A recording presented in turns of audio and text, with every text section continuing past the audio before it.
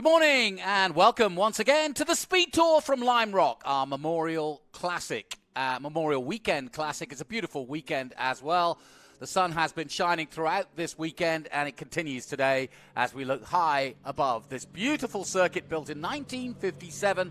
And, well, you talk about classics, there is no more of a classic than Lime Rock here in Connecticut. And we've got SVRA, we've got Trans Am, and we've got some single-seater action in FRP as well. Plenty to come, and it all starts off with SVRA, with Group 1, 2, 3, 4, and 5B, and 8. And the expert on that, of course, is the one and only Ben Sissel, and he's already up and running down on the grid. Ben, over to you for an intro to our first group races. Welcome to the Trans Am Memorial Day Classic here on the grid with my favorite group. I know I probably shouldn't say that, but anytime that there are small bore production British cars like this, beautiful, look at this Austin Healey 104. These have those factory slant windshields, a beautiful car. Mr. Malumian, is that right? Junior out here racing this thing, beautiful car. But with this mixed group out here, we've got some Miatas, we've got some Formula Fords, so this is groups 1, 2, 3, 4, 5, and Miatas.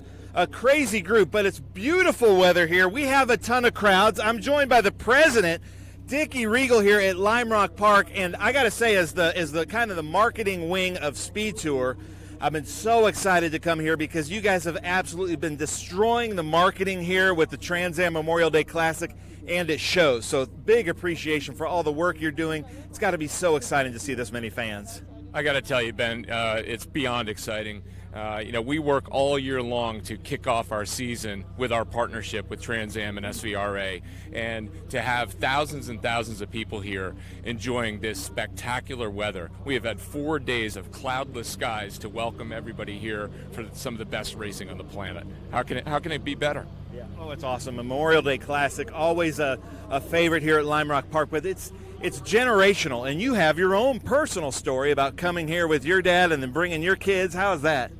Yeah, this is a generational crowd here. We welcome families with grandparents, their grandchildren, all ages here, and it's personal to me. I came here with my son when he was 5 years old, and he turned around on that spectator hillside, and he turned to me and he said, "Daddy, this is the best day of my whole life." And I got a photo of him saying that.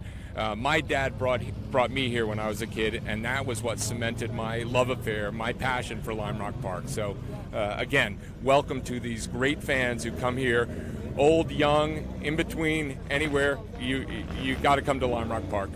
Oh, I love it. This is such a great, you can see, and we'll see from the drone shots, the beautiful hills. We're in a really pretty part of the country, kind of northeast Connecticut, for the Trans Am Memorial Day Classic. But what I love about coming to Lime Rock Park, you guys have made a lot of improvements here with the autocross section, and it seems like you're doing a lot of improvements for the spectators and to get new people into racing. You know, we're investing heavily here. I'm standing here with my partner, the general partner, Bill Rickert, and I, with Charles Mallory. You know, the first thing we did here was we invested in the asphalt. Our partnership at FCP Euro, we developed the FCP Euro Proving Grounds, and all of those investments are creating a better and better experience for our fans, our participants, our club members, anybody who's coming here. So we're making it work. Perfect. I love it. Well, Dickie, thank you so much. It's going to be a great day here, the Trans Am Memorial Day Classic. Jonathan, I'm going to send it back up to you and rush up there to help announce my favorite group. I got a feeling that Ben says that about every group, but I do know he does like the British cars. That's no question about it. We have a good laugh about that fact because I love the American muscle cars and he loves the English small bore cars. It's great. So we are getting ready for this group session, and as Ben confirmed, Group 1, Group 2, Group 3, Group 4, Group 5, and just a few Miatas.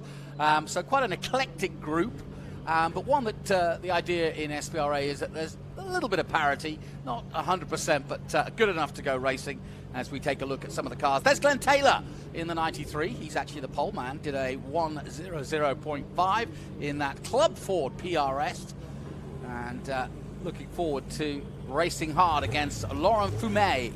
Fumet, whichever you prefer. There he is in his Ginetta G16, that beautiful blue number 4. with the gold front. And everybody heading out. There's one of the Miatas. We've got two Miatas. Mark Murphy in the green and white Miata, and then we've also got Greg Miendl in another one. Austin Healy, Lotus 7, there he is in the background there. I see him. That's Cosme Fumet and Laurent Fumet. We've both got both of those gentlemen out there today. So a small group, but it kicks us off nicely. And as the president of Lime Rock was just saying, it has been an absolutely cracking Memorial Weekend. And in Trans Am terms, we've been here 20 years of the 37 years of coming to Lime Rock, because we started coming here in 1967, and 20 of those have all been on the Memorial Weekend. So it is pretty much etched in stone that we come here when it comes to Memorial Weekend. And we've had a few wet ones, but this has been absolutely glorious. And from the drone, you really get to see the Sam Posey Straight, as it's named after Sam Posey, another one of the great heroes. Paul Newman was celebrating his 37th anniversary of racing here at Lime Rock this weekend. And through comes the 67. That is Matthew Goldsmith in that 912 912 Porsche. And Matthew in the all-yellow Porsche at the back of the group here, and they're just making their way around what we're calling the three-dimensional services left-hander for the weekend. And we'll bring you up to date with all the corner names, etc., as we go through. But these lovely shots from above really give you an idea of how this circuit is nestled beautifully in the hills here of Connecticut. The woods in the background, hills and so on. It's a beautiful drive in here as well. And these cars just seem somewhat appropriate, don't they? Tiptoeing through the forests of Lime Rock. Uh-oh, looks like that Ginetta went to the back of the grid. Not sure if he didn't fire up. He was last out. Yeah, I don't know why, but he was last out. Yeah, he should have started second, so I'm not sure if he didn't get fired up or if that's where he's comfortable starting because of these Formula Fords up here. But that's a beautiful car there. Laurent Fumex in a Ginetta G16. That blue car there in the back to the left. I don't know how you say this. The Fumexes, are they brothers, southern brothers, Cosime and Laurent? I'm not sure. But there's two. Yeah. Good. Good to see. What a cool group here. My favorite, obviously, is that Austin Healy up front. But I like this Joseph Newgarden right there, the 67. Yeah. The shell in the Joseph Newgarden, I guess we can call it now, livery. Yes. And here we come up to the start. So here we go. Glenn Taylor on the left-hand side of your screen in the 93 will lead the other single seat of that Swift DB1 of Duke Waldrop. And here we go. Across the strip they come, down the Sam Posey Straight for the first time into Mission Foods Turn 1. A little bit of a lock-up from one of the Miatas there as they dive in. The 25 of Mark Caralucci, excuse me, as they head through the three-dimensional services left-hander.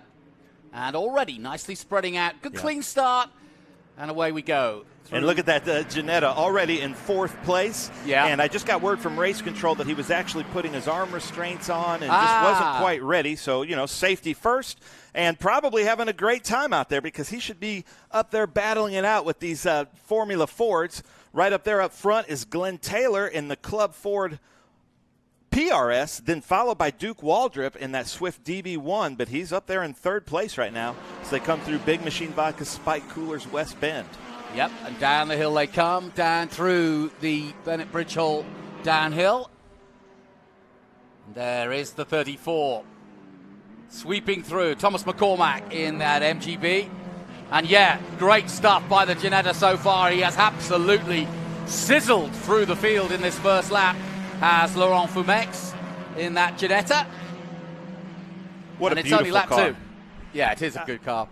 I was looking at it up close down at the grid. Beautiful car, such a low car, and it probably handles Lime Rock really, really well. This is kind of our small bore production plus the Formula Fords out there, but this car in Group 5, that Ginetta G16, that probably is doing some times close to some of our Trans Am cars once it gets warmed up and going. Yeah, no kidding. Lime Rock, of course, perennially a very tight and tough circuit, but it's also got some very high-speed momentum corners. So that's why it's a double-edged sword, is Lime Rock, because you've got to keep the momentum up, and there's not a lot of time to relax because you're constantly flowing around this circuit, especially out of this turn 7, the last corner here, the Bennett Bridge Hall downhiller. Now, that's a strange sight to see, but it is a good one. Yeah, it's rare to see a Datsun Z versus a Formula Ford, but that Formula Ford that's up front, Duke Waldrop, that car is for sale. This is his last year racing in vintage racing. Faye and Duke have been longtime competitors with us. Faye is his wife and mechanic, and she won our amateur mechanic a few years ago. But that car is for sale with a bunch of spares, a spare engine for only $34,000. Obviously, it's a competitive race car, so there you go. If you've wondered how to get into vintage racing, that is a great class, Group 2, to get into right there. And again, Mark Caroluzzi in the number 25 Datsun 240Z in second place. We've got another Datsun out there. He's chasing. Well, no, that's the first one we've just been looking at. Yeah, it's a little bit scary sometimes to have these open-wheel cars with these production cars just because the visibility is different. Yeah. They don't race together that often, so that Datsun's probably pretty shocked by some of his braking zones, as is Duke looking in his mirror and seeing a Datsun usually isn't a very big car, that Z, but in Duke's mirrors, right I bet you it looks like a Hummer. And a good run so far by Waldrop in third place, and the door's open. I hope he's not getting out. It's not over yet. He thinks it's over. No, yeah, it's not. No, he's got to. He should be able to do that. You could see the pin on the door, so somebody didn't pin the door there. If Rick Malumian Jr.'s Austin Healey 104, and I'm sure he'll do that. But sometimes, that's a strategy. Make your car wide. That Miata of the number of Patrick Daly is going to have a hard time getting around when that door keeps getting open there on right-hand turns. And so this battle continues. Ooh, the Miata just going on to the touching the grass there from fourth place, but holding on. That's Caroluzzi. Down the hill one more time. So there's the other Fumex of the Lotus 7 there. Yep. And how would you say that first name? Cosme? I would say, I think Cosme sounds good. And he is moving all over the place. I do think that this is their home track, and you can see him almost like knowing where all the bumps are, knowing where to set up the line, and there's an MGB Miata race right here. I love that because the Miata basically is kind of a modern version of the MGB. Yes, that's Gregory Mendel at the wheel of that number 77. Field spreading out quite dramatically in lap 5 of 16, but Taylor still ahead, but only by 0.9 of a second, so it's certainly not a done deal yet. No, in this battle that we were up front with the Formula Ford, great battle, this Miata and the MGB battle, but because this is such a mixed group, we would expect it to spread out pretty quickly, but it can't spread out that much. This is the shortest circuit that we go to every year. Yeah, we've got quite an interesting collection of cars, basically mostly British and Japanese. Got the odd Porsche in there, the 912, that old yellow 912 of Matthew Goldsmith. We haven't seen much of him yet. Seen plenty That's of the one 77. Right there, right in front of the Miata, the Joseph Newgarden, we'll call it, liveried car. And if you're watching on Speed Tour TV on YouTube, leave us a comment.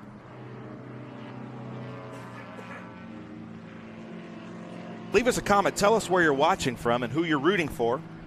If you have some insight that we haven't said, let us know. And if you want to roast the announcers a little bit, here's your chance to roast the announcers. So I'm monitoring our Speed Tour TV YouTube channel, so leave us a comment. Thomas McCormack in that 34 MGB, just going through shot. And now in his own little battle here, as we're getting into a nice little battle here too between the Lotus 7 coming across. Looks like he's got, no, the door keeps coming open. No, it's still opening, isn't it? It's not affecting him. But he's got more things to worry about now. Yeah, I don't know if I'd want to get real close passing him on any right-hander turns, because here he comes, going to open up, get real wide. Well, maybe the Lotus is going to come alongside and give him a quick nudge and just close the door for him. Some beautiful cars out there. as they come through Mission Foods Big Bend up to Three-Dimensional Services Group left-hander, the only left-hander here on the circuit. And just to the right of that shot, looks like we got a local yellow here at the top of the hill. Not sure what's going on. But there's the Spitfire, and there's our leader. Yeah, he's got quite a lead now, hasn't he? Double yellow, looks like, as they come down the Bennett Bridge hole. Yeah, downhill. The caution is out, so we've had some sort of problem. And as you can see, the flags are being waved, and we are officially under caution here. The safety car coming out. That, of course, our Honda Civic R, which we use for the entire season of both Trans Am, SVRA. So I'm hearing from race control they're going to wave that Spitfire by, the blue Spitfire. He came out one car too early, so hopefully this blue Spitfire goes by, and then he will have the leader. That Spitfire will be able to do a lap around and try to catch up. So now he has the leader, and there we go. So I'm not sure what happened to the Ginetta. I hope the Ginetta didn't have problems out there. That was currently third. Beautiful car. Well, you've got to feel for Glenn Taylor. He had a substantial lead, and now it's all gone. But that's all right. We like that. Still haven't seen what the reason is for our safety car. Well, see, Greg Amy, thank you so much. He's saying that the Fumex are father-son, and they are locals. And then we have Ched Com from Austin, your hometown, Jonathan. You can tell by Jonathan's thick Texas accent. Well, I could talk funny if I need to. And Bravalo's watching from basically the Road Atlanta area. And Jonathan, I think we're about to send it up to a break. We'll come back, but stay tuned, and we're going to get a word from our sponsors. The Ridge Speed Tour returns to Ridge Motorsports Park June 9th through 11th, featuring the Trans Am Series Western Championship, the Sportscar Vintage Racing Association, Oregon and Northwest Region SCCAs, and the Emerald Cup. Saturday, take part in the Haggerty Cars and Caffeine Car Show with Parade Labs. You do not want to miss the Ridge Speed Tour June 9th through 11th. Family ticket discounts and camping is available. Children 12 and under are free. For tickets, simply go to ridgemotorsportspark.com.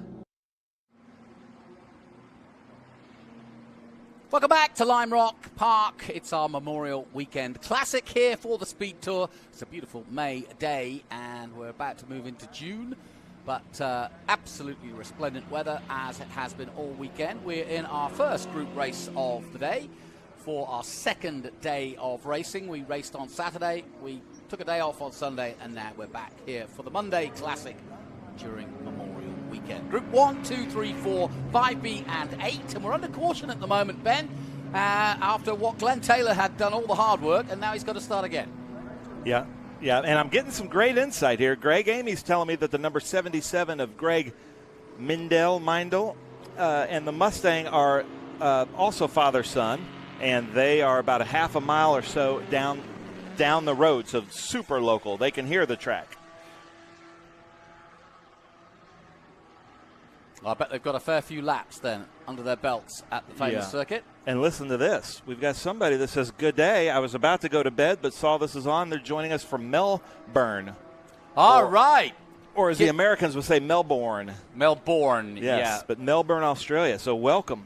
Tell all your friends. Yeah, mate, get yourself a Vegemite sandwich and sit back. You don't want to go to bed. Yeah. Stay up with us. It's true. I love this shot here that we're getting of the cars just popping up over the hill. That's kind of the jump sometimes in some groups, and it can really throw you off, because if you have any input in your steering and your front end lifts off and it lands with that input, man, we're in trouble. But, Jonathan, we're coming up here to a restart. Yep. So let's get your beautiful Trans Am Memorial Day Classic restart voice going. Okay. Down the hill they come then, onto the main Sam Posey straight, the great Sam Posey. Remembered forever here, and will be for sure. But it's the two single-seaters leading them away again, as we did at the start of this one. And the 62 of Waldrop dropped off, but will he hold and maintain this time? The Datsun looking for a way past, as he has been all race long. He's going to take the inside line this time, but again the 93 of Taylor cuts the line, but they're side by side through one, and finally Taylor does duck into second position and holds off Caroluzzi. Duke Waldrop up front. We haven't seen that yet. Glenn Taylor was up front, so maybe Duke's tires came to him. Again, like I said, that car is for sale. A race-leading car for sale for $34,000 with spares. Come talk to Duke and come race with us. And look at that beautiful Austin Healey and that Datsun, the 240 Datsun of Mark Caraluzzi. Yeah, Caraluzzi in third. And then you've got, the Miata again going very wide. But then you've got this nice little battle between the Austin Healey and the Lotus 7. He didn't close his door. And no, those he's still struggling with it. He went for it then. He saw it this time. I think like you say, the pins just come out, or for whatever reason he can't close it fully. So, one lap completed at the restart, 10 in all, and still the two single-seaters leading the way in the Swift.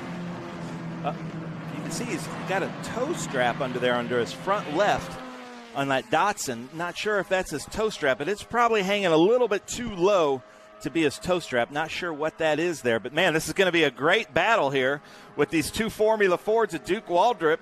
Glenn Taylor, beautiful shots from up above with a huge crowd here on the hill watching this. And then we've got the Group 8 car of the Datsun, and that should be a Group 1 car, 1FP of the Austin Healey. And I love these mixed group classes here.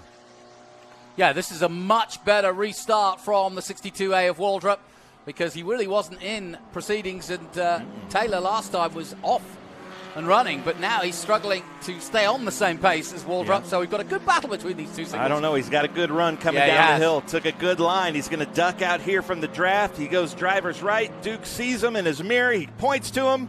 Look at that, ladies and gentlemen. He's pointing like, here's where you want to pass me. And he's not going to do it. Interesting. Well, he gave him the opportunity, that's for sure.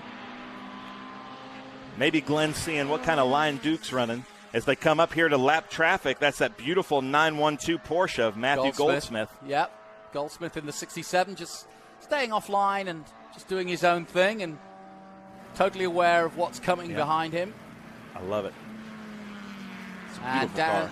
Down the Newman Straight. For the first time we've mentioned him today, Paul Newman Straight, renamed the No Name Straight from, of course, those who know Lime Rock, No Name Straight for many years, but now named last September after Paul Newman. And that's so fitting. Paul Newman, longtime racer here in the Trans Am Series, I might add. So it's really cool to have that, really cool to see that. And here they come down the Bennett Bridge Hall downhill. And the car compresses here. If you're brave enough to stay on the gas, because the car compresses, giving you traction. You can see Duke telling Glenn to pass. And now it looks like Duke wants to follow him around, kind of like we saw with the Indy 500 yesterday. Yeah. I don't think we're trying to save gas or anything. No.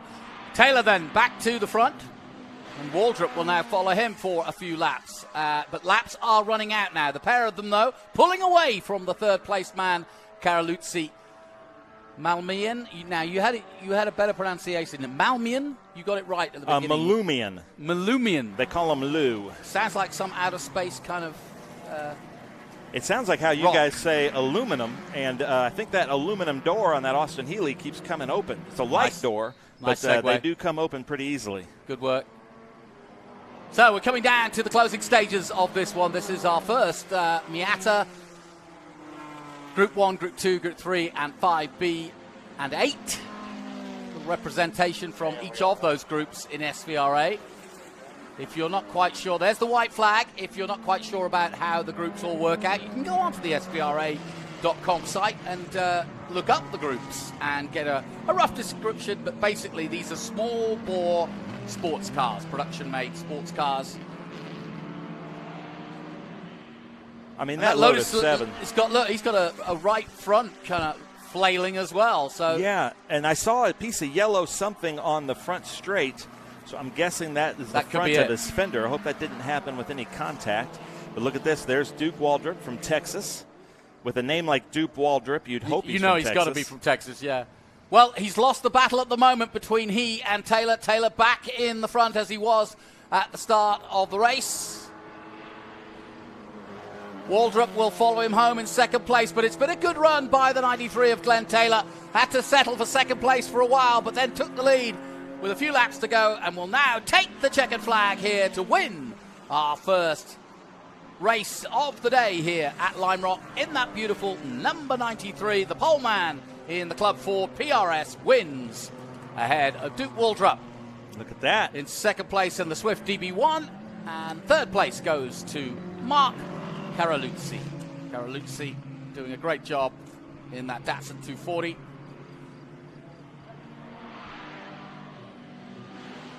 And eventually, I think bringing up the rear will be Mr. Goldsmith, Matthew Goldsmith. Not quite yet. There's the MGB coming across the line now. So a good run also by Thomas McCormick in that MGB. Well done then to Glenn Taylor. Nice little run out. Had to wait for a while, but can wave to the marshals and the fans out there. And there is Mark Goldsmith in that, Matthew Goldsmith in that 912. So that concludes our first group race, and Glenn Taylor the winner in the Club Ford, ahead of Duke Waldrop of Texas in second, Mark Caroluzzi in third, Rich Malumian Jr. in fourth, Cosme Fumex in fifth, Patrick Daly, Mark Murphy, Greg Mindle in eighth position, Thomas McCormack in ninth, and Tom Brown in the Triumph Spitfire, rounding out the top 10.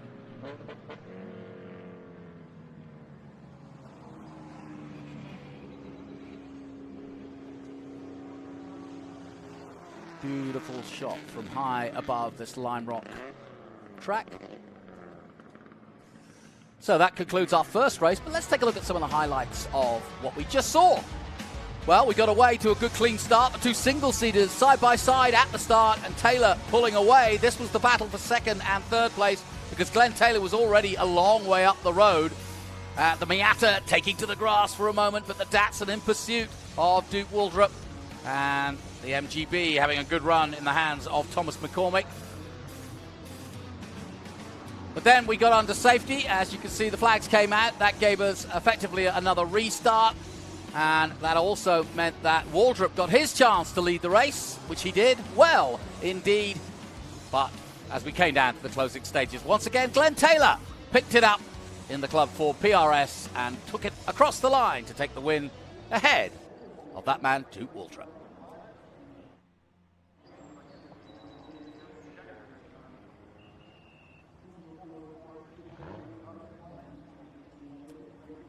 So the crowd starting to file in here. You can see the car parks in the background. They're all over here at Lime Rock, and a lot of people actually camping out this weekend.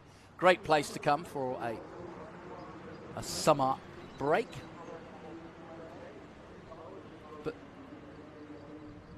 But it's not that warm in the winter, though. We are quite far north, after all. Plenty of vendors, etc. There's also a Paul Newman exhibition on, or there was yesterday. They are auctioning off two of his Daytona Rolexes. So that's something to look forward to. Look that one up. Sotheby's in charge of that. We're going to take a short break from Lime Rock. We'll be back in a moment with some more group racing from SVRA. Join us after this.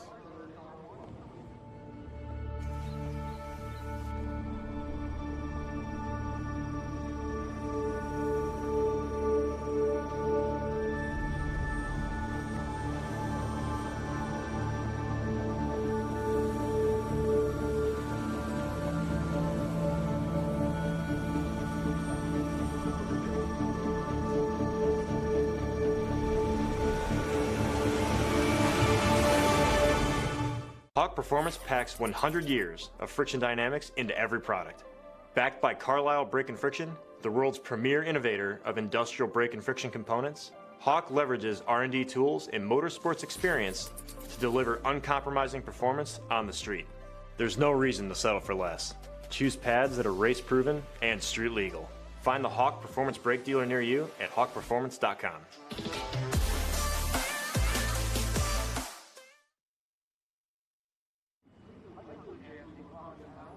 Welcome back to Lime Rock Park and our 2023 Memorial Day Classic from Lime Rock. And a beautiful day, and Dickie Riedel and his team done a great job of preparing Lime Rock to look its best.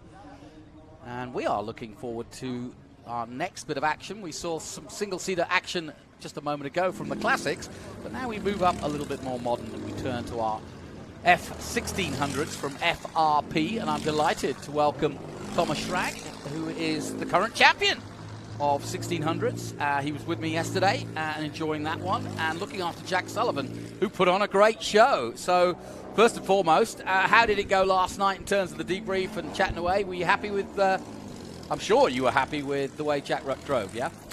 Yeah, I was pretty happy with how he drove. Obviously, there's stuff you can do better, but yesterday I didn't see a lot of people on the track looking around for any more pointers than we were. We were actually out there. They had a car show on the track. We walked around a couple times and had a little bit of a debrief last night, even into the late night of around 10 p.m. So he's been on it all weekend, and I know he really wants this. How did you enjoy the 500? I really enjoyed it because not only a Team USA driver. That's right. Yeah, he is part of that Let's talk about program. that. Joseph Newgarden came through the ranks, and it's really important that we've just seen the Indy 500 won by Joseph Newgarden, and he started very much the same way you did. Try and explain to our audience.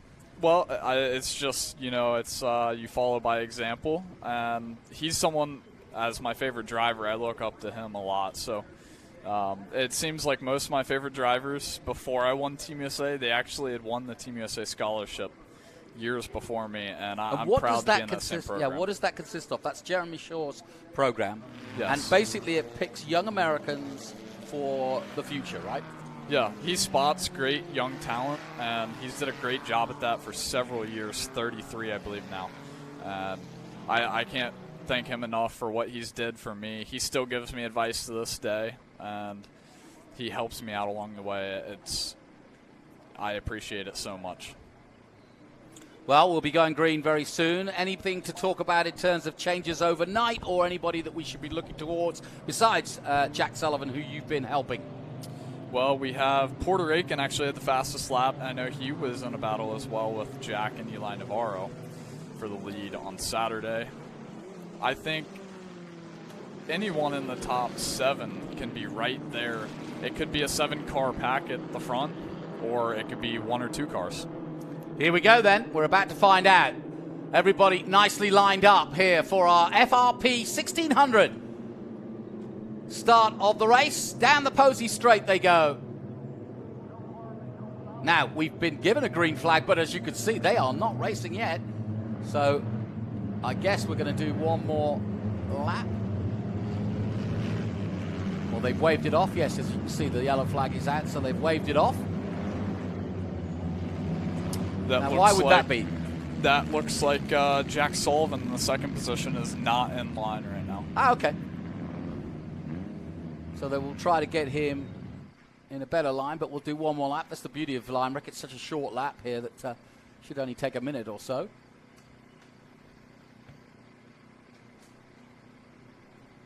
So tell me about last season, because while we've got this extra lap, you won the series. How did it go? How many wins? Was it all plain sailing, or did you have a lot of competition? I had a lot of competition. Hugh Esterson, Ayrton Houck, who's in this field, Jack Sullivan, Puerto Rican. A lot of these guys are still here. Oh, Sullivan. That's the worst possible scenario. Jack Sullivan, who had glory yesterday, stuck.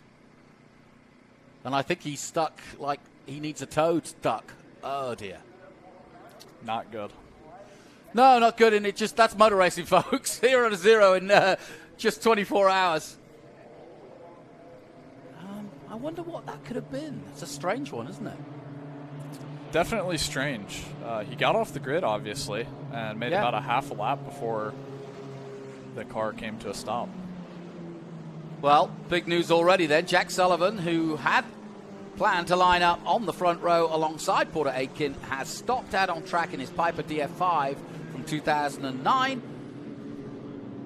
And therefore, that's why we were waved off for a second lap.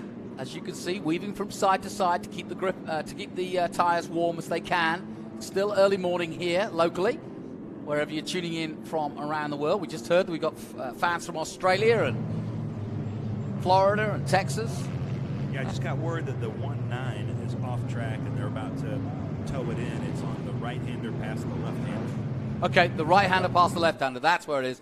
So it is Jack Sullivan. Yep, we can confirm that. We saw that ourselves. But that's why, effectively, we've got the safety car out there. So a bit of drama early on.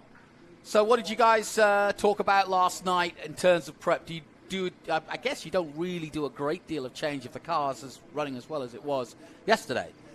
No, the only thing you can really work on is if your tire pressures are a little bit out of range. Yep. Which I think a lot of people's were.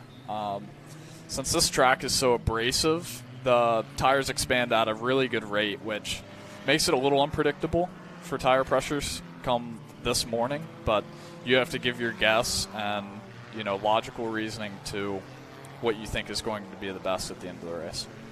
So officially, because we're obviously in the race, because we've already put a lap in, but we're under caution. Aitken leads, Steele, Navarro, Goikberg. Misha Goikberg in action yesterday in TA2, of course. But good to see Misha out there again. Hauk, who you mentioned, in 5th position. Perona in 6th. Bouquillon, is it Bouquillon? Bouquillon. I think it's Bouquillon. Bouquillon. There you go. 7th place. Kazuba, 8th. Naranjo in 9th position. Defonce in 10th. Now, we're ready to go again then. Minus Jack Sullivan. Away they go then. And this should give opportunity to somebody else to come to the fore with Jack Sullivan, who won yesterday's race out of this one. 3 laps gone of the 25, and they roar through the first Mission Foods turn 1. And what a beautiful sight from above as they file through and snake through into the three-dimensional services left-hander before they head towards the Newman Straight at the restart. Good clean restart, and it is Aitken, Porter Aitken leading the way in this massive field.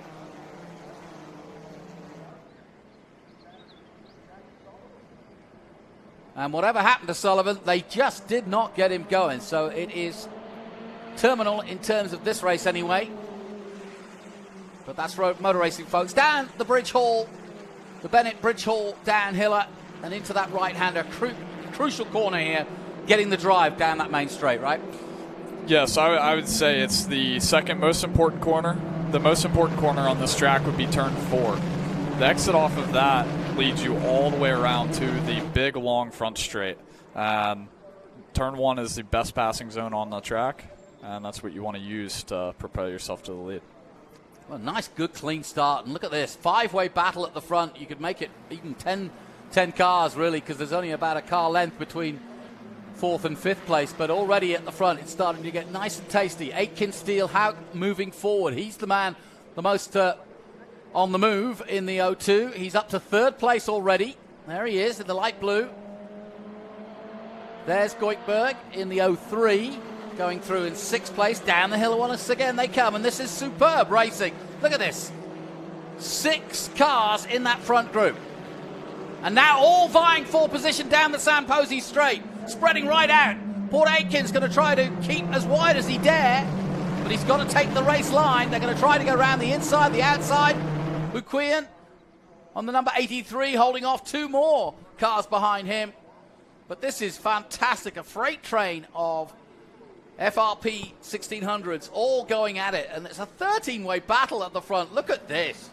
Superb. It's really anybody's race at this point. Yes, as I said at the start, I think there's several cars that can win this, especially with Jack Sullivan out. You see the O2 of Hauk making a move on his teammate there. I'm curious to see if the Rice Race Prep teammates will work together or not. Yeah, I asked you this yesterday. How, obviously vying for the lead, but how often, I mean, do you really want to lead it? This is a bit like the 500. You have to pick your moment, don't you? Well, some people might say 2nd is the best spot to be coming to the finish line. Hauk doesn't think so. He's got true. into the front.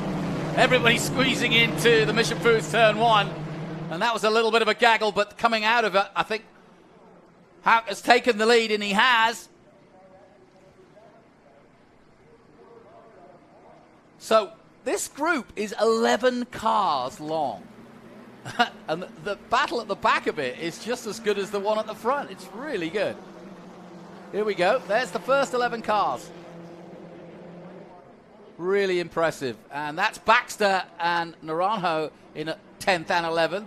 Colasacco in 12th, Shipman 13th, DeFonce in 14th, and Albany in 15th position as they all file under the bridge and into the final turn 7 here. The Bennett Bridge Hall downhiller and onto the main straight again. Everybody weaving to try to defend their position. Aitken again takes the middle line, but now he's in second place. Navarro up to second. Aitken drops to third.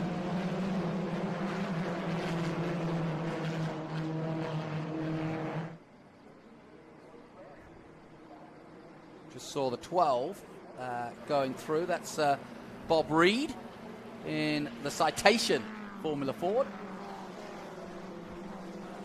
Good strong group of over 20 cars in this. It's really impressive. And as you can see, very competitive. I've got last year's champ watching some of his rivals from last year. Who was your toughest rival?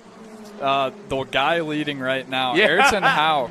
He was actually on Team Pelfrey last year. And he gave me the greatest battles of the season, so it was great to race him.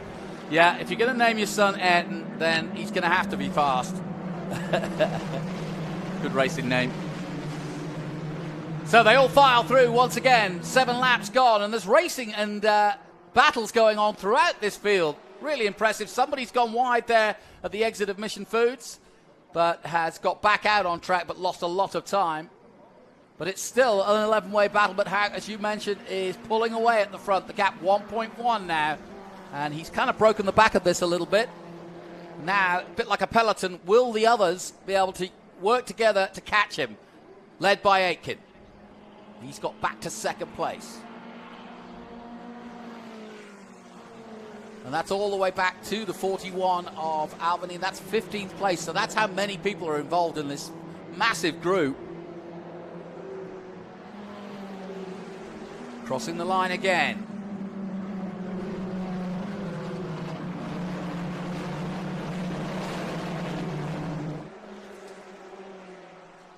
And I think you'd agree with me, Thomas, this is a great way, this class is a great way to learn racecraft because all of the cars pretty similar and you're not worried too much about setup. It's more about racecraft and momentum, isn't it? Yes, I would agree, especially at the end of these races. Your car's not going to win the race for you. You definitely have to outdrive the other guys, and if you don't want it more than them, you most likely aren't going to get it. Wise words from our current champion. All the way down to 13th. That's Albany in. We're under caution again. So second caution of the race. So it's been a topsy-turvy one for those leading. And again, Hauk having put in some hard work at the start of this one. It's going to have to do it all again. And there's enough time anyway to have us go to green again.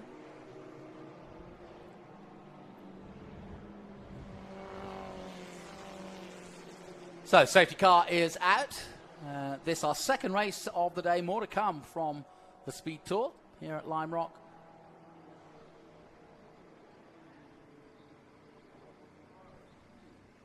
But we are once again under caution and everything's slowing down to processional.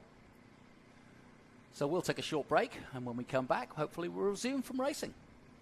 The Ridge Speed Tour returns to Ridge Motorsports Park June 9th through 11th, featuring the Trans Am Series Western Championship, the Sportscar Vintage Racing Association, Oregon and Northwest Region SCCAs, and the Emerald Cup. Saturday, take part in the Haggerty Cars and Caffeine Car Show with Parade Labs. You do not want to miss the Ridge Speed Tour June 9th through 11th. Family ticket discounts and camping is available. Children 12 and under are free. For tickets, simply go to ridgemotorsportspark.com.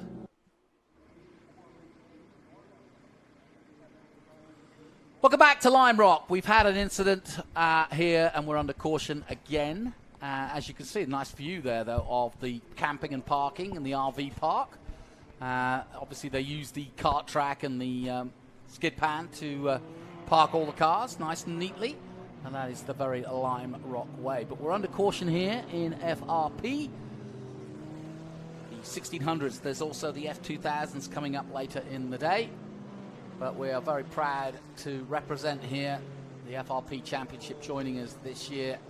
and a chance to see, well, it's quite an eclectic group. You've got youngsters like the man alongside me, Thomas Strag, who have won this championship last year. And what are you looking to do this year? USF 2000, I'm a little late getting into it, but as I said on Saturday, Mid-Ohio is my home track, and I'm working on a deal for the IndyCar event there to race USF 2000 on July 4th weekend. Fair enough. There's a nice close look, thanks to our mate Ron of Eli Navarro in the number 3. Thank you, Ron. Going through the Mission Foods, it's a lot easier to catch them when they're going at this speed.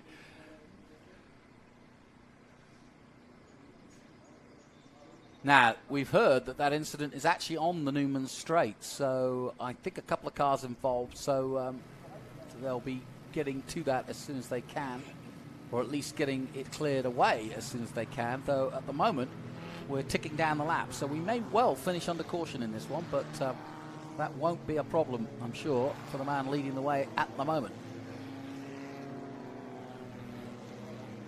The back of that group, the 21 of Gary, how do you pronounce that? Gaselta.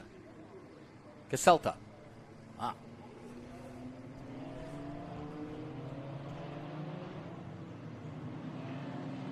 They look fun to drive, are they? Yes, for sure. Without having wings on these cars, you really have to learn car control, and that is one of the main, education sorts of ways you need to learn the car. You get comfortable hanging it out there, being loose. If you're not loose, you're not fast, obviously. We do have in the cockpit actually sway bars that we driving. Okay. So we can tune the car a little bit to our liking as we're racing. So what would you do then?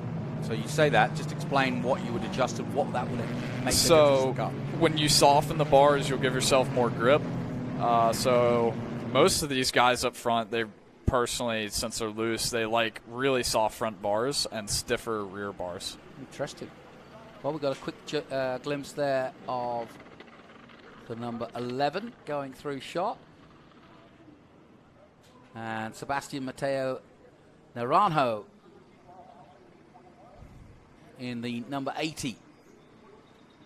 But we've seen Eli Navarro in the 01 looking good.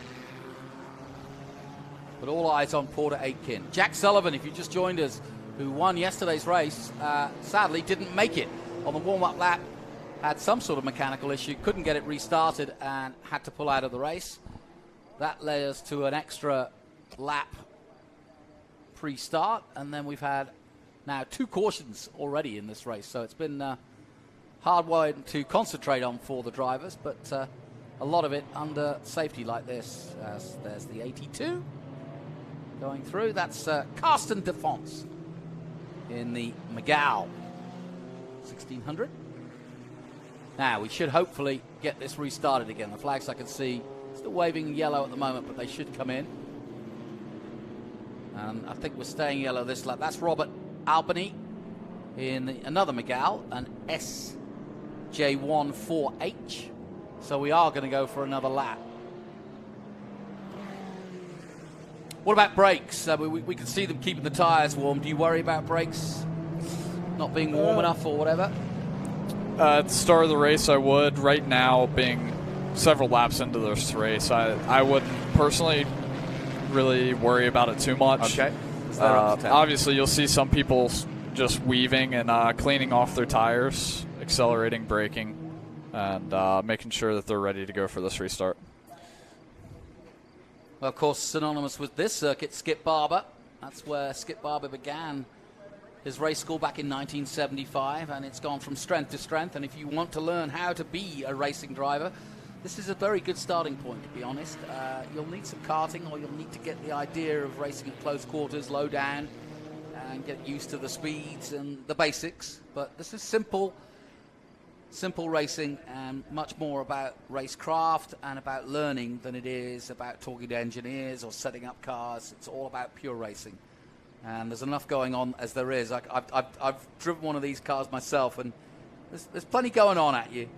They may not look fast, but once you're that low down and you in the cockpit, you're moving.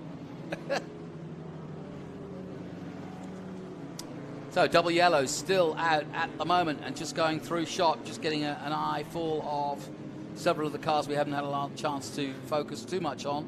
That was Callum Baxter in the 65. He's also in a Miguel. A lot of Van Diemens and Miguels out there. The odd Piper, including the 2009 Piper DF05 of Porter Aitken. There he is in third position, or second position, I should say. Behind him, the 81 of Dylan Defonce.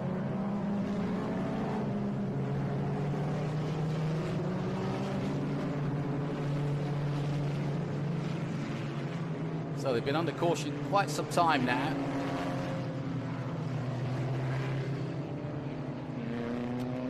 And presumably you've got no radio contact like, let's say, Trans Am. You're not talking to engineers, are you? Yes, we have radios. Oh, you this. do? Yes. I've actually raced over in England as well, and they do not have radios over there, but they do have pit boards. Okay. So it's a bit different. Do you... Yeah, which I presume you prefer the radio, right? Oh yes, for sure. It's not a question. That you don't have a minute and a half to wonder what's going on. Yep. Well, the flags are flying, even a flag chair. Look at that. Out for Memorial Weekend. And by the way, Lime Rock has had a Memorial Weekend tradition of coming out here to enjoy this particular festival of speed. So you've got some guys that have been coming here many a year to set up on the hill just above turn 2 and enjoy the scenery. Very, very picturesque part of the world for sure.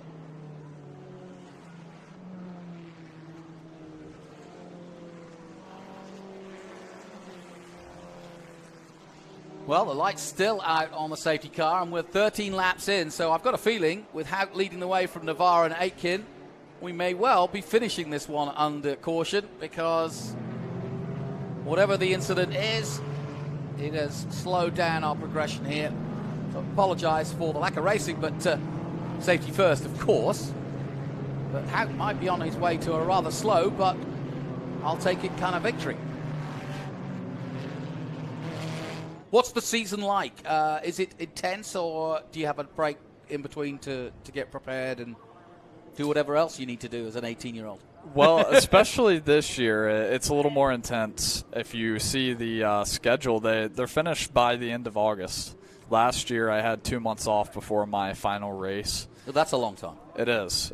But I traveled over to England and back, and I flew back a couple nights before the race weekend at Pittsburgh, and dominated that weekend, had a good time, and then flew right back Sunday night. So it was still intense, even though I had 2 months off. Well, listen, I'm sure there's a few dads and probably a few youngsters like yourself listening. What advice would you give to anybody who wanted to try to race like this at this level?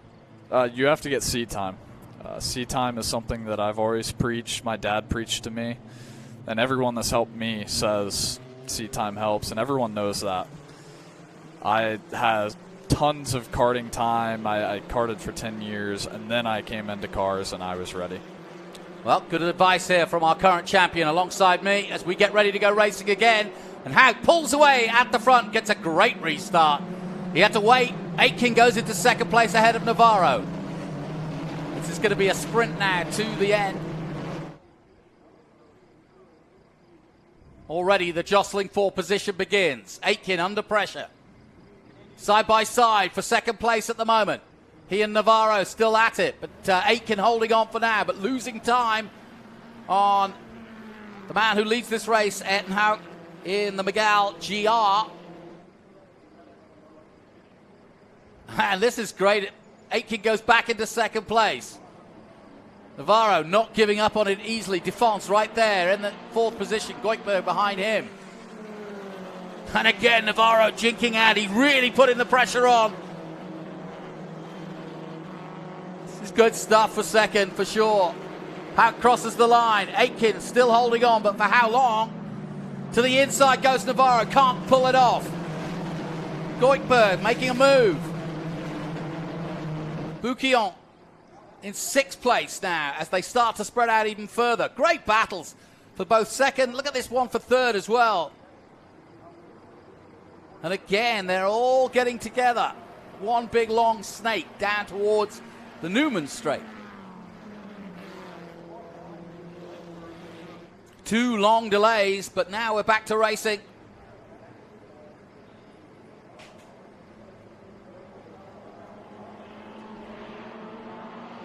And now, I would have said, Thomas, this is the time to pull the pin. If you're going to do it, you got to do it now, right? Yeah, you look at second and third right now. I'm actually a little surprised after yesterday and how much they battled. I think they've come to a consensus that they need to catch the leader. And if you're leading this race right now like Ayrton Hauk is, you do not want to see your teammate working with another guy. No. And half a second is not enough, is it? You know, we talk about breaking a race or breaking away. Oh. Big off. 2 cars involved, and if I'm not mistaken, I think that was the battle for second place. So, plenty of drama in this one. No question about that. Be interested to see who bounces out in second place after that. So, we do know one thing. Ayrton Hauk still continues to lead. Now it's Goikberg in second place. So, yeah, we're under caution again, and I think Navarro and Aitken were involved in that incident. So a third caution here in this race, and that pretty much should put paid to any more racing from this group. But drama indeed. Thomas, I think they just touched, didn't they? Most likely. As you saw, they entered. Well, they're waving at checkered now, so I guess they're going to call that finished. The 0-2 of Hauk is going to win it.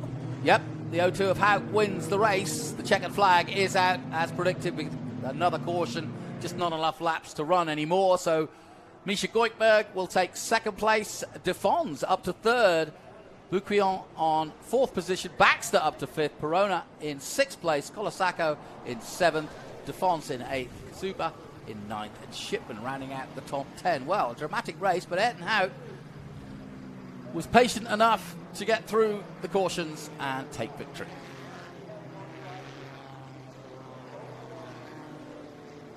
And Thomas, just like yesterday, a chance for you to tell us where we can find you and watch you and follow you and support you. Well, I'm on all the social media platforms. Thomas Schrag on Facebook and Thomas Schrag Racing on Instagram. Thomas Schrag01 on Twitter as well. So make sure to go check me out and follow my socials, and hope you guys follow along. And just in case you were wondering, he is a USA scholarship winner, just as the man who won the 500 yesterday, Joseph Newgarden, was. So the future bright. Ayrton Hauk also, future's bright for him. Another good win for him, ahead of Misha Goikberg in second place, Defons in third, Bouquillon on fourth position, Baxter, Perona, Colasaco in seventh, Defons in eighth, Kazuba in ninth, and Cooper Shipman rounding out the top 10 here at Lime Rock in our FRP 1600s. My thanks to Tom Schrag to come in and join us here for this one. I'm sure we'll see you later in the day, and you'll be out watching all of the other action as well, I'm sure. We need to get that man, Jack Sullivan, going again. He did not take part in the race, sadly, conking out, so we'll find out later what happened to him. But my thanks to Thomas. We'll take a short break here from Lime Rock. Join us after this. Thank you for having me. An important decision is afoot. This man is about to buy tires on TireRack.com. Tire Rack is the leading online retailer of tires in North America and a repository of advice and expert reviews. And it's done! All that's left is to arrange for safe, easy installation at one of our independent recommended installers. Well, I guess he did that too. TireRack.com, the way tire buying should be.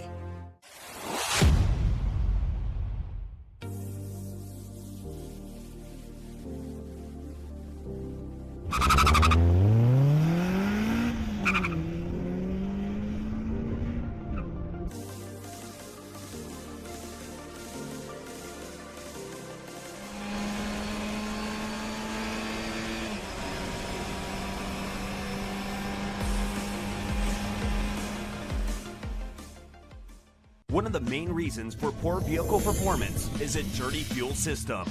It can cause decreased fuel economy and actually do harm to your engine over time. By adding Lucas Fuel Treatment to your vehicle, it cleans and lubricates the entire fuel system.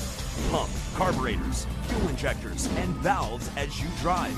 It also improves your vehicle's performance. It's a non-solvent product designed to protect both gasoline and diesel engines. Lucas Fuel Treatment. It works.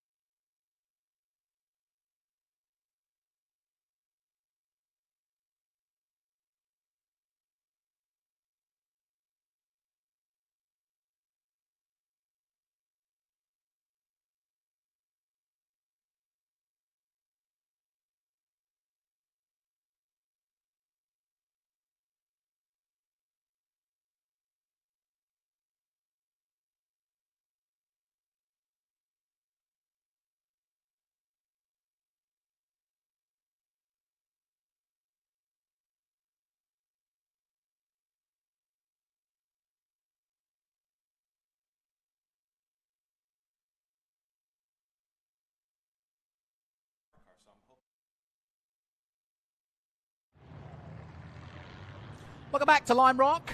Beautiful day here at Lime Rock, as you can see. The crowd just pottering around on the hill there.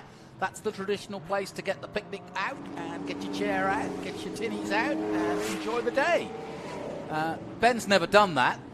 He's always down in the thick of it, and we're getting down in the thick of it now because out comes our Group 6 and Group 12 races. Always popular races, this one.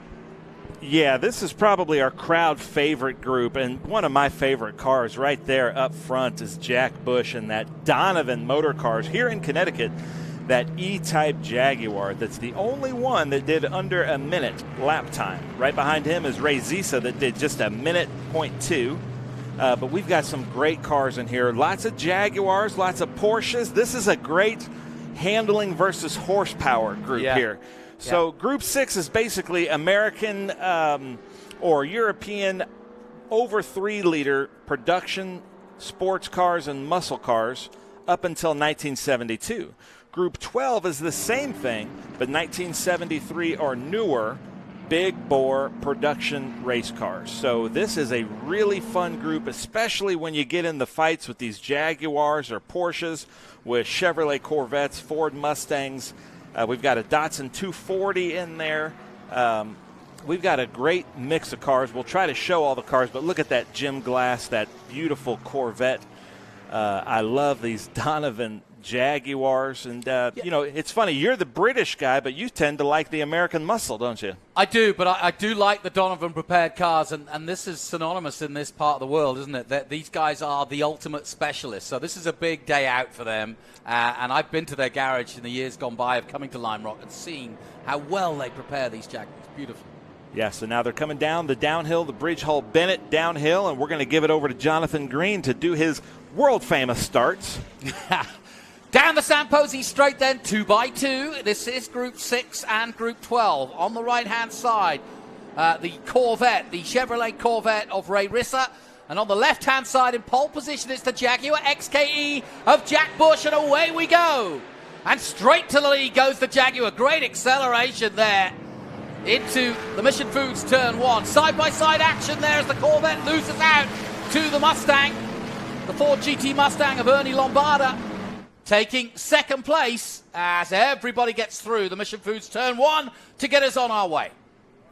Yeah, I'm surprised that Ray Zisa didn't seem like he got a really great start there in his yellow Chevrolet Corvette. Usually can give Jack Bush a run for his money, and then Lombardo getting right by. So a little bit of a mix-up here in the front, but we love seeing these cars getting all the way through, now forming a train down Paul Newman Straight. Some beautiful cars, Jonathan. Yeah, Paul Newman would have loved to be in this race in either a Datsun. In fact, he could have taken his pick. He'd have had anything. He'd have been quite happy. He'd have gone with the stealth look. He'd have picked some Volvo and thrown something big in it. There's Victor Corda in that. Actually, scratch that. Let me see. That's John Coster in that Porsche 964 Super Cup. Oh, yeah, look at this battle here. Lombardo Bush. Lombardo, the more modern Mustang, out there in a Ford Mustang GT Group 12 with Jack Bush. Jack Bush, longtime racer here with that Donovan E-Type Jaguar. One of the most beautiful cars. I have a slot car of that car, actually. This is great. Talk about rolling back the years. You've got a very modern car chasing down what is historically one of the great race cars of history. Back in its day, back in the 50s and 60s, the Jaguar was the choice of so many American racers. And in fact, I would argue that the Jaguar was probably the most imported car back in the early days of the 50s, back in 1957 when this track opened. Probably more Jaguars than anything else, long before the Datsuns and the Japanese made their onslaught. It's hard to find, in my opinion, a prettier car than the C-Type, the D-Type, and the E-Type Jaguars. Yeah. Just, you know I love my British cars, but man, those cars are just pure sex to me. I love them. There you go. Bush, Avery, Ziza, Viola in fourth position. That's a good pronunciation there. I wouldn't have ventured to guess on that one, Jonathan. Well, am I right with Yorio? So he's in the Porsche 911, it's saying. That's a very more modern Porsche. I would have thought that was like a 991. You know, they take that 911 shape like we talk about, and then they put more 9s and 1s in there. But Ray Zisa, now watch for him. He's in that what's called that young Chevrolet Corvette to move up. He kind of slow plays his game here, and I've seen it year after year here at Lime Rock. And once his tires come in, he might move up there. But look at this. He's being followed by that Datsun and that Porsche. Yeah, to me, that looks like a Cayman. And it's saying a Porsche 911. I don't know, though. You know, I don't know my modern cars. I'm sorry. But if you're watching on Speed Tour TV, I'm sure we've got some Porsche experts out there. So help us out here. And now's your time to correct the commentator. You know, I know you watch at home and you always want to do that. Oh, Lombardo off, Jonathan. Oh, Lombardo quickly off. He must have had a failure of some sort. Probably a puncture by the looks of things, because he just pulled immediately to the right at the Mission Foods apex almost. So he's got out of harm's way. Whether it causes a caution or not will remain to be seen. But Jack Bush now out on his own. And, so a big moment there for Avery. Yeah. And I want to just thank Ernie Lombardo there, because he pulled off in a way that I'm hearing from race control. They're going to be able to stay under green. So he's not wrecking all of his friends' race out there. So really good heads-up driving by Ernie Lombardo, who was second place and dropped out with what looked like a mechanical, pulled off in a safe place, and we can keep going. Well, is that him, or is that No, that's another car. Okay, very similar, but yeah. And there's another Donovan Jaguar. Yeah, that's the a 82. little bit more production looking. And then look at that Mustang battle in the back. There's just great battles throughout here, but look at how pretty that car is coming down, that long hood of the E-Type. And famously, Mr. Ferrari himself, hated to say that he thinks that's the prettiest car made at the time. Mm-hmm. And that's a fair comment from someone like that. He hated to say that. Yeah, he did. 47, Glenn Avery in the 280Z with the nice black stripe across the top. And see, again, to me, that looks like a 240Z. Yeah. So if you're experts out here, give us some help, because I would say that looks more like a 240 than a 280. Well, it's down as a 280, that's for sure. Huh. Maybe I'm wrong. I've been wrong before, but that's a vintage car. I shouldn't be wrong on the vintage car, right? That's the 711 Michael Jacobellis. Beautiful livery on that car. That makes me want some mint chocolate chip ice cream. Yep. So any Datsun experts out there, is that a 240, a 260, or a 280? Leave us some comments on Speed Tour TV on YouTube, where we're live streaming. That's the 22A there of Mark Stilson. That's a 240. Is a 240. But I love this. This is the great thing about vintage racing. Here we are at our shortest circuit. We just left Road America, our longest circuit, and there's great group pack racing throughout the field. Here's 3 different iterations of the Mustang racing together here, and they're having a blast out there racing for that's John Coster there in the number 13. Sorry, that's Victor Korda in the 13B. There's a 13A and a 13B. So they come through 3-dimensional services left-hander. And Jonathan, put you on the spot. What's your favorite car in this field?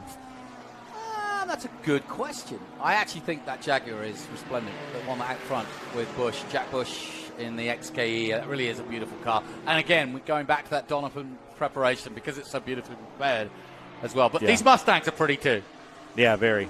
But I know coming through Big Machine Vodka Spike Coolers West Bend, it's got to hurt your feelings not to see that number 1 Corvette out here. I know that's always been your favorite of Scott Borchetta. Absolutely. Well, the sound of it for sure. And of course, with Scott at the wheel, we miss him. And I know he was tuning in yesterday to watch his beloved TA2. So get well soon, Scott Borchetta.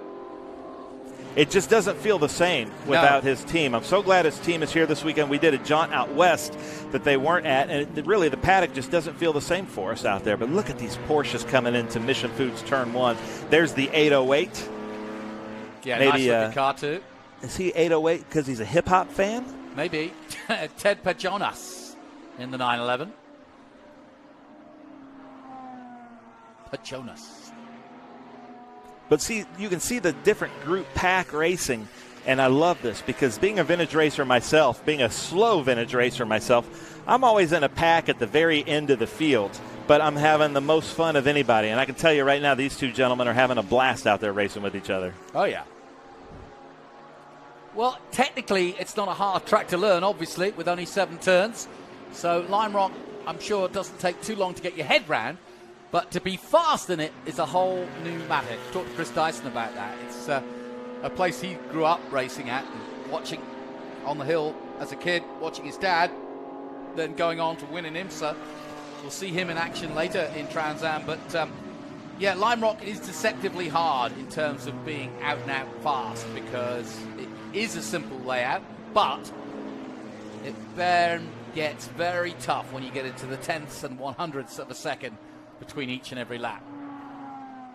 So since he's in that French blue, would you call that Chris Betoulier in the 67? Or Betoulier? Is he Chris Betoulier? Not sure. But you're right. The layout of this track, it has one left-hand turn. And so you look at it on paper and you think this track is pretty simple. Then you get out there with all the hills and the different compression zones. You realize to get that extra second is nearly impossible. Here comes Jack Bush up on lap traffic. Beautiful 61 E-Type. I love those stripes there. That kind of has the Corvette Grand Sport stripes down the fender. But look at that thing. He's absolutely flying. And that car is absolutely planted too. You can see there's no real roll to it. He's got the setup perfectly set for this racetrack. Coming into the Bennett Bridge Hall downhiller and onto the San Posey straight. 8 laps gone, and he's got, almost a 6-second lead now over Ray Lizza in second place in the Corvette. But this really is a superb display of racing by the 61. Well ahead of the chasing group. So, yeah, I'm hearing that what's called a 911 on my sheet is a Boxster first gen 993 from Skandetech. So thank you very much. We've got some, and then JD Racing loves that Martini livery. Yeah, I like that. Porsche, I do too. But how about the Datsuns? Anybody know what's up with those Datsuns? What's up with those Datsuns? Viola. Joe Viola in the 240Z. Yeah. That's who we're looking at. Joe Viola, Ray Zisa always have good battles here. It's lots of fun to have them out here. He's in that 262. We posted a video. Ashley posted a video the other day of this fight between Zisa and an E30 and Viola from, I think, 2019 here. That was just a world-class battle. They just passed Jim Scott in that Porsche 911 IROC car. That 114, the white Porsche. But it's Jack Bush leading by a country mile at the moment as we take a look at the 03. So that is a Boxster Cayman, that 03, not a 911. And my mom, who is a car guy, has a Porsche Boxster. She's a car guy. And it is so much fun to drive. I like it. So that's where you get it, is it? Your mom? And my mom and dad, both of them have the sickness. And they only passed it on to me. My brother and sister are normal, and they gave me the car sickness. Well, they needed somebody to hang out with on Thanksgiving, didn't they? Yeah, exactly. Talk cars. You can really see the bumps, the compression, and then as they follow down the hill, if you're brave enough, you stay into it because you compress there. So the tire patch is much bigger coming down the hill. You can see his car smoking, not like a Porsche should be doing, as we see another car coming into the pits there. But if you're brave enough to stay in it on that downhill, you've got a lot more traction than you think you do because your car's so compressed. So we're watching action from SVRA here at Lime Rock, part of the Speed Tour here for the Memorial Weekend. This is Group 6 and Group 12 in action. Mostly Group 12 cars, only about 4 or so Group 6 cars. This is your leader, Jack Bush, in the Jaguar. And he really has taken it on brilliantly. And he is driving superbly. Not missing an apex and just hooning around this Lime Rock circuit. Lapping traffic and having fun doing it. Intermission Foods turn 1 again, lap 12.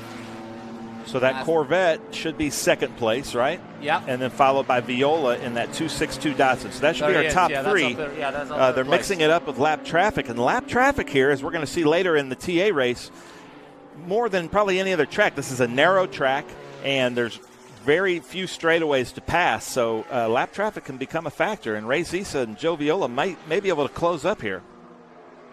Yeah, I used the expression yesterday of being patiently fast. That's the key to Lime Rock, because impatience just doesn't work here. You need to bide your time. There's not a lot of places to obviously overtake.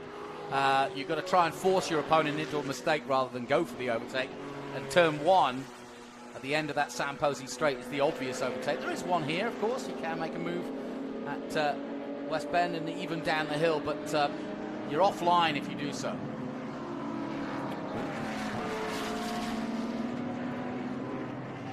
So that's our second place car there, Ray Zisa, followed by Joe Viola. You can see that Porsche coming back out on track, so welcome back. And there's Carasoli in the 03. Currently in 4th position. And you're right, that's definitely not a 911. That's more smoke than we want to be seeing No, out of that I agree. 03. And that is a rear engine car, sorry. Don't want to get the trolls really going crazy. Yeah, don't get the Porsche fans on you. Yeah. And what a beautiful circuit. And love seeing every single campsite has been reserved. So thank you guys so much. If you came out, you brought your family out to the Trans Am Memorial Day Classic, it fills my heart with such joy to see this many spectators at one of our events. And Lime Rock has done such a great job of promoting this event. And the drone really gives you an idea of just how this layout works and how it looks and how intimate it really is. I mean, you can be across both sides of this track within a minute and really, move around the infield and see the entire track. So white flag out next time by for the leader. So let's see if we can catch up with Jack Bush here and follow him around because, man, what beautiful weekend, beautiful day. Jonathan, you and Adam did such a great job of calling the TA2 race. I got to watch that from home. My son was graduating, but I'm so glad to be back here to cover the Monday, Memorial Day with you. So is he going to keep you in? Is he going to get a good job and look after you in his old age? Actually, he's going to be my personal assistant this summer. So I'm going to go. try to make his life miserable enough that he's excited to go to college. And here comes Jack Bush down the hill. Should be taking the white flag here. Yep, the white flag is out, as you can see on the left-hand side, for Jack Bush, who has led the entire race. And this the final lap then for the Jaguar XKE, beautiful silver and green, number 61. What a sound it makes as well, going through Mission Foods turn 1 and into the three-dimensional services turn. Left-hand turn. I should know the answer to this, being a British car guy, but I've just always called it an E-Type. But in American market, it was the XKE. And yes. Does anybody have a good explanation? They can leave a comment as to why the American market was called the XKE. Well, there is no real reason. I mean, it's just an E-Type. A Jaguar E-Type is what we dubbed it, but it is officially the XKE. So even in England, it was badged an XKE? Yes. Okay. But we call it the E-Type. Man, look at how pretty that is. Well, that's because all the others were XK 120s or XK. Yeah. So it was just that's the E-Type. XKSS, one of the prettiest cars ever made. But here he goes to take the checker flag, Jonathan. There it is. Checker flag is out then. And our winner in Group 6 is this man, Jack Bush. He's led the whole way in that beautiful Jaguar. Liza takes second place and wins Group 12. Zisa. You're thinking of Lizzo. We've got that 808 out there, so we're in the hip hop mindset. But Ray Zisa, and he's our first in Group 12. That's right. And Viola taking the 262 Datsun to third place overall. And Carasoli. Well, I tell you what, the crowd favorite, Group 6, Group 12, did not disappoint. Never does. Wish our friend Scott Borchetta was out there giving a good battle to Bush, but Scott, we understand. Can't wait to see you back. Hopefully we see you at the Big Machine Music City Grand Prix with TA2 and IndyCar here in August. Yeah, looking forward to that. Man, cool race. But Joe Viola and Ray Zisa had it back out in Group 12, and lots of fun to watch. You can see Ray Zisa's hand out the window, waving to all the corner workers, and, man, I love the looks of that car. So to the paddock they'll come, and what has been a good day out. And, yep, Corvette Two very different cars coming in behind each other. But that's the beauty of SVRA. Confirmation of the result then for the NetJets feature race 1 of Group 6 and 12. Jack Bush with the win in the Jaguar. Ray Zizat in the second place Corvette. And Joe Viola in the Datsun 240Z takes third. Carasoli in fourth place. Kristen Taylor in fifth. Lou Yorio in sixth place. James Glass. Lombardo, in eighth position. John Costa in ninth. And Michael Jacob Ellis in 10th position in the 711 Porsche.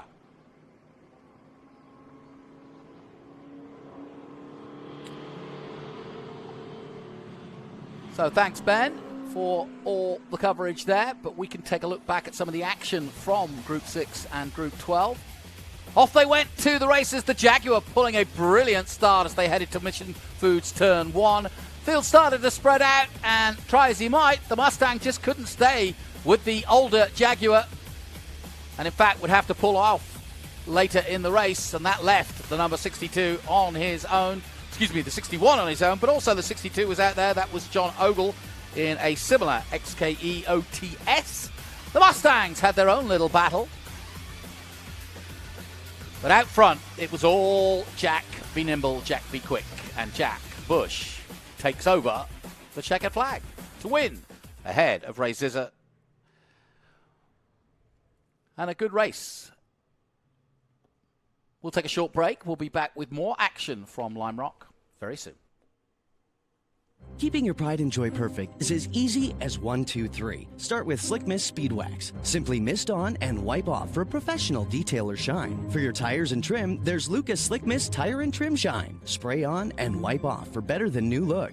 Then finish her with Lucas Slick Mist Interior Detailer. Just spray and wipe. Easy. Use Lucas Slick Mist Car Care products and she'll never look better. Fast, easy, and professional. Really, it's sort of like having an extra set of hands.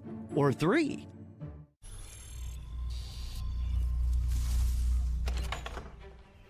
Yes. Hon, the WeatherTech's here. WeatherTech is the ultimate protection for your vehicle. Laser measured floor liners, no drill mud flaps, cargo liner, bump step, seat protector, and cup phone. What about my car? WeatherTech.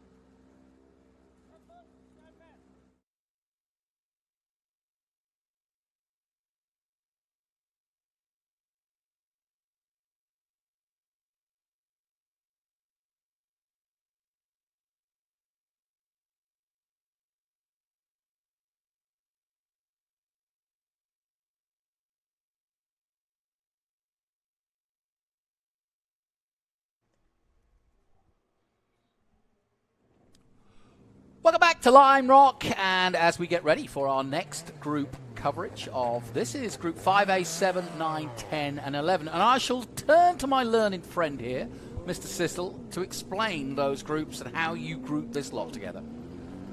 Yeah, this is a crazy group, and sometimes it's just, we get so many minutes of the day and we have to divide them up. So Group 5 is kind of like the small sports racers. Group 7 is like a lot of big Can-Am cars, or like this blue car that we're seeing going past us right here. Group 10 is like the International GT cars or Trans Am cars, race-built, purpose-built cars. This Group 9 car would be that red Formula-looking car there off to the left with wings and slicks. So this is going to be crazy because the car with the wings and slicks there, that I'm trying to think, who would that be? Probably that Reynard, the 93 HFA of Tony Carpanzano, who was in the last group, probably didn't get buckled in. And then Jacek Muka should be back there in this, looks like, I always call it the Indy Lights car with the skin on it. I've got a Batman question for you. Riddle me this. How does Max and Zach Ulrich get in the 75 car, and Matt and Zach Ulrich get in the number 5? You know, that's going to be crazy, but we should see that. So I'm sure that they're co-drivers for the IGT Enduro, so our timing and scoring. So I'm sure Max is in one and Zach is in the other. That's what that was my guess. I hope, because if not, somebody split them right down the middle and they're driving half of each car. This is super mixed, and to be honest, we don't like to do this too often, but when we have smaller groups of cars, it's really the only thing that we can do. And now I'm seeing Jacek Muka's car out there, but he's not in our scoring. And so look for him to be really moving up through the field, as well as that Reynard there. So we've got 2 fast cars starting in the back. And Jacek Muka, we've talked about him. He has a wrist splint-on injury from a pinball injury. He's got a large collection of pinball machines, and he plays too much that he's got tendonitis in his wrist. So you know you're living well if you have a pinball injury as they come down here to take the green. I wish I had one of those. So we're getting ready to go racing. Off comes the safety car, only just, mind you, as we go racing here for groups 5A, 7, 9, 10, and 11. The green flag waves as we head down towards Mission Foods Turn 1. Through goes the 39 Corvette. I'm showing that that's Nathan Bird. I've never seen Nathan Bird in a Corvette like that. Is that right? Oh, well, why not? He's usually doing Trans Am, but don't think he's doing it this weekend. Yeah, anyway, everybody cleanly through. So that's Gary Geselter up there in the front, and then Reisman's. Not sure if that's Paul or John Reisman of Interlaken Inn. Beautiful hotel here. If you're coming to the area, or if you're coming here for the vintage races in the fall, make sure you look to Interlaken Inn for some great rooms. There goes that Reynard, and then here is, I believe, Jacek Muka. Yes, and then this car is just joining. Let's make sure he stays to the blend line. Yeah, he's just coming out of the pits, isn't he? Yeah, that's Joe Viola, who was just in the last race. That's probably why he's taken some time to swap over. I've never seen Joe in this car, so welcome, Joe. Welcome back out. And I hope that wasn't our grid's fault, because sometimes when they drive 2 different cars back-to-back, it's hard for them to get in. And you can see Joe just giving all the room in the world for these cars in the lead to get by. Well, the man you're looking at leading at the moment is in an Elan DP02, that black and yellow car. And I would have thought that'd be a lot of fun around here. Yeah, I believe that's the car I was talking about, that you could get them as either Formula cars, or you could get them as like a Formula car with the skin on it. And then here's a sports racer. That should be the Michael Perotti. And that Radical Pro Sport, yeah. So popular at the moment, Radicals, here in the USA. A lot of Radical racing of the modern Radicals. And there we see a bit of an older version coming through in the number 11. There's the 62 of Mitchell Eatle in the Chevron B31. That's a beautiful car. Yeah, it is. And then we saw Eddie Claridge in a Theodore TY02, and I'm not sure what that is. If you're watching on Speed Tour TV, it looks like a Formula 5000. Do we have a Formula 5000 here at Lime Rock Park? That's crazy. Well, I can tell you, if it's a Theodore... Look at that. Oh, yeah, you're absolutely right. I mean, look at the engine on that thing. What in the world? I love it. I'm not sure I would have suggested Lime Rock Park for that car, but he's out there killing it, so I love it. Well, I did my history last night, and there was 5,000 races here. Formula 5000 races here. I know that that sounds somewhat incongruous in terms of the speed that they could generate. And there's Jacek Muka making a pass there on Viola. Viola's got his tires up to temperature now, so look for him to speed up a little bit. So we've got some production Group 10 cars out there with our Formula 5000 with some DPO2s. And then here's some international GT cars that race Friday and Saturday. Actually, race Saturday here with us, and they stayed for Monday. So we really appreciate that. Yeah, you get a good run, don't you? Then on 3 days, if you manage to stay. And if you're wondering why I'm so surprised, my son Lincoln graduated high school, so I didn't get to be here early. Are you surprised he graduated high school, or just surprised? I did the set decorating, so I got here Thursday, did the set decorating, and then flew home to Nashville to watch him graduate. Both surprised that he graduated. And so I haven't seen these cars yet on track, so I was surprised to see a Formula 5000 here at Lime Rock. I love it. So Geselter continuing to lead, and he's extended that lead to over 9 seconds now over Reisman. That's our third place car, Nathan Bird. Well, I thought it was, and then he just, there he is. Here he is, yeah. And I've never seen Nathan Bird in a car like this. He usually races Formula cars or IGT or Trans Am GT cars. So, but he's trying to get as much experience and everything and doing well in third place. Yep. In that number 39 all yellow Corvette. I bet that's a handful around here. Yep.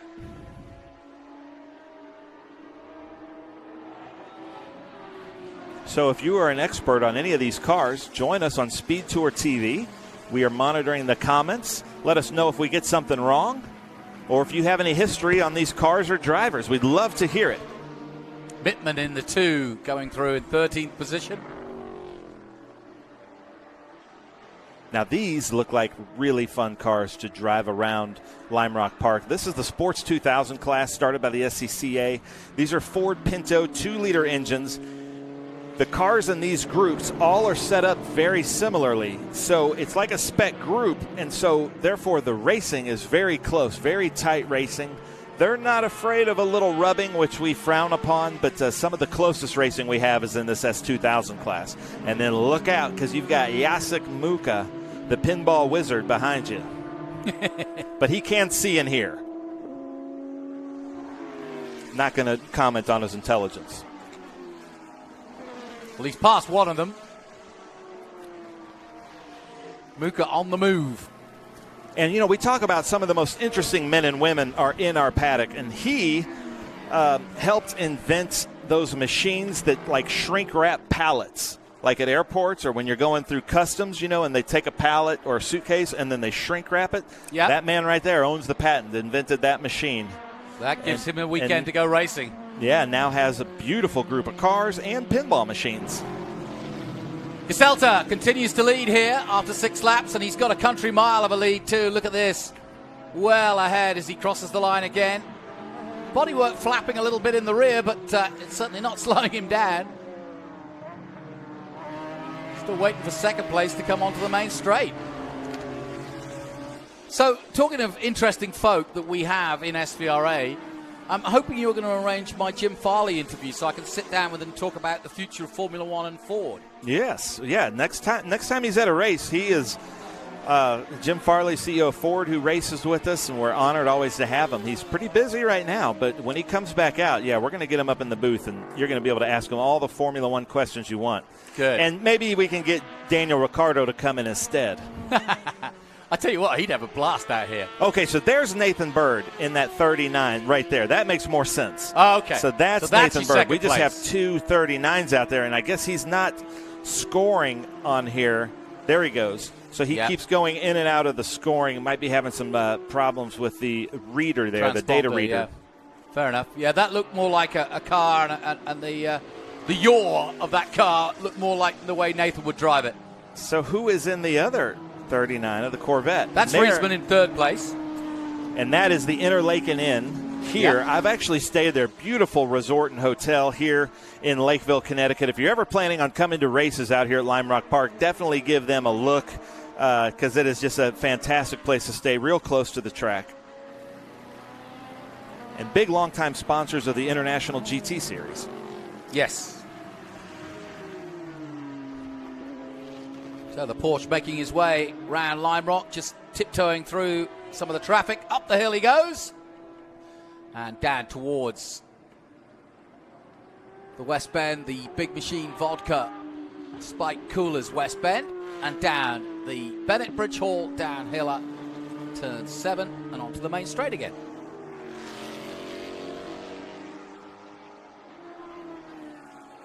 I love the Lime Rock painted right there at the start-finish line.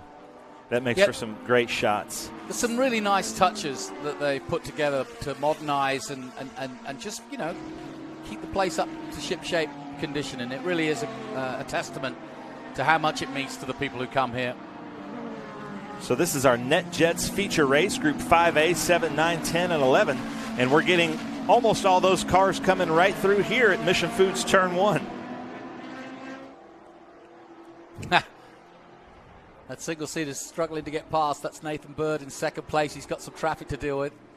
Yeah, it would be really intimidating to be a car so low to the ground. Yeah. And you're wondering, do these Porsches who are in their own battle, do they see me? There's that Reynard of Tony Carpanzano. Sorry, Tony. That's an F2000 F2, Reynard 93 HFA. And he just wants to make sure that these other drivers can see him. And then there's that beautiful car that Brian Redmond would have driven back in his day. Yeah, he often drove the Chevron B31, that's for sure. But right now it's Mitchell Eatle. And isn't Brian like a long-lost uncle of yours or something like that? He's not long or lost.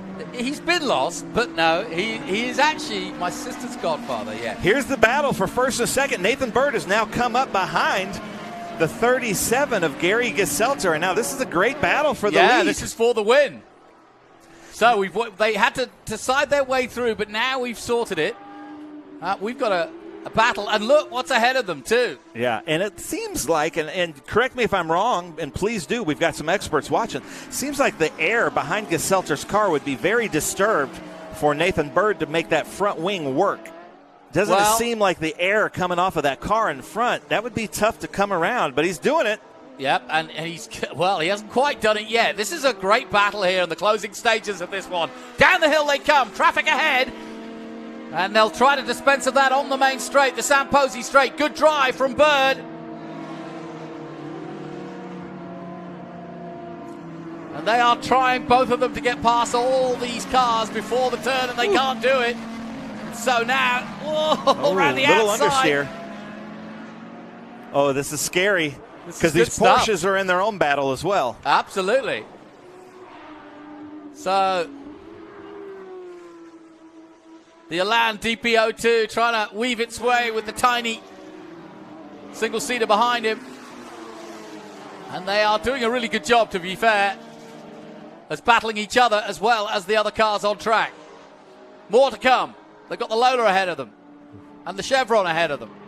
So that's the battle for first and second that we're seeing there with that 37 of Gary Geselter, Nathan Bird. We finally figured out what car he was in. Sorry, Nathan, but this is a great battle. Now he's got that Chevron between them, so he's got to get around that Chevron. That's got to be some crazy disturbed air behind these two cars for Nathan. No He's not used to it. He was with us last weekend at Road America. I call it the modern Formula 5000. He was in what looked like an F3 chassis, but it had a 5-liter V8 in it. So just some crazy cars coming in here. So there's the leader coming through. He's got two cars between him, but no, it looks like he's ahead. Did Nathan know? Great. Yeah, Nathan's got ahead of Gary. So now Nathan Bird is in front. There's Jacek Muka. He's got to get around Jacek Muka. So Nathan Bird now, to my eyes, has the lead of the race. He's in that red, what looks like a Formula Mazda. We have a Formula Mazda expert joining us right now, so maybe he can fill us in. Ken Twaits, grab this real quick, because Ken Twaits started out with Formula Mazda racing against Tommy Kendall. So Nathan Bird, we're not sure. This car right here, Ken Twaits, you know what this is? Man, I don't know. When I raced Formula Mazda, they were they're two-frame chassis and all that. Now they're pretty slick and not analog anymore. Yeah, we're wondering, so we're asking if you're on Speed Tour TV, let us know. We don't have any paperwork on this car that Nathan Bird is in, but last weekend he was in an F3 car with a 5-liter, kind of like a modern Formula 5000, and then now he's out there in this. But in a mixed group like this, Ken, it's got to be crazy being in one of these Formula cars, racing with these Porsches, because you're not sure if they see you. Yeah, right. I mean, with a Formula car, open wheels, and you're racing against full-bodied race cars that have blind spots, you really got to be careful when you're out there. Make sure that they can see you and you make clean passes. Usually, they have so much downforce. They're so light and nimble. Cornering speeds are so much higher than everything else. So, Ken, we talk about this a lot, but knowing your history, you start out, you did really well in the single-seater cars and, winning championships and racing against some of the biggest names in racing, like the Tommy Kindles. But then, your life and your job got in the way. Yeah, and then and this is the case with a lot of these, like this Formula 5000 driver. And then you get to the point where you want to go racing again, and you've kind of sorted out the business stuff, and now you're back out racing cars again. Is that kind of the path for a lot of the drivers in the vintage paddock here? Yeah, I would think so. You don't have the pressure when you go vintage racing, unless you're putting it on yourself. But when you're racing in the Pro Series, you have especially when you're young, you really have to perform in order to move up that ladder to wherever you want to go, IndyCar or NASCAR or Formula One even. But when you come to vintage racing, you've already kind of passed that prime, and here you can just go have fun and relax. And I know relaxing is a different term to use when it comes to auto racing, but it is. You get to just tune everything else out and put your head down and go for it. There's nothing more thrilling than driving a really fast race car. Now watch this. Eddie Claridge is in a Formula 5000, so he should gap this car right behind him, the blue car. But then after this Mission Foods Turn 1, you get into the twisty bits where the blue car is going to come up right behind him. That's Michael Pirelli in that number 11, Group 11 car. And that's kind of what makes this so much fun, the handling versus horsepower here. Yeah, already he's taken a couple of lengths out of him, yeah. When you're going down the straightaway, thundering in an open-wheel car with a big motor in the back, it's so cool and thrilling to go down that straightaway. But then you got the light, nimble car that's got amazing brakes and closes the gap pretty quickly. And when I think of Formula 5000, I think of that, what's the one that has the horse and carriage that Brian Redmond drove? The Baraxo car? Oh, yeah, the Baraxo car. And this kind of resembles that with that big snorkel behind it. Yep. Yeah, that we've had that out actually at some of the. Yeah. I'm trying to think where it was that I last saw. It'll be at Indy with us this year. Okay, good. So Ken, I'm going to put you on the spot. I do this to Jonathan. What's your favorite car out there? As we see Nathan Bird, the leader, coming up on the lap traffic now. I like the Formula 5000 car. That kind of goes back to my era. It looks like an old ARS car, which would be an Indy Light car today. Had those Buick V6s in it, and who knows what he's got in the back of that, but they look very similar. Those cars were just impossible to drive. Tons of power, no too handling. Much power. Yeah, like it's unless you're at Road America, like this is too much power for Lime Rock, probably. Yes. Yeah. No kidding. And then there's Nathan Bird, the leader. He's dispensing with everybody at the moment. Yeah. He's having some fun out there. I think the beauty of SVRA racing is that. Well, they're all having a lot of fun. He's trying to make it in professional racing. Yes. And so he's coming and racing every weekend, getting seat time, and that's so valuable to a developing driver. Final lap then, Nathan Bird on his way to what is going to be another victory. He had to settle for second place for a while, but didn't take him long, and once he took the lead, as you can see, he's already taken it to just under 5 seconds. Caselta in second place, Claridge now third, Perotti up to fourth. Riesman's dropped down to, fifth position now. It's scary to me. I don't like watching low-slung open-wheel cars with these production cars. So let's see if Nathan can get by this last car. That's all. DRS is open. He's moving past him. Yep, does it with ease. Down the hill for the last time then, into the Bennett Bridge Hall downhill. Turn 7. And the checkered flag awaits, and there it is, as Nathan Bird takes victory here in our NetJets Race 1 for Group 5A, 7, 9, 10, and 11. Well done to Nathan Bird. It took a while to find him, but once we did, we thought he was in a Corvette at first, and you were quite right to say, why on earth is he in a Corvette? I've never seen him in one of those. But we spotted him eventually. And here comes the Porsche battle and the Corvette battle. That was the other car that we were looking at. And there's the Chevron coming across the line in the number 62, the white and blue.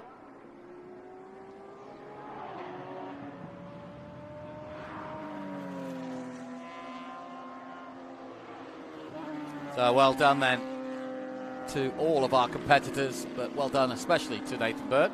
So he's just coming into pit lane now. Jonathan, I've got a hello from Colorado, and then we've got a thank you to the announcers from Skondatech, so our new favorite fan right there. Hi, Skondatech. Checks in the mail. By the way, Ben, we'll just give you a quick confirmation of the result. Nathan Bird then in the 39 JDR F1000 wins ahead of the Elan DPO2 of Gary Gaselta. And then Eddie Claridge takes third place. Perotti in fourth. Paul and John Reisman sharing that Porsche GT3 Cup car, but it was either Paul or John at the wheel last time out. Carpezano in sixth place. Muka in seventh. Etel in eighth. And we think it's Zach Ehrlich in ninth position. And Michael Iplak. I'm going to get this right. Lapauccio. Okay. There we go. That's your top 10. 991. We'll take a short break here from Lime Rock. More action to come, and I'm going to be delighted. We got him in just as a soup song, but we've got the main course of the man himself, Ken Twaits, after this. Okay, so pretend this is your car, and say you have an accident. Ouch. At least your insurance will pay for another one. Right? Well, maybe not so much. If you have a standard policy, they get to decide what your car was worth. Which could mean trouble. I mean, who wants 3/4 of a car? At Hagerty, we agree on a value up front and then pay that amount, guaranteed. That's because we want you to end up with a whole car. Hagerty, let's drive together.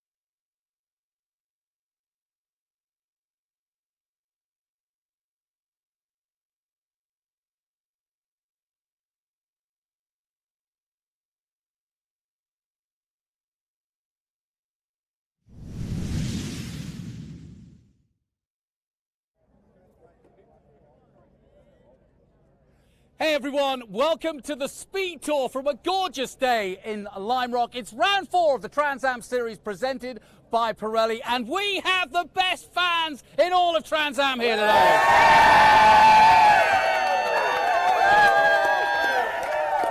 I told you. And of course we've got Ben Sissel.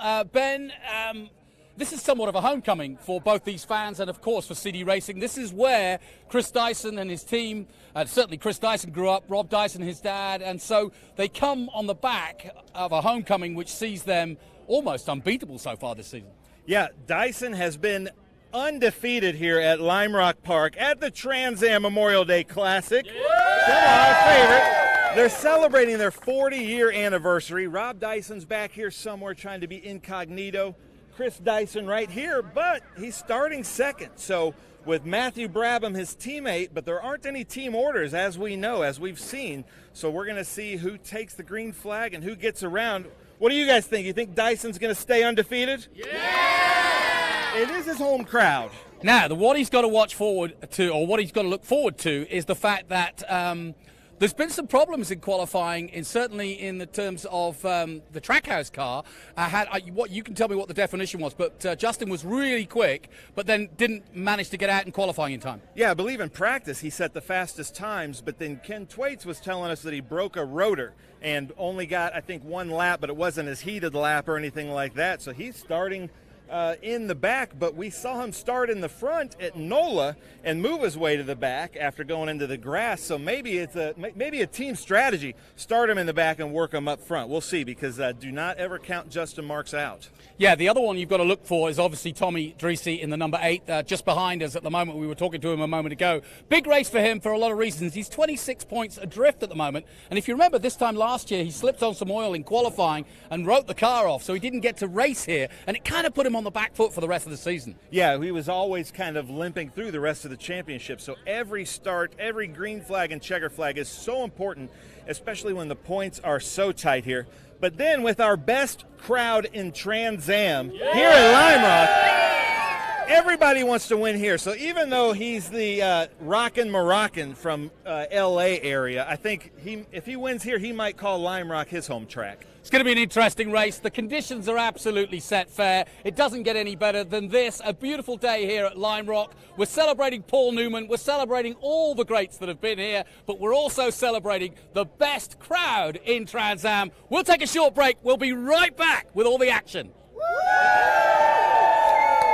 Hungry for SVRA action? Well, the best way to enjoy classic auto racing is with a delicious classic from Mission Foods. Green flag your race-watching snacks with Mission's mouth-watering race day recipes. Try some of our tasty tacos, piled high nachos, fresh chips with guac, and more. So gear up your ride and fuel up those stomachs with delicious Mission Foods. Now that's too fast, too tasty. Speed, endurance, desire. For 160 years, Motul has helped engines and drivers go faster, further, and stronger. Tested in the heat of battle, driven with passion, with one aim, to give you superior powertrain protection and performance. Motul. You've got a business to run, big and heavy products to ship, and customers who need them now. When you've got the right driver and the right equipment, you can bet on a spectacular result. Bennett understands complex logistics and puts the best team, the most time, and the latest technology into every customer relationship. So you can sit back, relax, and enjoy the race. Let us handle the rest. Together, we can move anything.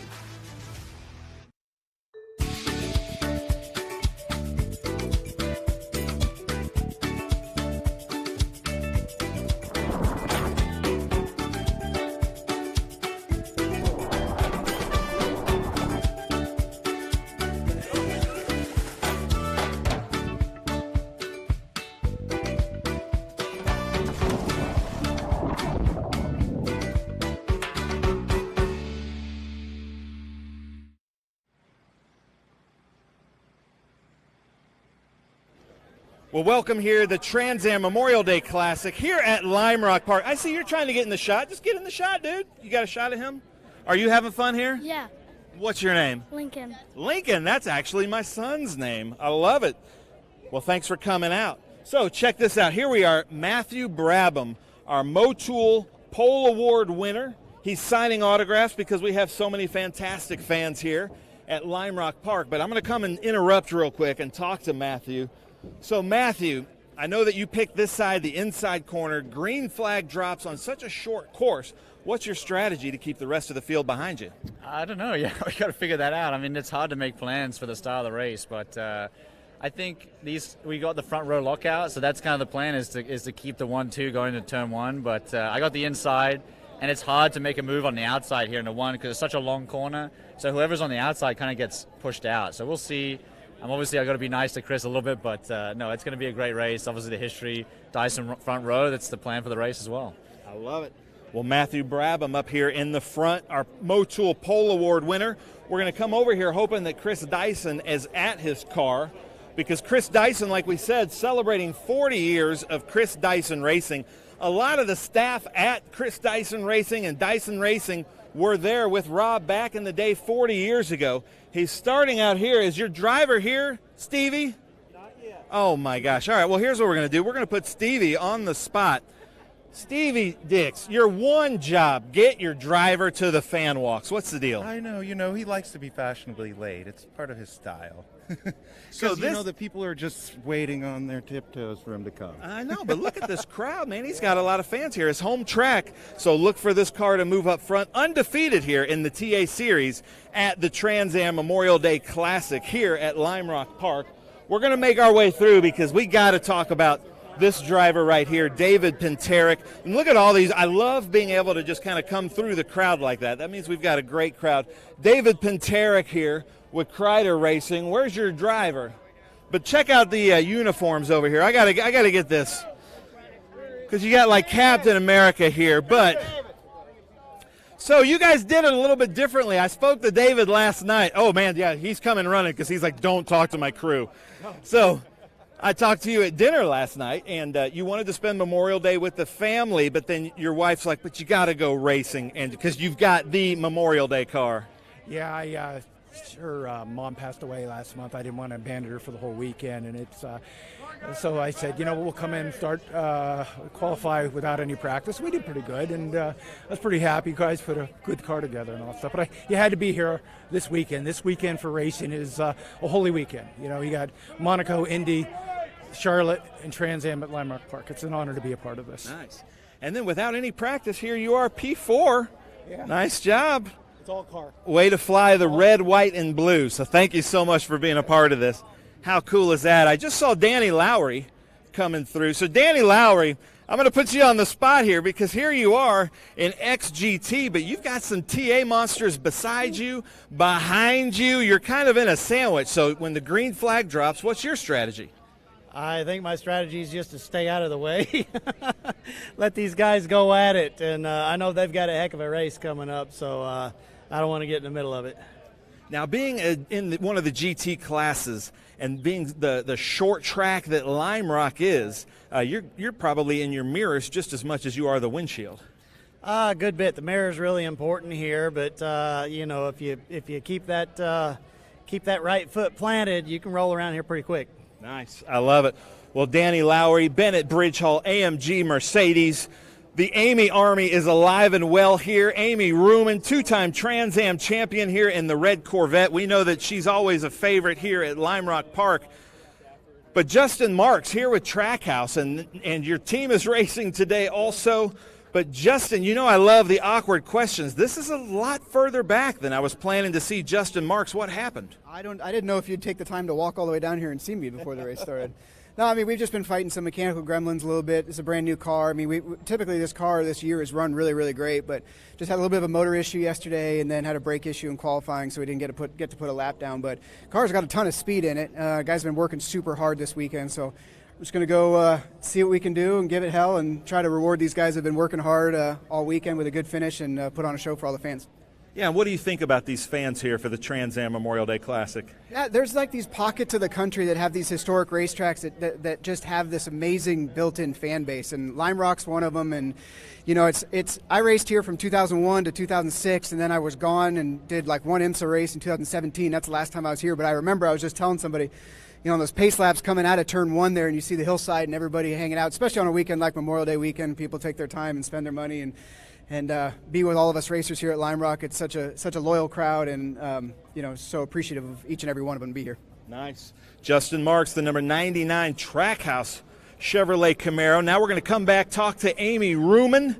Amy Ruman, longtime racer. You love Lime Rock Park, don't you? And you especially love all the fans here. The fans are excellent. I mean, look at the turnout today. I mean, we have a great weather weekend. Thanks to all our veterans, and we're remembering everyone today on Memorial Day for sure, first and foremost. And thank you, the best country in the world. We get to do what we love to do, and we couldn't be happier to be here back at Lime Rock. It's such a tradition, and hopefully we'll have a great race today. Perfect. And look at this. Well, here comes Tommy Dreese, fresh from losing some downforce. I'm coming to talk to you, Tommy. But you're in this beautiful McNichol Chevrolet Corvette. You've had a lot of experience here because Trans Am was here back in, 14, 15, 16, and they're back, big crowds. What's your strategy when the green flag drops? I think we're going to be patient today. It's going to be, I think we'll go green. Car count's down a little this year, so I think to be patient but try to stay with pace. It's not my best track. But we went the fastest we have ever, so for myself personally. So everyone's just really, you know, a lot of competition here, and Dyson's home track, and their team's really good here, and they've had a lot of practice and testing. So we're just going to try to hang in there and see what today brings. Anything can happen in the race. You got to be at the end, and as we all saw yesterday, the only lap that counts is the last one. So just watch that Indy 500 back, and you'll understand what I'm talking about there. So hopefully we'll have a good one today. Perfect. Amy Ruman there. So we're going to talk to Tommy Dreese. Last year, 2 years ago, I bet him on this fan walk that if he did such and such in a race that he would camp out, and he stayed true to that last year. He's probably slept a little bit better here this year in this Lucas Slick Mist Oil, Lucas Oil MAV TV Ford Mustang. How does it feel? And I know that you love the fans here. Hey, the fans are great here. They always have been, rain or shine. We got a stacked field here. You know, it's going to be really competitive. Amy's behind me. We got the 2 Dyson cars in front, Panteric. Yeah, you know, it's going to be a tough race, 68 laps. So let's all get through turn 1 clean. And thank you to Lucas, my family at home, Lacey, Jagger, Dreese, love you all. Hollywood. Nice. Tommy Dreese, the rockin' Moroccan, moving my way up through the front. Chris Dyson, I would have loved to talk to you, man, but you were tardy. Color guard. Right here. Camera on Ben. All right, so we're going to introduce the color guard. All right.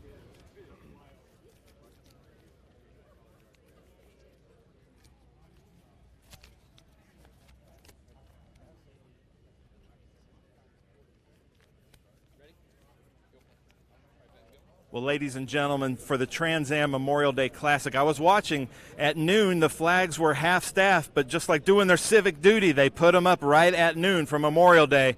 And it is my immense honor to introduce the Connecticut Army National Guard for our color guard today here on Memorial Day.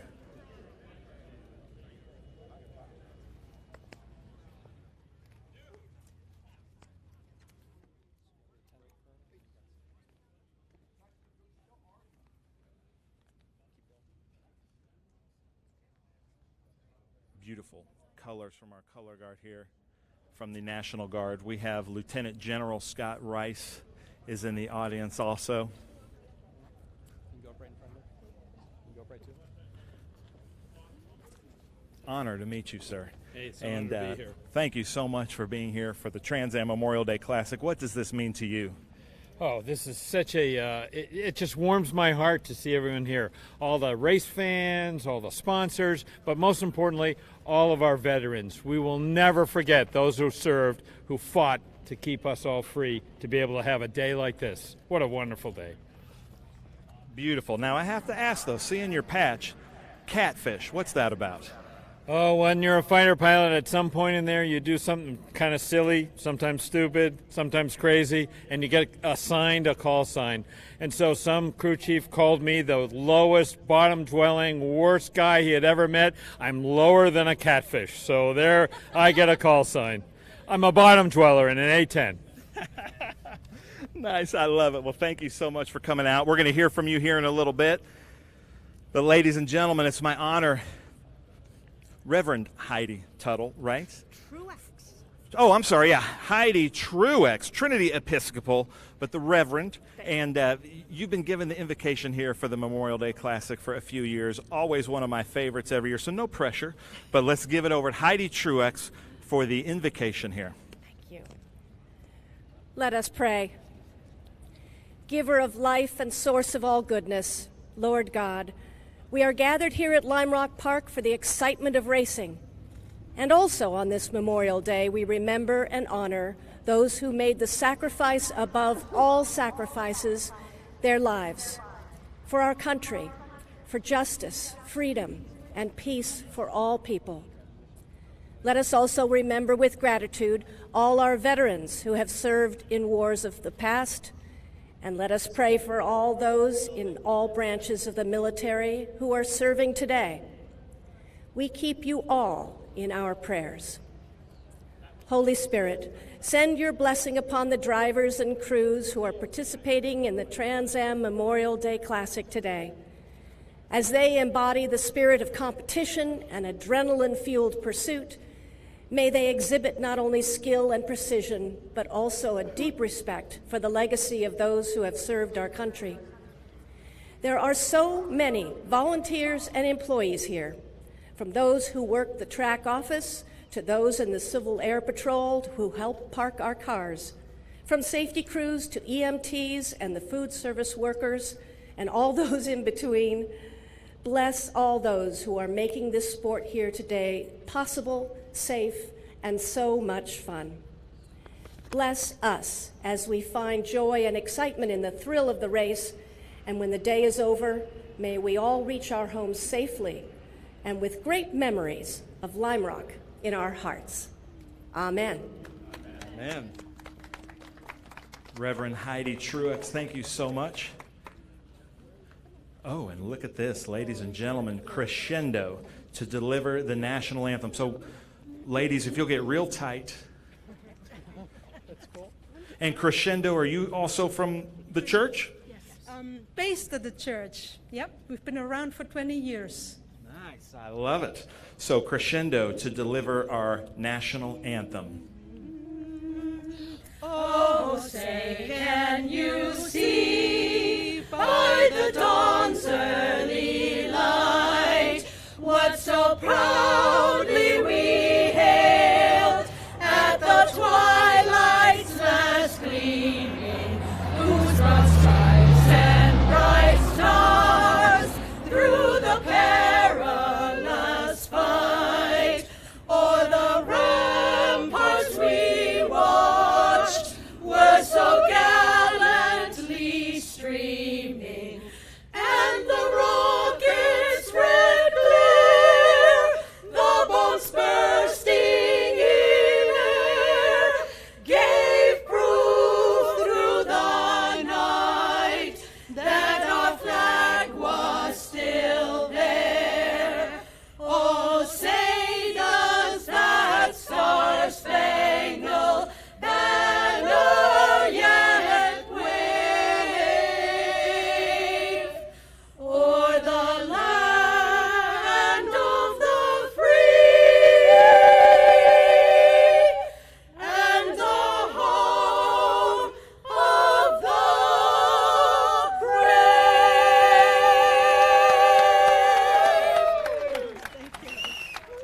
Oh my goodness, ladies and gentlemen, I gotta say, I had the perfect seat for that, and I'm sure this mic couldn't pick it up like my ears could. Absolutely beautiful. So how long have you guys been doing that? This is a premiere. We we did the anthem in Torrington a few years ago for a baseball game, but no, I just wrote the arrangement last Tuesday, and we practiced it once. Here we are. Wow. Well, beautiful arrangement. I think I had the bass next to me and the sopranos over here. Very nice. Unbelievable. Well, Jonathan, I don't think we're ever going to beat that. I'm going to send it up to you, and we're going to go to some commercials, I believe.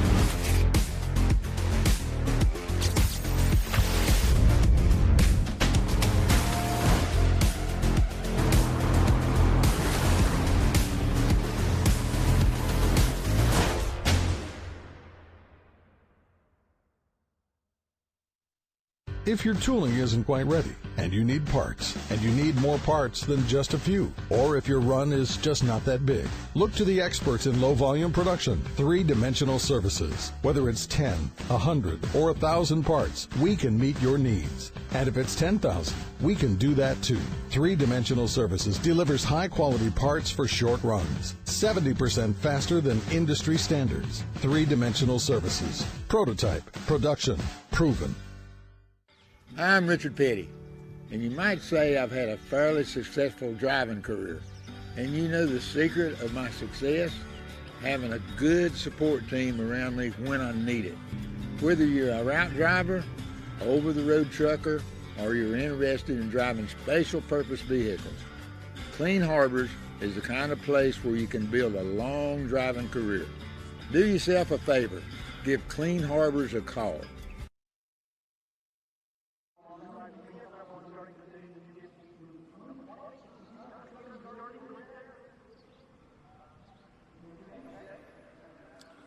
Welcome back to Lime Rock Park for our Memorial Day Classic, and it has been a classic opening, a wonderful rendition to the national anthem, and a quick look at the grid. Matthew Brabham was the pole man alongside his teammate Chris Dyson. Big moment for them and CD Racing. Tommy Dreese, David Pintarek, Amy Ruman and Danny Lowry leading in XGT. Justin Marks, Kerry Hitt, Marks with work to do. Randy Hale on row 5, and alongside him Nathan Bird, who's been in action already today in a single-seater. Lee Saunders, as ever, the man from Florida, is here. Ricky Sanders and Michael Sire and Michael Attaway. That's how we line up for this Memorial Day Classic.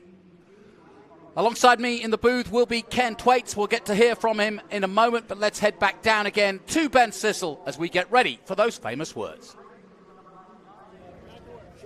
Well, thank you. For this Memorial Day Classic, we've got Lieutenant General Scott Rice here to deliver the most famous words in motorsports. So, Lieutenant General, take us away. I'm afraid I'm going to have to steal a few words from those in the past. I think at Indianapolis 500, we had this famous British controller said, what a great day for motorcar racing. So this is yet another wonderful day. We really appreciate Trans Am being here as a part of this, joining the track, Lime Rock Park, with all the people here that work here and are part of this. But most importantly, Memorial Day is a day to remember. Remember all those who have given their life for our country and all of us to be able to be free and to enjoy these adventures and these events and stuff. So to all the race fans here, to all the sponsors here, to everyone who has helped and worked, it's just a wonderful day to be out and about and honor our veterans and those who have served and paid the ultimate sacrifice. Thank you. Well, you gotta give the start command. Oh yes, ready? Drivers, start your engines.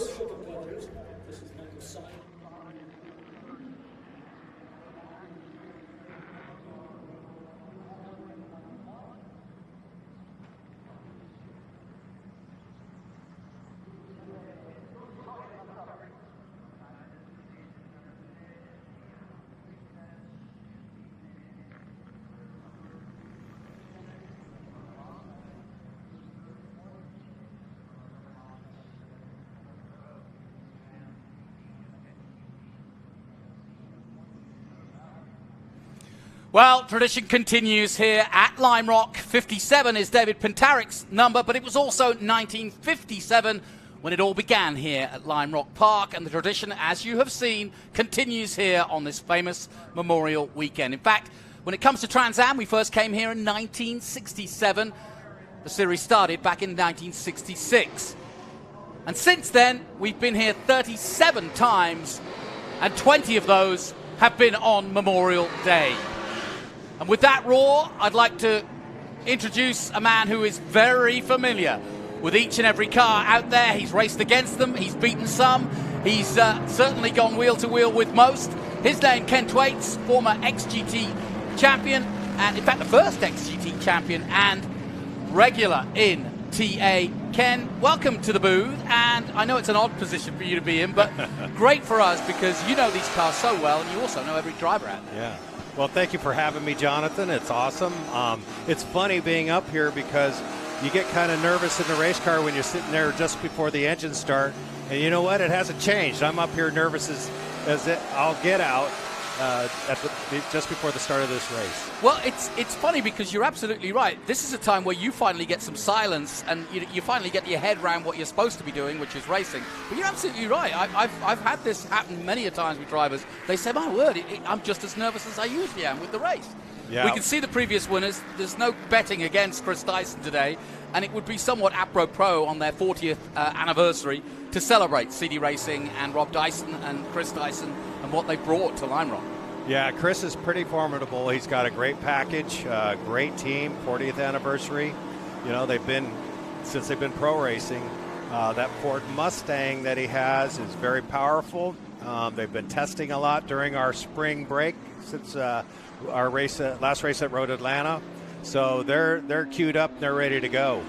And as you've seen, we'll be on board with Justin Marks. There's the championship as it stands. That's why I said earlier it's an important day for Tommy Dreese. His season went awry after a qualifying incident last year at this very race. But as you can see, he's not out of touch with the dominant CD Racing team. And we're still not 100% sure whether Matt Brabham will stay for the rest of the season. He's done so well. But don't forget, MAV TV, you can see all the action starting Thursday, June 1st at 8 p.m. Eastern. That's TA2. And that'll be followed at 9 p.m. Eastern by this race, the TA, XGT, SGT, and GT. Do you miss XGT? Because that's really where you made. I know you came back to racing then, but it was a really great comeback for you. Yeah, XGT was a great start. You know, it was the first year of the class. I had my Audi R8 LMS car, and I battled with Eric Joyner in his Porsche. And it was great mixing it up with these guys. But when I moved up to the TA class, I'll tell you what, there's no more thrilling car to drive than one of these things. Traffic is an issue here. Do you plan for that at Lime Rock, or how do you go about getting ready for this one? Yeah, you know, you really have to pick and choose your points, and you got to know the driver that you're passing, because some guys are really heads up and know what's going on. And you know, when you get there, you'll know how to pass them or you'll know how to back off. Here we go. Here we go. And as you can see, the two CD Racing cars side by side as we get ready for the start of this one. And away we go. Matthew Brabham in the pole on the left-hand side will try to take the lead away from his teammate and does so. Tommy Dreese gets a good start. Pintaric's ahead of Ruman as we go on board with Justin Marks with work to do. He had that brake issue and, well, several issues, in fact. So watch for Justin Marks getting a good start here. He's currently in 5th place at the moment. And he tries to go a little wide out of the three-dimensional services bend left-hander. And now we head and open it up for the first time and coming up towards the Newman Straight for the first time. Good clean start, Tommy Dreese in a good position now. There's Amy Ruman in that famous Nichols 23, but it is Matthew Brabham who leads the way from his teammate Chris Dyson. Yep. Matthew Brabham was on pole. He's leading now, and they're driving away from you know, the main field here. Justin Marks got to clear Tommy Dreese and Dave Pintaric in order to catch up to him. Yeah, I think Tommy's going to want to try to stay with him as best he can. Here comes Dyson already. Here comes the move. Yeah. Well, Brabham's quite happy to pay second fiddle because Dyson's the one going for the championship. This is his home race, of course. And he'll want to lead from the front. And they've won every race so far. In fact, this streak goes all the way back to Virginia last year for CD Racing. So it doesn't matter whether it's Masood or Brabham or Dyson, one of them is going to win, usually on a weekend. But this man in the Lucas number 8 is trying to change all that. And he's done a good job so far, has Dreesy. I looked at the qualifying times. They qualified this morning, so conditions should be very similar, maybe a little bit warmer out there. But he's got to stay with them, hasn't he? Yeah, I mean, look at how tight the field is. Justin has moved up. Dreesy's hanging on right there. I mean, nobody's walking away from this one. This is going to be an exciting race here. Well, Justin Marks trying to get past Tommy Dreesy now as they dive into the Mission Foods turn 1. For now, Dreesy holding on. He'll have the better line into turn 2. He's going the long, high way, is Justin, but he can't get through. And as they come towards the three-dimensionals, left-hander, I think he's going to have to settle for now anyway. And really, tell me, Ken, but the next opportunity for Justin is again on that main straight. Yeah, you know, turn 1's the place to make the big pass here. There's not a lot of opportunities besides that, unless somebody makes a mistake. So he's, you know, Tommy races fair. He's very quick. He's not going to give it away, though. Yeah, Justin Marks had some problems in qualifying, and of course, he's got a busy day today because his NASCAR team, Trackhouse, is racing. They didn't get to race the 600 from Charlotte last night because of rain. So I'm sure he'll be jumping straight out of this and onto the TV to watch his team in action. Daniel Suarez in the 99. But it's Dyson from Brabham and Dreesy. Good clean start. Marks is up to 4th early on. Pentarik in 5th. Ruman 6th. Lowry 7th and leading in XGT ahead of Hale and Bird. Lee Saunders in 11th place at the moment, leads SGT. And the GT class led by Michael Sire, who's had a busy weekend. In fact, he's been in a couple of races already. So here comes Justin Marks, and no problem with Tommy Dreesy. He dispenses of him. All right, now the race is on. Those Jimweed cars are so quick. Mike Lancy builds the engines for these guys. They built engines for Ganassi for 9 straight years. NASCAR fame. They're really strong, and they're going to be formidable today. Ken, what is it about TA? I was talking to Adam Andretti about this, and we'll talk more about Adam in a moment. But Adam said that he just loves the TA car compared maybe to anything else he's driven. And like yourself, he's driven lots of different cars. What is it about this particular car that is such a love affair? Well, they're 2,800 pounds. They make close to 900 horsepower. So they're very light and very powerful. They just take your breath away when you stand on the throttle. They just put you back in the seat and down the straightaway. There's just something else. It's really hard to describe. Well, let's talk about this man, Danny Lowry, because that's an exciting car to be driving around Lime Rock as well, that Mercedes, and doing a good job so far. Lowry leading and 7th overall, but leading in XGT. Yeah, you know, Danny Lowry's car, that Mercedes is really quick, a lot of downforce. It is the car to have this year. Paddle shift, ABS, traction control. It's a great car to drive. But when you look at a TA car like this, no ABS, no traction control, this car can get away from you in a heartbeat if you're not careful. Chris Dyson looking for 4 wins in a row here at Lime Rock to kind of put a footnote, if you like, on their 40th anniversary. He's won here in ALMS. He's won here in Trans Am. And when you look at the list of Trans Am winners over the years, starting back in 1967, when Peter Revson won in a Mercury Cougar. But Mark Donahue followed that up in 1968. Then Sam Posey, the main straight we're on right now, named after him, as Justin Marks already having to deal with traffic as we go on board with him again. And he's caught right up to the CD Racing team, and now we've got a real race on our hands. How does he play it from here now, Ken? Oh, man, look at this. This is shaping up to be a good battle here.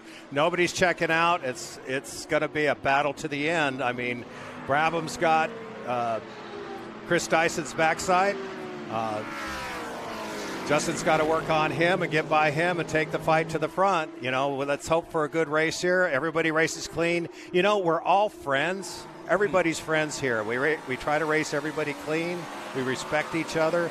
But, man, when it comes down to it, you still got to race everybody hard. Yeah, so Brabham's job here, if that is the job, is to try to defend the position he's in from Marks and let his teammate try to get away. Now, that's easier said than done. when Marks is on a strip like he is and really pushing hard into turn 1 Mission Foods, and Marks is as close as he's been. But that's the job now, Matthew. Can you physically do that, or do you have to just concentrate on what you're doing yourself? He's got to concentrate on putting down the laps. They're running low 51-second ranges with a full load of fuel. These cars are heavy right now. They tend to want to understeer in the beginning. So, running those kind of lap times, that's a pretty good pace. And how does the feel of the car change over 100 miles? What's the biggest thing? Well, it starts to get loose. The rear tires start to get loose as the fuel load burns off, and you've got adjustable sway bars in the car, so you start moving back on that and soften that rear bar to put the grip to the rear of the car. And that helps you keep that grip rather than getting too loose, right? Yeah. And as the fuel load goes down, I guess the lighter car makes it harder to drive as well. Yeah, well, it's going faster, and the key is to keep the rear end underneath you. And as the fuel burns off, you just do a click of rear bar, and you just kind of time it to where you end up with their last adjustment with 10 laps to go. And how often are you talking to your engineer, and what kind of information do you want? Well, I just want to know gap times. Is anybody threatening from behind? Are they getting away from me? What kind of lap times are they running? That type of thing. Right now, Justin's just he knows what he's got to do. He's just taking his time now. He's up with the lead pack. Nobody's checking out. Just minding his time. Fuel load is burning off. Believe me, there's going to be some fireworks coming up. Yeah, and now they're starting to get into traffic. They're going past Michael Sire in the GT class, and you can see Justin Marks just squeaking through there, but he wanted to make sure he got through. What he didn't want to do is go through the twiddly bits, as we say in England, but you don't want to go through the tight corners with a slower car in front. You want to stay with the group that you're with, because this is how you can use the traffic, and I'm sure that Chris Dyson's thinking in those turns, but then again, so's Justin Marks. He's thinking now, how can I use this traffic when Dyson comes upon it and has to kind of slow down a little bit and use it to my advantage? Yeah, traffic is a love-hate relationship, You never know when you're going to catch them. You got to time it right. You back off a little bit, pass them at the right spot, and stick them between you and your competition. That's what you're trying to do. Sometimes it just doesn't work out that way. We're on board with Tommy Dreesy as he comes into the last turn and down the Bennett Bridge Hall hill. He just overtook Michael Sire himself, but he's still in 4th position. Here he comes into Mission Foods.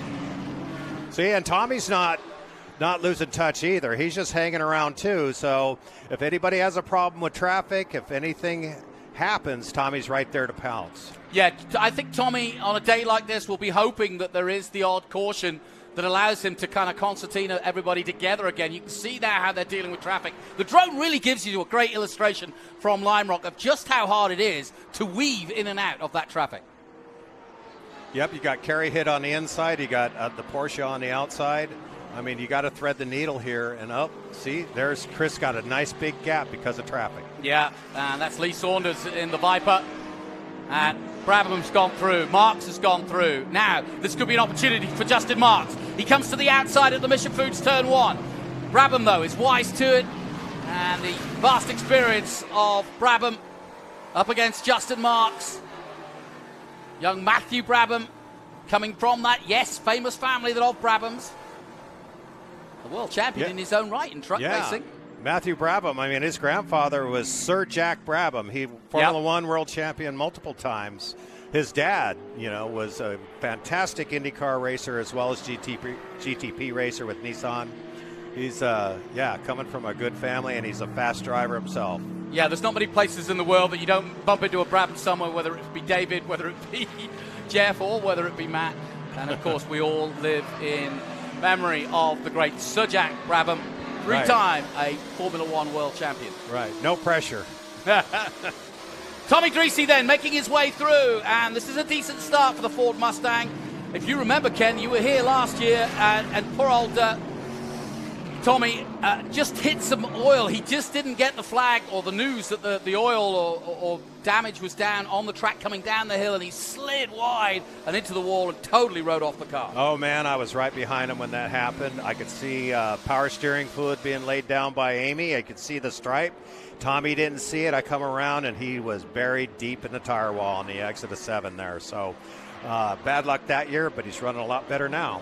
I was saying earlier, Ken, Lime Rock when you look at a picture of it, or you look at the circuit map, you go, oh, that's an easy circuit. But the truth is, there's never time to rest, is there? No, I mean, you're busy the whole time, and it's sort of like an oval with one left-hander in it. You're just building up and building up.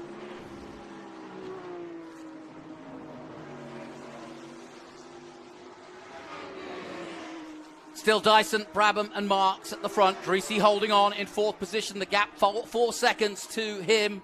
5 seconds now, actually. Pintaric's just a second behind him, so he's still in the hunt. Ruman's still 6th. And then Lowry leading in XGT. And SGT led by Lee Saunders in the 10th position. Yep, I race with Lee. He's a great racer. And that Viper he's got is really quick. He's won the championship last year. So it's great to see him back out here. It's great to see him. It's so nice to have Lime Rock on a beautiful day like this. It's always raining here. I mean, I don't remember coming to Lime Rock without rain at least one day during the weekend, and it's been absolutely fabulous this whole weekend. So we look a little further back now. Here's the good battle. Here's the Audi. Reminiscent of you out there in XGT about a few years ago, but it's a great car, that R8, isn't it? I love that R8, and I love Attaway as well. He's a heads-up driver. That Bridge Hall car, Bennett Bridge Hall car is quick. He's great to run with. Now, what's happened here, though? He's coming out. Uh-oh. So that is not a planned stop by any means. No, and that car is super dependable, so I wonder what's going on there. Well, we just saw a shot of Danny Lowry going through there, currently in 7th position and leading in XGT. And back to the leaders, and Justin Marks trying still to get past Brabham for now. And checking out at the front is Chris Dyson. So Marks not making any inroads yet, and at the moment the control of this race after 16 laps is with Chris Dyson. We're on board now with Justin Marks, and you can see for yourself, Ken, if you were Justin, how would you play this? Would you just wait for a while and just sort of see how the race comes? Well, you know, he can't wait too long because Chris is going to leave the group here. He's got to pick and choose. Matthew's doing his job and keeping Justin behind him. That's what he's paid to do, man. And so he's going to have to clear him here pretty quick, or else Chris is going to get away. We welcome our viewers back to Memorial Day at Lime Rock, and it's a beautiful day here. And the positions after 15 laps show us that Dyson and Brabham and CD Racing leading the way. Here's David Pintaric in the All-American colours for Memorial Day. And the whole team dressed up this weekend. He's supposed to be with his family as David, but he couldn't miss this one in the famous 57. And David in 5th at the moment has been a long-time transaction. You've gone wheel to wheel with him many years. I love racing with David. He's a great racer. He's super quick. He's good to drive around. I mean, we had a battle at NOLA this year, so glad to see he made it at least for qualifying in the race today. So Chris Dyson now coming up on Danny Lowry. That's how quick it is around here, and how quick these, as you said, unlimited TA cars can get round in just, 50 seconds. In fact, Brabham did a time of 50.6, Dreese 51.5, Justin Marks 50.7. So we've got a straight battle now between these two. The 16 of Chris Dyson, Matt Brabham in the number 20, and Justin Marks. And we're on board with Dyson now. This is his view. Yeah. There's nothing better than having a view of daylight in front of you and the whole field behind you. Now, Chris's job right now is just put your head down and put a gap between you and the rest of the field. That's what he does best.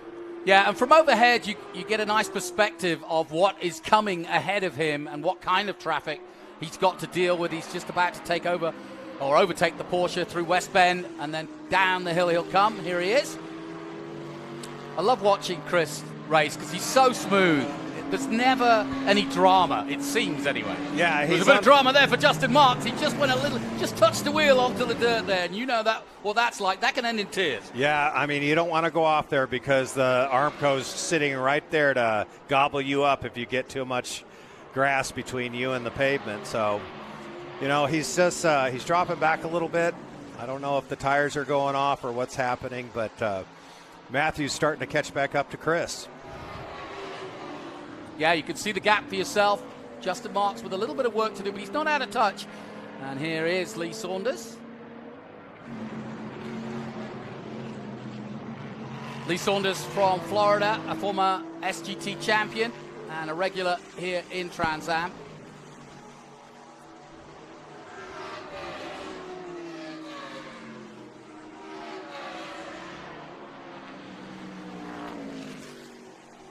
Viper of Saunders in 11th overall. And second place. He's chasing down Saunders. Kerry Hitt. He's what? He's chasing down Kerry Hitt. Yeah, he is. There's Michael Attaway's back out on the track again. They must have solved what they got going on. Yeah, Kerry. It's good to have Kerry Hitt out there as well. Haven't seen him in a while. Yeah, another regular. Yeah, he's a regular. He had some medical issues last year, and now he's got that sorted out, and he's back in the Trans Am car. He's a great driver, especially for a guy in his 70s. Yeah, you know, David Pentarik had, a touch of the whole lurgy with COVID and was worried about coming back. And when he did, it was a very emotional weekend for him. And he was really worried that he wouldn't have the strength to come back, but he's done just that. And it's great to have him back to full fitness. And so still pedaling hard in 5th place, David Pentarik. Yep. Yeah, it's really a challenge for David because he didn't practice on Saturday at all. He came up, unloaded the car, had to qualify. He only got 15 minutes of qualifying, and now you're in the race. I mean, wow, you gotta get sorted out pretty quickly, get your brain switched on. Underemphasize just how physical it is. It looks smooth. It's always funny. You look smooth from the outside, doesn't it? But I've been alongside some of you guys, not in a race, mind you, but just out on a track. And boy, it's almost violent, isn't it? Yeah, this track. There's no time to rest really. The straightaway perhaps, but it only lasts a couple of seconds. It's not a very long straightaway, and the rest of the time you're turning and. The G-load is pretty strong, and you're going uphill. That takes a lot of concentration.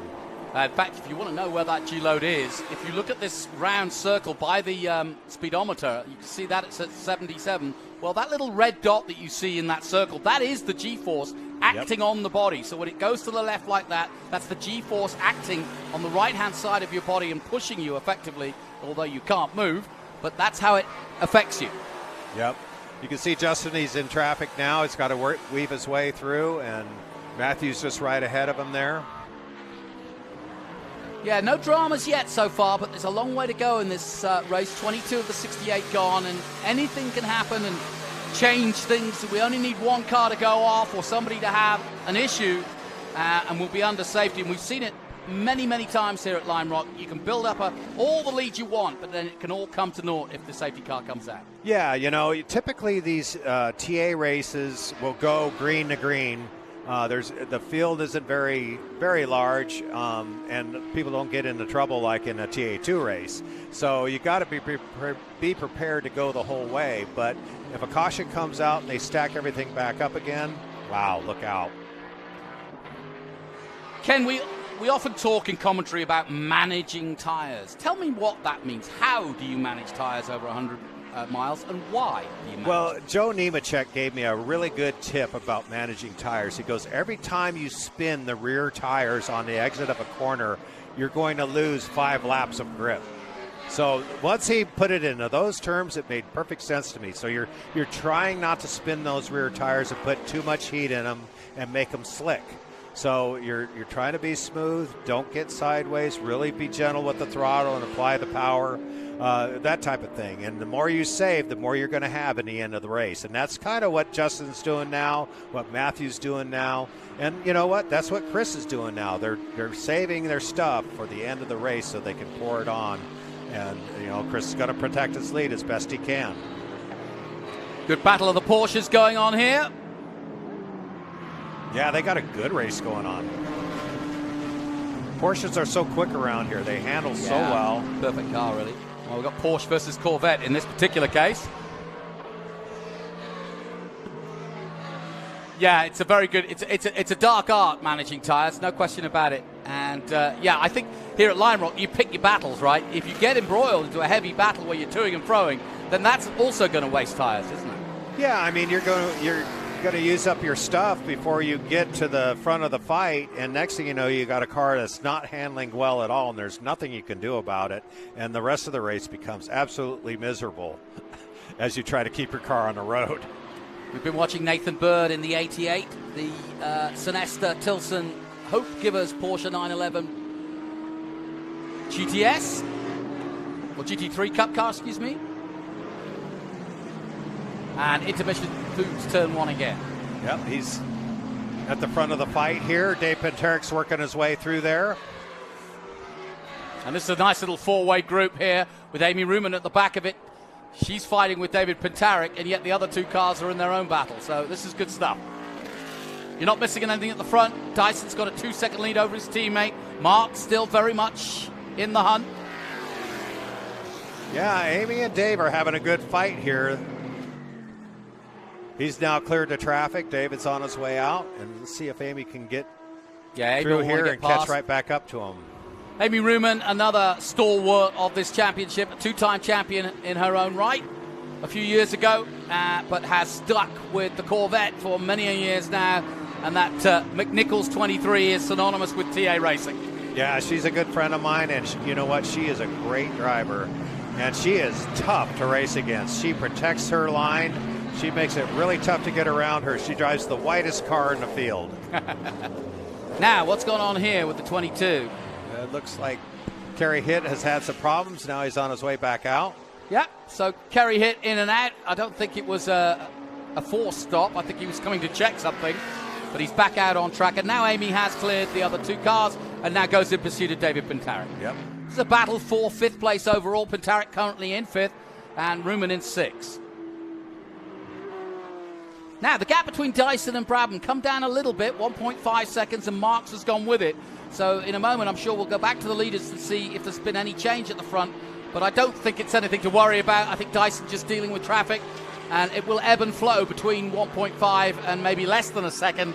But if I know Dyson, he's controlling this race from the front. Yep, I mean, we're coming up to the halfway point here pretty quick. So, you know, it's kind of settling in, and again, this is kind of where the fastest laps of the race come in. You've got a lighter fuel load with fresher tires, and this is when the good times are going to be set. At the end of the race, you're out of tire, you're light on fuel, so we'll see what happens. We'll see who has the best car at the end. You know, I was talking to Chris Dyson earlier in the weekend, and I was asking him about, you know, racing at Lime Rock and his memories. You know, we're celebrating Paul, as we go down the Paul Newman Straight, we're celebrating the fact that it's a 37th anniversary for Paul Newman, who did his first Trans Am race and his last ever turn of a wheel here at Lime Rock when he was 83 years of age. Oh, that's a moment that you don't want when you're leading a race. And that's also played in the hands of Justin Marks, second place. Justin Marks pounces on a mistake by the 20 of Brabham, who just went slightly wide. And I said it to you, didn't I, Ken, that that's a place where one wheel could make a big difference. Yep, it's just like what we were talking about. You ran a little wide there, got some wheels off in the grass, had to back out of the throttle, left the door wide open for Justin Marks. And now the plan for CD Racing is out the window because Marks is unfettered and goes in pursuit of Chris Dyson, and Brabham will try to bounce back as quickly as possible. He wants to get on top of this. There's another look at it, Ken. Yep, 2 wheels off. You got to get out of the throttle. And Justin's on it. Gets an inside run. Yeah, it's easy to do it. Sucks you downhill, doesn't it? And it's so easy to make that mistake. Yep. The tires are starting to get slippery, you know, and it's going to run wide. Now the race is on. You know, Justin's got one car to go, right? He's got to put his head down and catch back up to Chris, start putting the pressure on. But Chris, you know, he is so good under pressure. He's not going to, you know, he's not going to give it up. No, but it's going to be constant traffic, isn't it? The TA cars are so much quicker than the GTs and the SGTs that he's going to be constantly coming up on different cars, isn't he? Yep. See, and Amy drives that wide car, although, you know, she's about to get lapped by the leader. She's not going to put up too big of a fight. No. Shouldn't. She's a pro. A lot of respect as well. She knows when she sees that CD car racing Jim Weed car that that's the leader. She'll have no qualms about that. And in fact, she does stay offline and let Brabham through as well as we go back on board with Tommy Dreesy coming under the bridge. Man, that's a beautiful race car, don't you think? Yeah, it's lovely.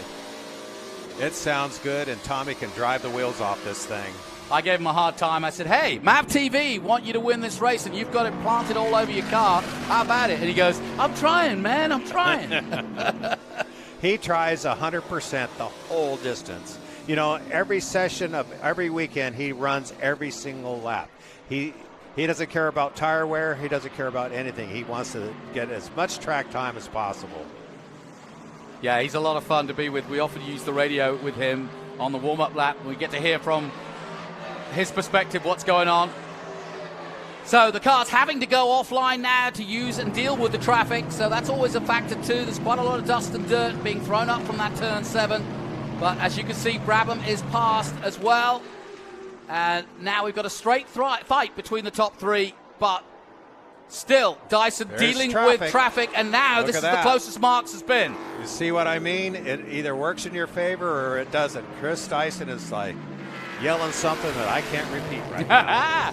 But this is the opportunity for Marks. If he can make one of these stick, and I tell you what, he's brave. He's carrying the number, of course, that his own team carries in NASCAR with Daniel Suarez. Oh, man. Pinteric's not giving him any breaks either. We're up the inside. Nicely done. Justin Marks makes it stick. And that was a lovely move. Wow. An unusual one, too. Yep.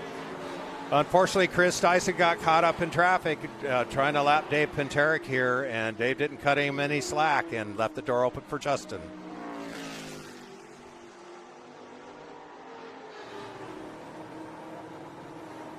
So Justin Marks takes the lead of this one ahead of Chris Dyson, using the traffic very well indeed, Justin Marks. And remember, Marks having problems in qualifying, and that put him back on the grid because he had been fastest in the first practice, but now the 99 right where he needs to be. He's got Pinteric in front of him, but he's still got Chris Dyson hovering there in second place. He'll want to clear Pinteric as soon as he can. Kerry Hitt gets out the way. But Marks now wanting to clear Pinteric as soon as he can. He'll try to do it down the Samposi straight. Here we are. Yep. Now's the time to do it. Let's pop out. Let's get underneath Pinteric. Ooh, and Pinteric's not making it easy. And why should he? He can't get past him, and that's allowed Dyson right there. And Brabham's there as well. The three of them will try to get past him. Now he's letting the leaders through. Here we go. We've got a cracking race on here. The two CD Racing cars in pursuit of Justin Marks from Trackhouse Racing. This is what we came for, folks. This is a good Trans Am race here. Yeah, these guys are definitely on a level field as well because Marks is quick. If there was anybody going to challenge Chris Dyson this year, I would put my money on Justin Marks. Now, he's not doing the full season. He's got to run a NASCAR team.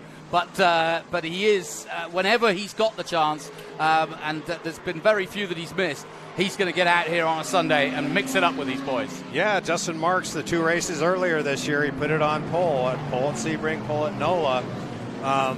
He had to miss Atlanta because of commitments with the Trackhouse Racing team in NASCAR. But he's back here at Lime Rock, and now he's leading the race, so that's awesome. Did a remarkable job at NOLA where he went off on the first lap and had to make his way all the way through back to third. So Justin Marks not afraid to mix it up with the big boys of Trans Am. Yeah. Well, you know, the race isn't over, though. So then Justin Marks leads the way ahead of Dyson, Brabham, Dreesy, Pinteric. That's how it stands on the top 5. Lowry still leading in XGT. And as you can see, the traffic just getting out of the way of the faster cars, quite rightly. Saunders leading in SGT ahead of Ricky Sanders in 11th place. And Michael Sire leading the way in GT ahead of Michael Attaway, who's currently 14th. Kerry Hitt between them. But now, these 2 leaders and Justin Marks, that's the battle we're watching, to see if these T8 cars can continue this drive of hardness and toughness around this Lime Rock track. When do you start to get physically weary? Because it's hot. I know you wear a cool suit, but, you know, does it do everything? Yeah, and Justin even made the comment to me after practice. He goes, man, I didn't realize how physical this place was. I forgot. He hasn't been here since 2017, and man, it's a good thing he works out. He's going to need it today. Yeah, and physically with the heat like this, it's almost nicer when it's raining. It's a bit cooler, but you'll feel the heat. The asphalt heats up so quickly too that we often give the track temperature as well as the ambient temperature, and the ambient temperature is often sometimes 20 degrees less than how quick the asphalt heats up. Right. You got to use all the tools that you have. Your cool suit, you know, that helps your body temperature, but you also have to drink. You have to put the drink bottle, take a sip down the straightaway every lap just to make sure you stay hydrated in the game here. Yeah, and I bet it's a disaster if that packs up. Yeah, I mean, I've had races where my drink bottle didn't work, and boy, towards the end, my tongue was sticking to the roof of my mouth. It was tough. Well, this has been an intriguing battle so far, and it's Marks versus Dyson and Brabham. There he is, Justin Marks. You can see the gap for yourself. Still a long way to go, 37 of the 68. So they've got to bide their time. There's no need for heroics just yet. And Dyson will stay in second place, and Brabham just hovering around.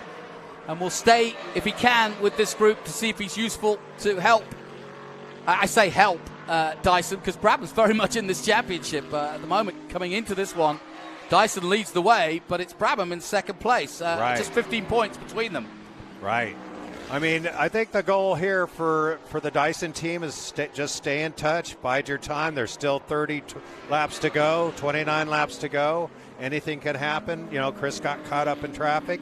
Maybe the same thing will happen to Justin Marks. Yeah, Matthew Brabham, great character, loves his Trans Am racing. He's been doing a bit of super truck racing as well. He actually was driving the IndyCar double-seater at Longbridge, you know, the one that Mario drives at the 500, Mario Andretti. Right. And, so that was a thrill for him to do that. I bet a lot of fun. Yeah, I mean, Matthew's got a great relationship with the Dyson family. It's their 40th anniversary this weekend since their pro debut. 40 years at Lime Rock. That's pretty cool.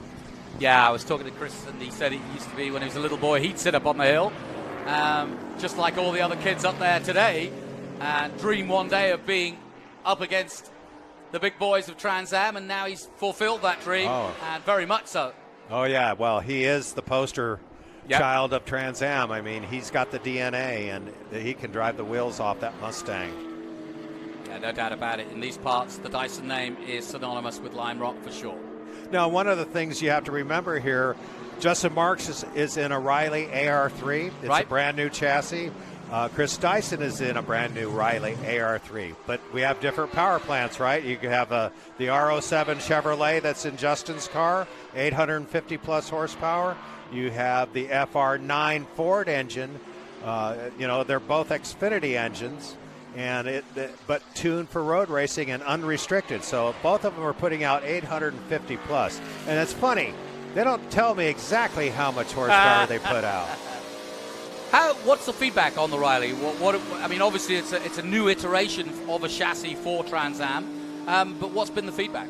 Well, it's a great car to drive. It has adjustable power steering. It's got kind of the nuances that you like to have as a driver. You can dial in the steering just the way you want. It's got a great front panel in it. So you've got all the latest, greatest electronics that you need to make decisions when you're driving the car. So it's those type of things that are good. But for the most part, they're just like all the other cars when it comes to tuning them and racing them and driving them. Same type of driving. Justin Marks doing a tremendous job here. He's gapped Dyson to 2.7 seconds. It's not panic time yet for Dyson, but he'll want to try to stay in touch with him if he's going to try to win this race. They've all got to deal with the traffic, but Dyson being held up here, but gets past now. But Dyson's going to have to put the hurry up on, or he's going to lose touch with Justin Marks. 2.7 is almost too comfortable. Yeah, he really got hung up in turn 3 and turn 4 there with the back markers. So, man, it's just a roll of the dice when you're going to catch these guys and pass them and stay in touch with the leader. Yeah, I'm going to keep an eye on the lap times as they cross the line again. And last time out, Marks did a 51.5, so the top times have come down a little bit, but that's as you'd expect as the race goes on. Yeah, Chris is running a 51.15, so that's still a great time with this many laps on those tires. Yeah, they're all in the 51s now. Dreesy's dropped back to the 52s. His best lap of 51.5, so he's knocked that down a bit. Lowry now up to 7th overall behind Amy Ruman and leading that XGT crowd in the Mercedes. Yeah, he does a good job. You know, he caught me at Atlanta and says, Ken, you need to get one of these Mercedes and let's go racing. That's, I get tempted everywhere I go here. So, I made a promise. I'm retired from race driving. Yeah, I'm going to be a team owner. Yeah, Michael Schumacher said that. So did Jordan. That's right. Ken Thwaites has been since I've been doing Trans Am since 2018, has been a regular and has decided anyway to hang it up. But I don't think he's not 100% sure on the decision yet. Well, it's tough. You got to give it 100%, and these Trans Am cars. Oh no! Is that Treacy in the tire wall? That is Treacy in the tire wall. Oh no! I hope he's okay. Yeah, that's a big off. That's a big shunt. Luck, poor old Tommy Treacy. So we're under caution. No surprise after that big off. David Hootsar, race director, immediately putting that out, seeing what we saw, which is what looked like, I won't confirm it yet, but looked like Tommy Treacy. Yeah, it looked like track. Like the exit of turn 6 or something, just about ready to come down the hill. So all the work that Justin Marks had put into gap, Chris Dyson will come to naught. That's okay by us. But let's just hope for a second that Tommy's okay, because that looked like a big off. He's deep in those before tires. West Bend or after West Bend? It could be at the bottom, but where he went off last year. Yeah, but it looked like it was uphill though, so he could have dropped a wheel on the exit of 6 and spun around and collected that inside barrier. So we're under caution after what has been a relatively clean race so far. It's Marks, Dyson, and Brabham. That's your top 3. Yeah, let's see if that window net comes down for Tommy and let us know that he's okay. Yeah, by the way, so that's sort of the inside racers' way of letting both the fellow competitors and the marshals know that you are okay, is to let that net down. Oh, man. Let's see. Maybe we can pick him up here on the inside as we come down the hill. Yeah. It's around this area, that's for sure. And everybody's slowing right down, quite rightly. And as you can see, the track car's on track now. There's the Aston Martin circulating. Marshals do a great job here, and the recovery guys too. Very quick indeed to get to somebody. And a single-seater. They're really good, and we have this Flagtronics device inside the race car now, which really, really helps. It gives you a yellow flag, a green flag, a checkered flag, that type of thing, so you can see inside your car what the conditions are even before you get to the flag station. Yeah, and that's an iteration we put on this season, and it is a big deal because, yes, the flags, the traditional flags that the human marshals put out are there to be seen, but it's almost like a backup system in many ways. When you see that light on your dash, and it is in the perfect position, you know exactly what's happening and you can react quickly, can't you? Yeah, I mean, in a situation like a red flag situation where everybody's got to stop on track, or a black flag all, it will flash black flag and all, and you know when to come into the pits. It really is a good information. It's great for the safety for everybody.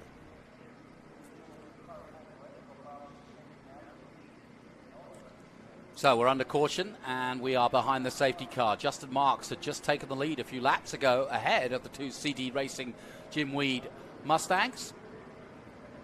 And as you can see, a little bit of traffic between Chris Dyson and Matthew Brabham, but that won't be hard to sort out. And we've had an incident involving car number 8, Tommy Treacy. It's great to see the Bennett Bridge Hall car out there. They've been a great sponsor of some cars and of the Trans Am series. Those guys are great. Glad they're involved. So let's head down to the pits and get the latest with Ben Sissel.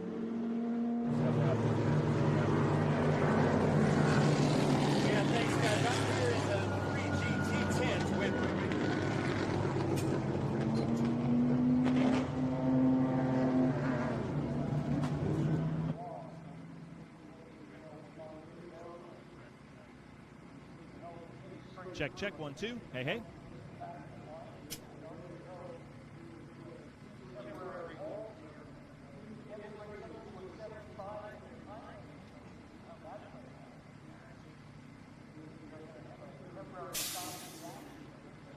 Check, check, check, check.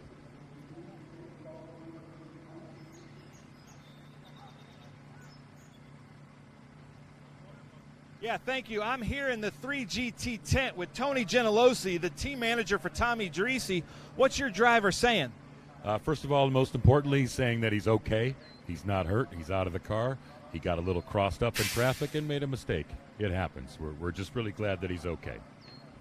Yeah, and I see now, great that the driver's okay. We love having Tommy Dreese here in that beautiful Lucas 3GT car, but I'm hearing now they're about to bring everybody in for a red flag. So, Jonathan, we're about to go through red flag protocols. Hopefully I'll be able to walk up the aisle and talk to a lot of the drivers, but I'm just so glad that Tommy Dreese's okay, and he'll be back racing with us in that beautiful 3GT Mustang Lucas Oil MAV TV car. Good work, Ben. Yeah, and as you saw, the car finally extracted from the tire barriers there, but a big hit. Yeah. Ken. Oh man, he was buried deep in there. I'm glad that he's okay. You know, it's a dance out there. You got to dance around slower traffic and keep the car on the track and keep going fast. You know, it gets tough, and you know, it sounds like he dropped a wheel off and it got sucked into the tire wall. Yeah, and good to hear that he took responsibility and said my bad type thing. But more importantly, he's A-OK because it can go wrong quickly. Yeah, and this is the right thing to do, you know, is to have a red flag, let the corner workers be safe and get that car out of there and get it on the tow truck and get it down to the pits, clean up the track so that we can have clean racing to begin with. And, man, this is going to be a good sprint to the finish. There he goes. Yeah, that was a man, big one. oh, Oh, yeah, so he was he was coming out of West Bend before coming down the Bridge Hall Bennett's turn and just got unsighted. So it looked like the exit of 6, yeah. Yeah. Holy cow, what a shot. Yeah, that is a big off. And let's hope Tommy's A-OK. But he has reported back to his team, as you heard, that he's okay. So we're set up for a big shootout in the end. How many laps do we have to go? About 20 or so? Yeah, about that. I'm not 100% sure because we were under safety for a couple of laps. But, yeah, we are ready for a sprint restart, so to speak. So you reset everything, you go back to zero, and, it's going to be, a great race to the finish. This is awesome. So what would you be saying to your engineer now? Because obviously the car's sitting there heating. Yeah, I mean, you've got to keep your eye on the gauges. Good to see that. Oh, there Tommy's he is. out and there he he's is. Fine, yeah. Good job, Tommy. Glad that he's okay. Yeah. Well, you're sitting there. The car should be shut off at this point because it'll overheat just sitting there, idling, especially with all the race temperatures. Yeah. Everything's cooling off. Make sure your foot's off the brake pedal so the pads aren't sticking to a hot rotor, that type of thing. And then, then you got your fingers crossed that thing's going to fire back up when you go to start it again, and you have to take off behind. I mean, these things get hot and they get hard to start. So, you got a lump in your throat right before they start engines and continue on here. Does it change your strategy in any way? Because obviously you're not running laps right now, so you're saving tire, so to speak. Does that help coming to a stop like this for the tires to cool down or make it worse? I don't know. There's Amy. Well, the blue flags are out, as you can see. Tommy's headed right there, boy.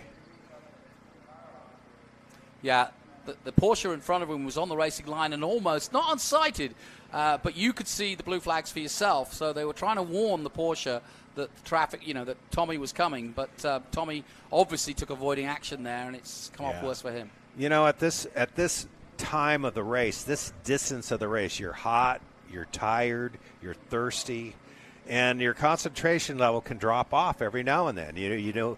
I know it's hard to believe, but you can start daydreaming in these cars. Literally, I'm serious, and you can lose focus, and sometimes that can happen. Well, obviously, while we've got a bit of time stopped, it gives us a chance to catch up with some stories. Ben Sissel is down in the pit lane. Ben, what's happening down there? Yeah, thank you. I'm here on pit lane with this beautiful Audi of Mike Attaway. And, Mike, I saw you come in early. I talked to your crew. Your cool shirt's not working. Is that what's happening? Yeah, no, it's not working at all. We went out on the other day and got it back working, and it quit this first lap. And it is hot here at the Trans Am Memorial Classic, and that's not like Cool Shirt. And I know you're good friends with Matt Gooch from Cool Shirt, so what would you like to say to him right now? Matt, give me a call in the morning. Real important. He says give him a call. But other than that, Mike, how is it out there in this mixed field? Great. You just got to keep your eyes and ears open, waiting on those TA cars to come because they come by quick. Way, give them a blinker and go. They come up on you quick, don't they? They do, very fast. All right.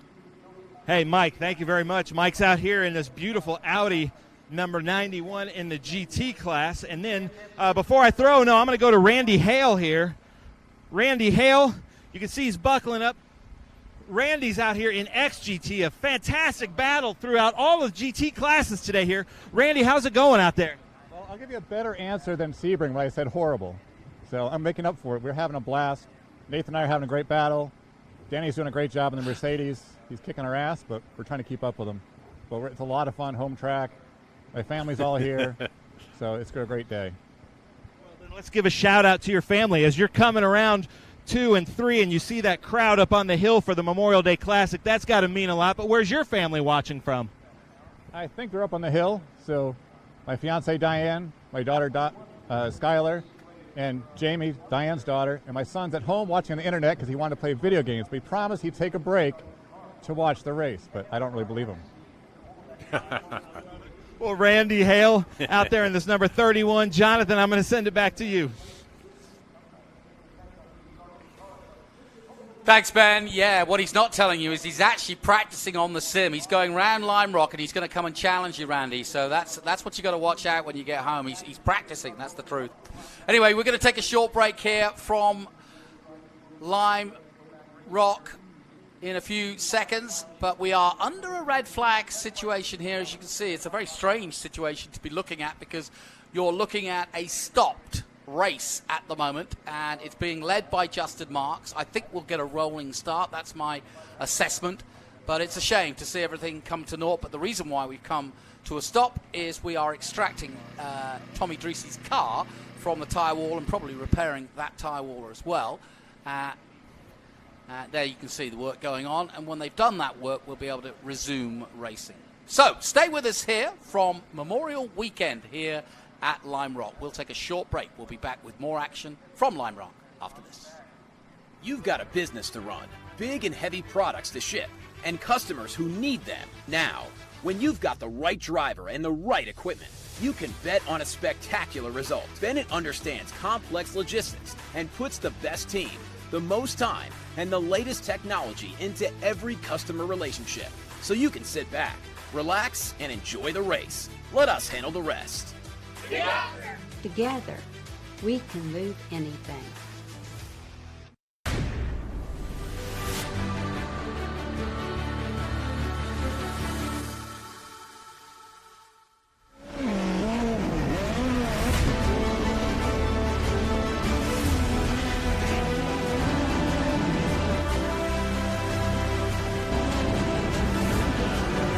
But here comes the battle for the checkered flag. I believe it is.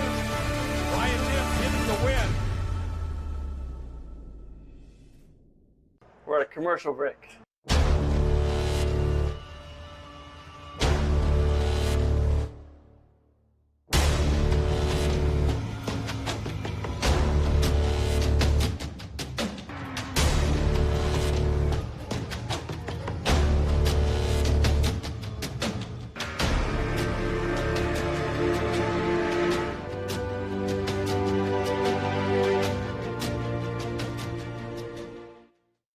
If your tooling isn't quite ready, and you need parts, and you need more parts than just a few, or if your run is just not that big, look to the experts in low-volume production, three-dimensional services. Whether it's 10, 100, or 1,000 parts, we can meet your needs. And if it's 10,000, we can do that too. Three-dimensional services delivers high-quality parts for short runs, 70% faster than industry standards. Three-dimensional services. Prototype, production, proven.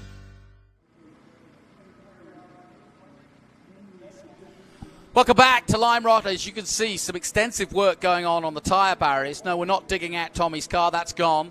But Tommy hit that barrier pretty hard just before the bridge and just after West Bend. The Big Machine Vodka Spike Coolers West Bend of today. And as you can see, they're trying to replace the tyres that were moved, and there's an important reason for that, alongside me, Ken Thwaites, is that you don't want to restart a race without everything as it was before. Yeah, you got to put it all back together because, what if you have another situation where that car hits that same spot and it's not built correctly, and, it's got to be able to do its job again the same way. We were talking about, he was talking about Michael Attaway, and I don't know if everybody looked, but you could see a blinker go on. Well, slower traffic, if they have them, they'll throw on a blinker, and he's not turning in that direction. He's actually communicating with the car lapping him, telling him which side he wants you to pass him on. Good point. So, it's we all kind of work together. It lets the overtaking driver, that he actually sees you. He's telling you where he wants you to go. Yeah, and you often see in single-seaters, they'll literally put their hand out to do that, because obviously you don't have blinkers on a single-seater. So, yeah, it's just a sort of international term for pass me, I see you, pass me here, or pass me on this side, yeah. Unfortunately, it was a strange part of the circuit that Tommy was coming up, because it is a slightly blind. You're just dipping down there, so you're making that transition from full sight to no sight, and it was just in that moment that Tommy felt that the Porsche in front of him may not have seen him. So. Yeah. Well, it's that time of the race, right, where the rear ends, you start to lose the rear end. You start losing that grip, and he must have got a little sideways, and once it hooked, it shot him right into the guardrail. So a little work to do here. We are under red flag situation. There's the crowd under the trees. You can't see them until you get the drone on them, but everybody huddles into the shade, which is a very good idea. But a great crowd, as always, here at Lime Rock. You must love coming here. I love coming here. It's a beautiful part of the country. I drove the motorhome up here from Nashville. Nice. It's 1,000 miles, but, man, it's great when you get here. I was sitting on that hill last year spotting for Cameron Lawrence. The only difference was it was pouring down rain, and I had no umbrella. Yes, I've been here at Lime Rock a fair few years now, and almost every year at least one of the days is wet.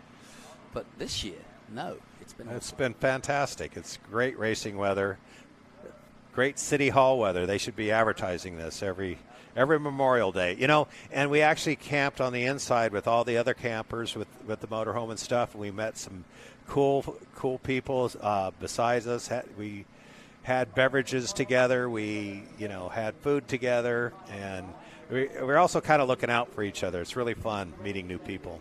Yeah, talking of looking out for each other, I just want to put a shout out to my usual co-commentator. Delighted to have Ken here this weekend, but Adam Andretti, sadly, his mum has passed away, and obviously he's gone to be with his family, and so therefore we wish you all the best to the Andretti family, and especially to Adam, who is, I would argue, one of the bedrocks of Trans Am, isn't he? Yeah, he's a good friend of mine, and he's awesome. And my condolences, bud. I feel for you, and our heart's with you. Yep. His mum, Carolyn Corky Andretti. We'll talk more about her later, but we wish all of the Andrettis well. Interesting, I didn't know this, but Adam was telling me that Mario won his first race here in a midget. No kidding. Wow. Well, it's kind of like an oval, except there's one left-hand turn right in the middle of it. Messes everything up. Well, you know what? It's funny. Chris Dyson was talking. He said, I said, how do you set up the car? And he said, we almost have to set it up like an oval. Yeah. That's what we do. We kind of set it up that way, and we just kind of tippy-toe around the left-hander at turn 3.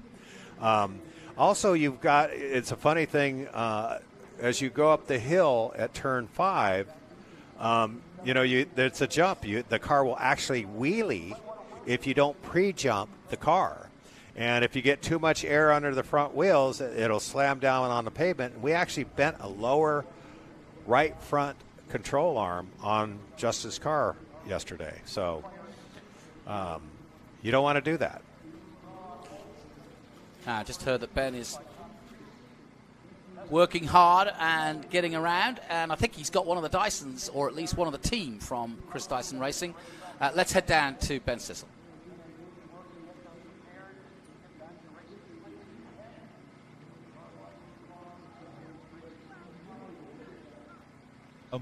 Sorry, that's my fault. I didn't have my mic on. I'm here. It's an honor to be here with Rob Dyson, celebrating 40 years of Dyson racing at your home track, fresh from Indianapolis because you're the chairman of the Indy Museum, one of the greatest museums that ever house anything with motorsports. But you're out here, and oddly, you're in second place. Your son's in second place at your home track. So what's the strategy as we go into this?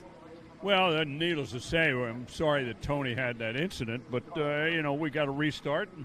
Chris and Batty got to get it on.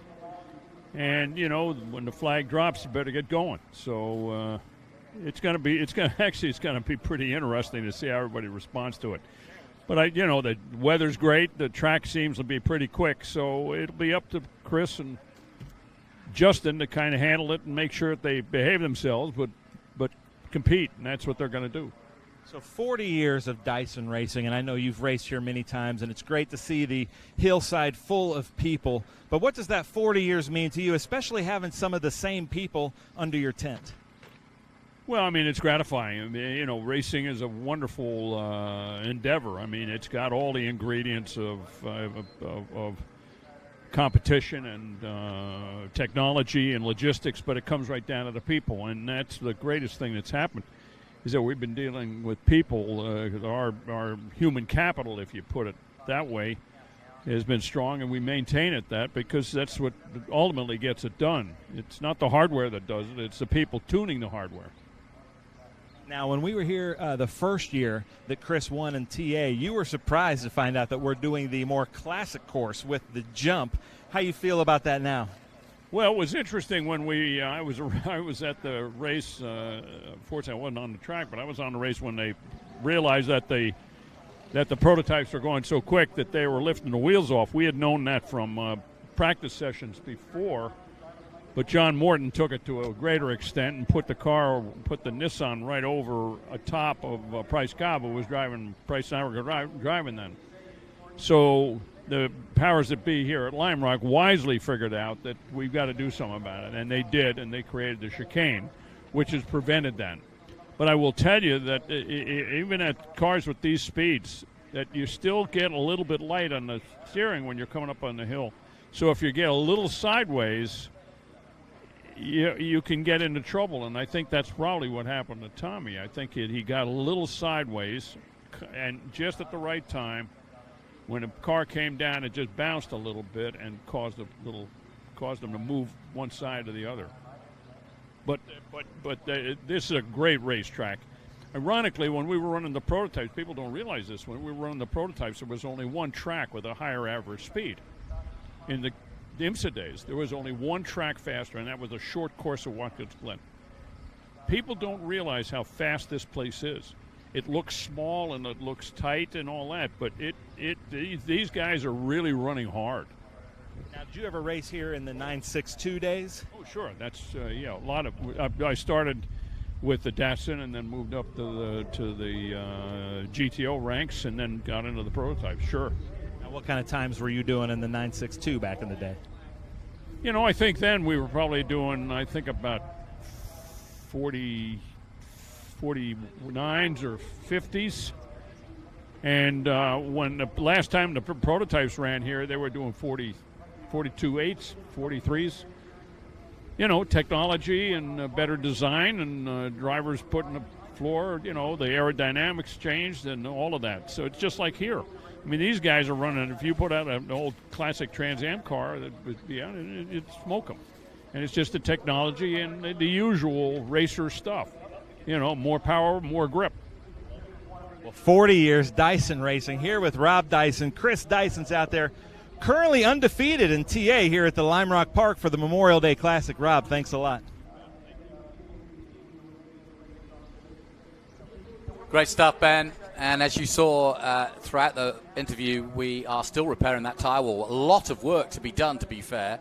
But great to hear from Rob Dyson, and I could see you smiling there, Ken, because big memories. Yeah, absolutely. Rob Dyson had the team, the IMSA team, prototype team. James Weaver was driving.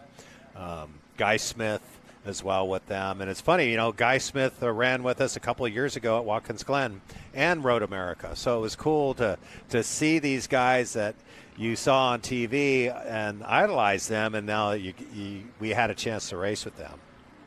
As you can see, they are feverishly working to get this. If you've just joined us, we had a big accident, one of the TA cars, Tommy Dreese in the number 8 Lucas Mustang, going off into the tyre barriers.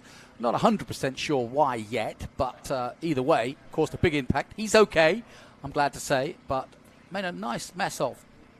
Yeah, I'm glad to see that they're having to push stuff back into place because, that barrier obviously gave and, reduced the impact. If it was a cement wall, it could have been a much worse shunt than what we're seeing here. It takes a little time to repair it, but, hey, safety is what's important here. And, the barrier did its job, and, Tommy's okay.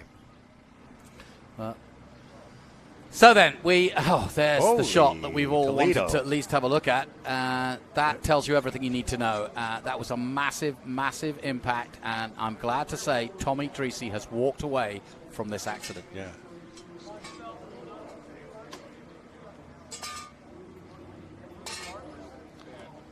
So it's a lot of fun motor racing until it goes wrong, and when it goes wrong, it can have a massive impact, and you can see that is a rather junked up piece of metal there. But Tommy has walked away, hence the safety of modern-day racing. And we are all glad. Ken, I know you've been a few crashes in yourself. I've seen you, and you must take your hat off to the current safety precautions that are taken both for man and machine. Yeah, I had a frontal impact at Mid-Ohio a couple of years ago, lost our brakes at the end of the straightaway and went sailing through China Beach there, head on into the barrier, and we got out, no problem. It was not, it was a big deal to the car, but not to the driver. So, yeah, my hat's off to the safety developments, the Hans device. The Hans device has really saved a lot of people's lives, and you don't know how much it saved, neck injuries, head injuries, spinal injuries. It's just a great device, and we all wear it now. It's without question, you wear one every single time. Yeah, and we must take our hats off to the likes of Jackie Stewart, and after him, Michael Schumacher. And I mean, these are the names that perhaps, okay, they're in the limelight because they're in Formula One, but all of this trickles down, that Hans device you mentioned. And people now, like Alex Wirtz, who was responsible for helping design the halo that we see in single-seater racing. But it all trickles down to any form of racing, the Hans devices being the obvious one, but also the torsion and the ability for these tube cars also to have good crash impact. And you see, it does look a mess, but the point is the driver inside walked away, and that's really how it's designed. Yeah, that's a Gentilozzi chassis. You can see that it did its job. Yeah, we're looking at the damage of that Gentilozzi prepared number 8 Lucas car of Tommy Dreese. Tommy's okay, so let's just put that in perspective. If you're watching back in Hollywood, his family and friends, the rockin' Moroccan is still rocking hard, but we are under a red flag situation because of that. Alongside me, Jonathan Green, is Ken Thwaites, just retired from racing, but is not any less busy. I was wondering how you were going to keep going. You've got about, 5 cars now? Yeah, I mean, every race is different. We've got 2 TA2 cars that we're running currently, one for Michelle Abadi and her Ghost-sponsored energy drink car, as well as Lucas Oil, and MAV TV. You know what? We haven't talked about that.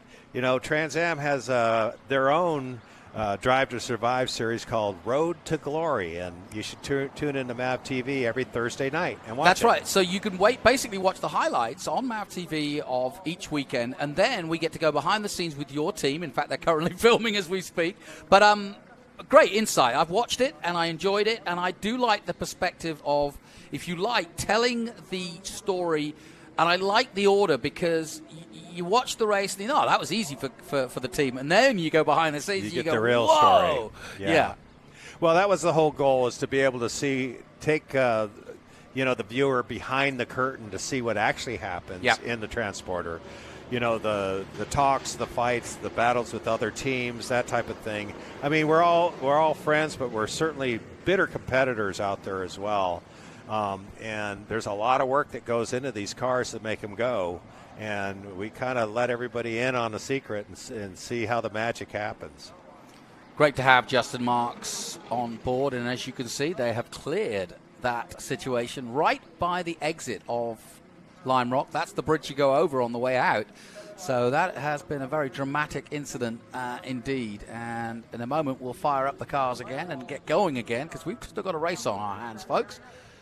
And yeah, if you haven't had a chance to catch that series, Thursday nights, straight after the race weekend, on MAV TV, 8 o'clock you can tune in Eastern for TA2, 9 o'clock TA Race, followed by what Ken was just talking about, a nice behind-the-scenes look at what it's like to be involved in a Trans Am race team. So, we are about to get underway, and the incident has been cleared very quickly, I may add. This patient fans have sat and waited, as we have, but we are about to go racing again, and it's Justin Marks leading the way. And let me just remind you, when we started today, Chris Dyson leading the championship by 15 points ahead of his teammate Matthew Brabham. Dyson on 285, and then Brabham actually only 5 points off the lead on 280. Then a 26-point gap to Tommy Dreesy in third, and that's obviously with not a finish there, allowing David Pintarek, who's still very much involved in this race, on 228 in fourth position. So there'll be some change at the top after this one.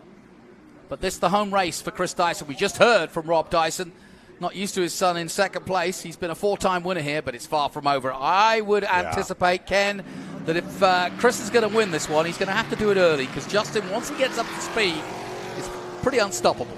Yep, I bet the drivers are glad that these cars are moving now, because sitting there in a hot car, you got to turn off the battery, and that means your cool suit is not working. And Mike Attaway, as you heard, isn't getting his cool suit going. Right, I thought that car had air conditioning too, so.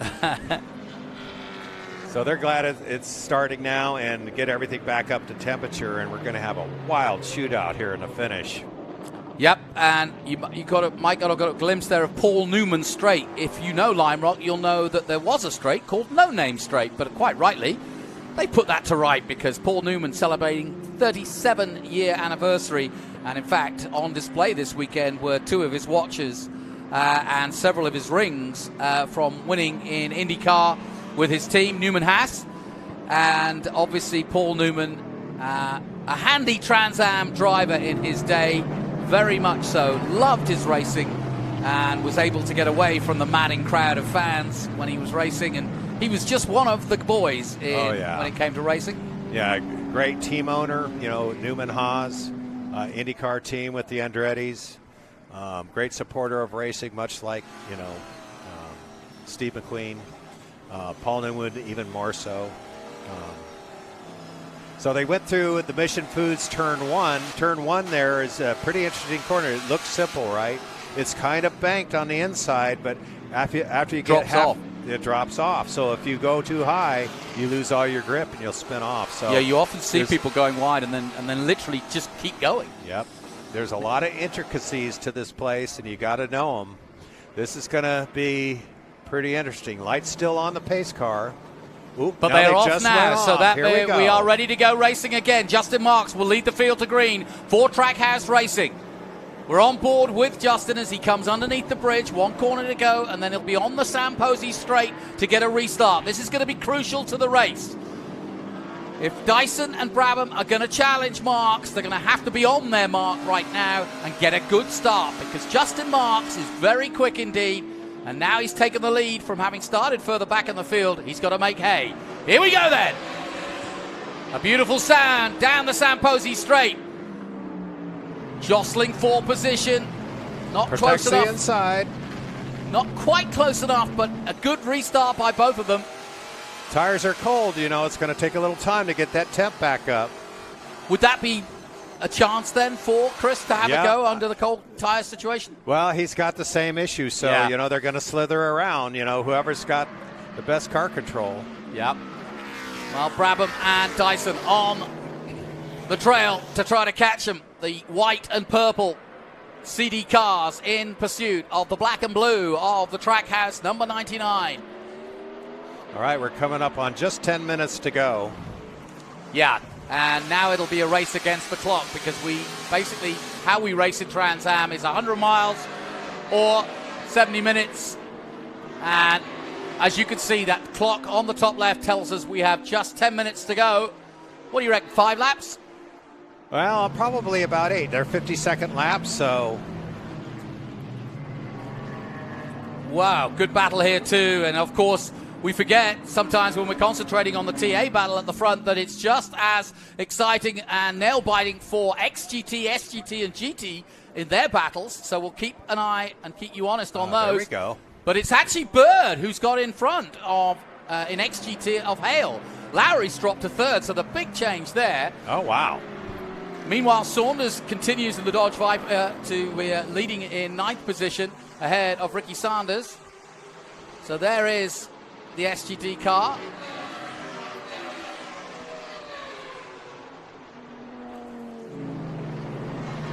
So big moment for these two as Pintarik and Ruman go head to head. They are currently 4th and 5th, and this is a battle for position and points.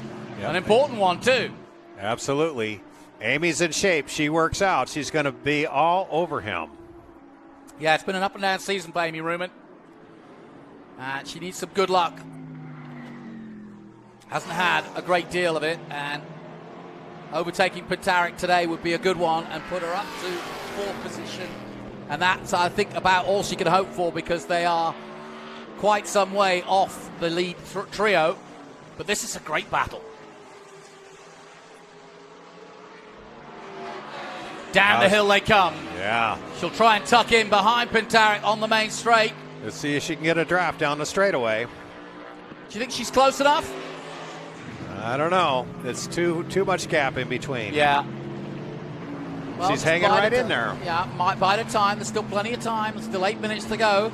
And like I said, this is the only scalp she's really looking for now in this race. So she's got time to do it, and it's just a case of making it clean and making it at the right time and not pushing too hard.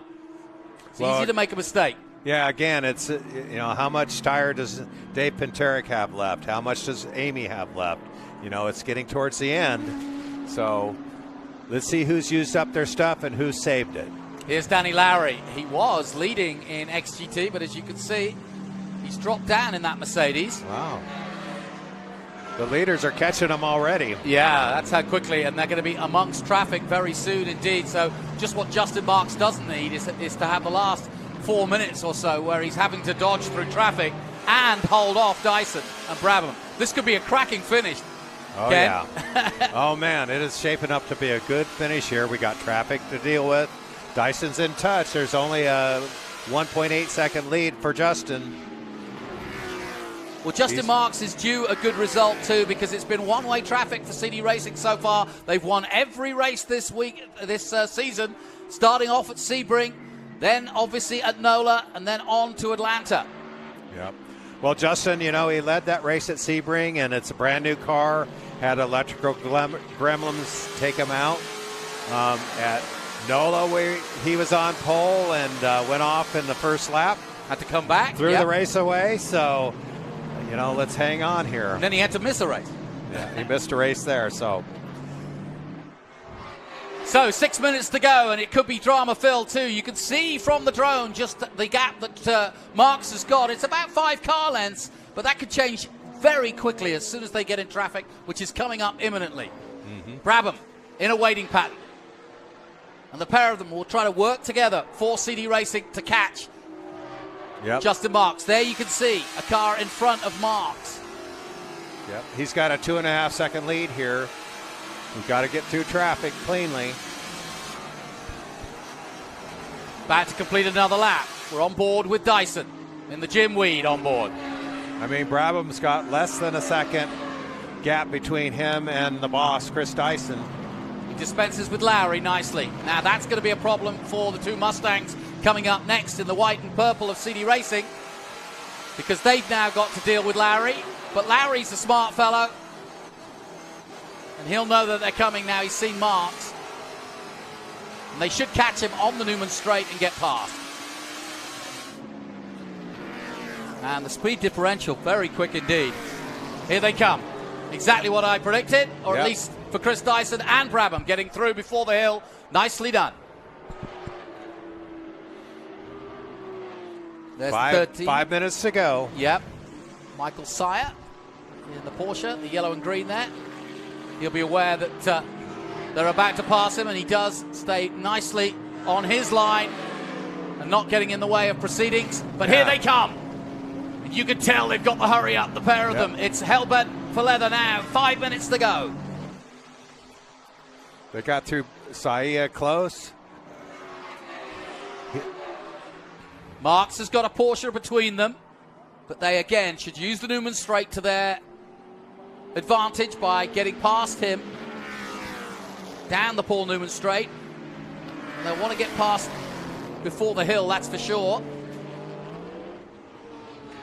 Coming up to where Tommy Tracy went off. There we are. They move have over. Done just that. Yep, nicely done. See, we all work together, especially towards the end. Now, let's have a look. Chris Dyson see the enemy, as it were. Well, just about, but he's quite some way down that San Posey straight. So if he's going to do it, it's going to be an almighty change, because I can't see it happening. Justin Marks just too fast at the moment. His last lap of 54. They've clocked right back in the closing stages. They were down in the low 51s, but the last lap's a 54.1 from Amy Ruman and a 51.7 from Justin Marks. So they're still on a very quick pace at the moment. Yep. Chris has just ran a 51.40, so same lap times. Yeah, it's going to need traffic, I think, though, for them to catch up with Marks. And I think on a day like today, it's probably safe to come home second and third, pick up the points and extend the lead. I'm not going to say anything right now. No, I agree. I don't want you to jinx it. I don't want to jinx it. I'm not going to jinx anything right now. Well, it's been a cracking run so far. 3 minutes, the clock ticking down. The Jim Weeds side by side together, the 16 and the 20. It's been that way all season long. But today, they may not get that winning streak continued.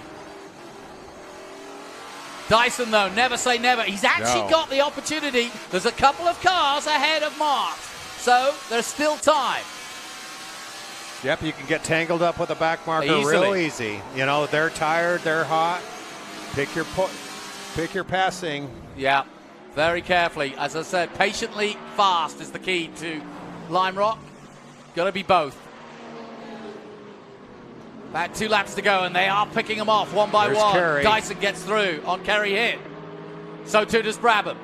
Now they can see him, and it is closer than it was before. The gap was 4 seconds.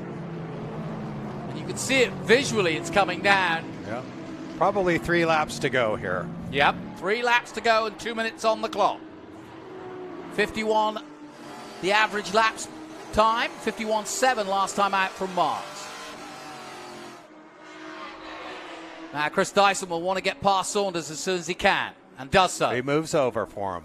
Good Nicely job. done. Brabham follows him through. Looks like Justin's got some clear track ahead of him.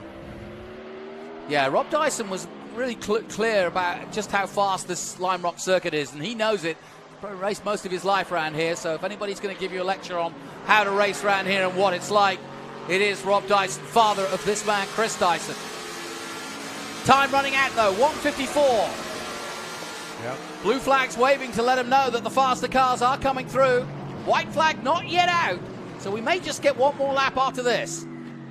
That might just give a little bit of an inkling of hope for the leaders. But Marks, so far, Justin Marks has put on a great display. This will be his first win of the season. Justin Marks committing to TA this year. He's dabbled, hasn't he? In and out. Yeah, he has. We knew that his schedule was going to be tricky this year. And when he showed up, this is when he has fun. So we want him to have fun, and there's nothing like having more fun when you're leading a race. No kidding. Well, white flag's out. The white flag is out, so the leaders get the white flag. Justin Marks starts his last lap. In pursuit of him are Dyson and Brabham. They've still got traffic to deal with. Meanwhile, Hale leads at XGT. Ruben's dropped to 8th. Saunders still leading in SGT. And Michael Sire, 11th overall, but leading in GT. Time running out. This the final lap of TA here at Lime Rock. Memorial Weekend. Always a celebration. But it may not be the celebration that the Dyson team wanted, because Justin Marks has spoiled the party. But for Trackhouse Racing, could it be a big day all along at Charlotte and here at Lime Rock for Trackhouse, we wonder. But it's going to be a memorable one, because under the bridge comes Justin Marks. Had to start further back than he wanted to, but he's now going to finish it off in style. And across the line and taking the checkered flag, Justin Marks wins here at Lime Rock, and Ken Twaits is delighted. Good job. Well, he might be. Good job for Showtime Motorsports. Yes, all well right. done. Good job to Chris Dyson and Matthew Brabham as well, Amy Ruman, Dave Pinterick. Great drivers. Yep. Yeah, Ruman lost out there in the end because they were in a big fight, but Ruman dropped back in the closing stages there, and Pinterick will hold on to 4th place. Hale wins in XGT ahead of Bird and Lowry. So quite a change around in that one. And then Saunders and Sanders. Saunders finishing 8th overall and winning in SGT, as he so often does, former champion. And here comes Pinterick in the Memorial colours to take the checkered flag. But yes, let's not forget, in the Showtime stable. That's right. It's Justin Marks. We came away with a win this weekend. It was a little bit in doubt. We had problems in practice. We had problems in qualifying. Got it all together for the race, thank goodness. Yeah, and so really he didn't have the perfect sort of lead up to this by any means. Didn't get the laps he wanted to in qualifying. Had that brake problem. And so actually, great. Hats off to all of you guys. Really good stuff. It was great. Thank you. I mean, guys worked really hard. They had to change a motor. They had to change brakes. I mean, they worked their tail off this weekend, and we got it together. So that's pretty cool. Let's do a little there we go. Burnout. Does he pay for his tires, or do you have to pay? Oh, he pays for them. We'll give him some donuts. What the heck? Got to put on a show, right? Don't wreck the car, Justin. So, Daniel Suarez, if you're watching, that's how you do it. The boss just showed you. Now that's Showtime right there. Yeah, exactly.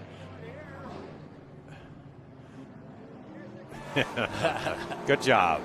I love it. Hey, thanks for having me. Oh, my pleasure. And best of luck for the rest of the season for Showtime. Don't forget, give another plug to the doco, because it's great. Thursday nights, right? Thursday nights after you watch the highlight shows of the TA2 and TA races from Lime Rock. We'll be there as well. Franklin Road Apparel is the big sponsor. Check it out, franklinroad.com. And I am wearing a Franklin shirt as we speak, and I highly recommend it. You look good, by the way. Thank you very much. Justin Marks, though, is the man of the moment, and he'll come and talk to our own Ben Sissel very soon. My thanks to Ken Twaits, who's going to go and celebrate with him, as he should. But yes, we had to wait a while for that last sprint, but it was worth it. And I'm glad to say that Tommy Dreesy is A-OK after that big prang. Not so much the car itself, but everybody walked away from that okay. But a big moment for Justin. He's been on the cusp of winning one of these races and finally gets it sorted. Okay. So off goes Ken to join the paddock and the podium celebrations. My thanks to Ken Twaits, of course, the owner of Showtime Racing. Several cars, 5 in total. And as you can see, parking them up there. And in a moment, Ben Sissel will get, first of all, a chance to talk to our winner, but then we'll head over to the podium where the crowd can enjoy it.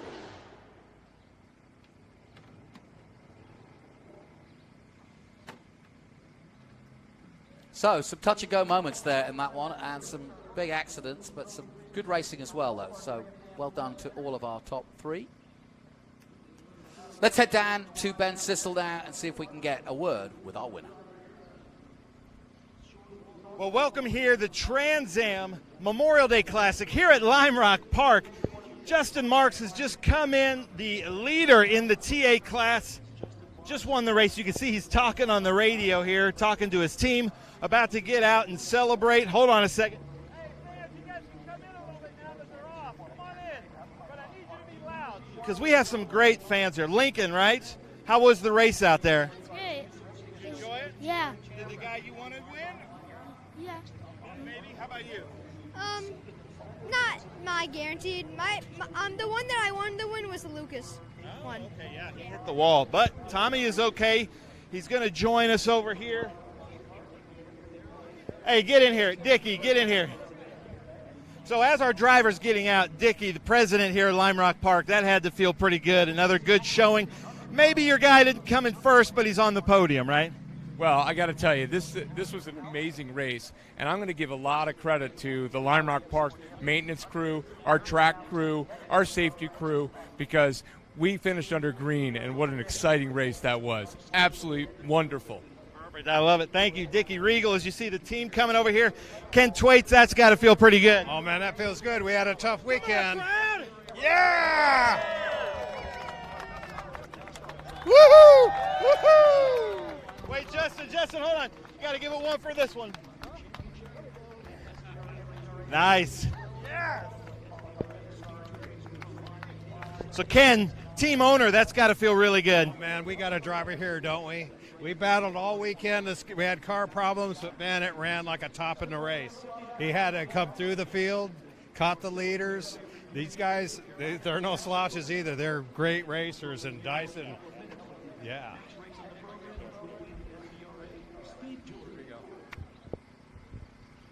Do you have your team hat or anything? So, Justin, here we go. That's got to feel really good here on Monday. Your team's racing right now, I think, and you just won the race. Started from 7th, is that right?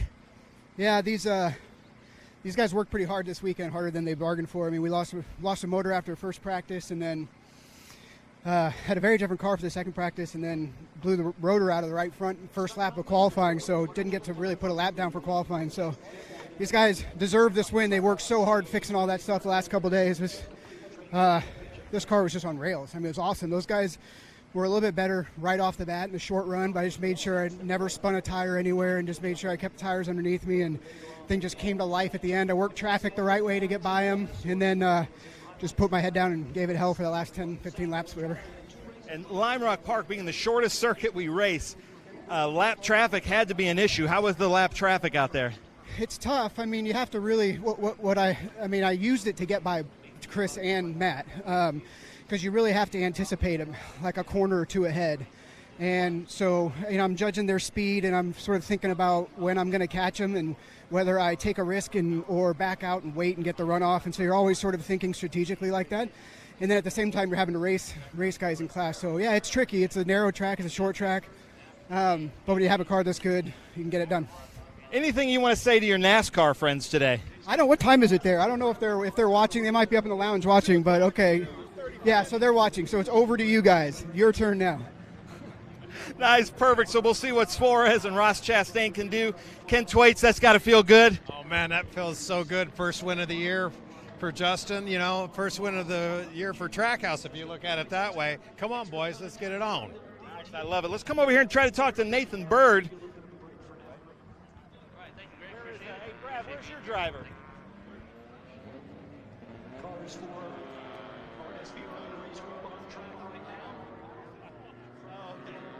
Where is Nathan? Oh, there he is. Here, we're going to come over here.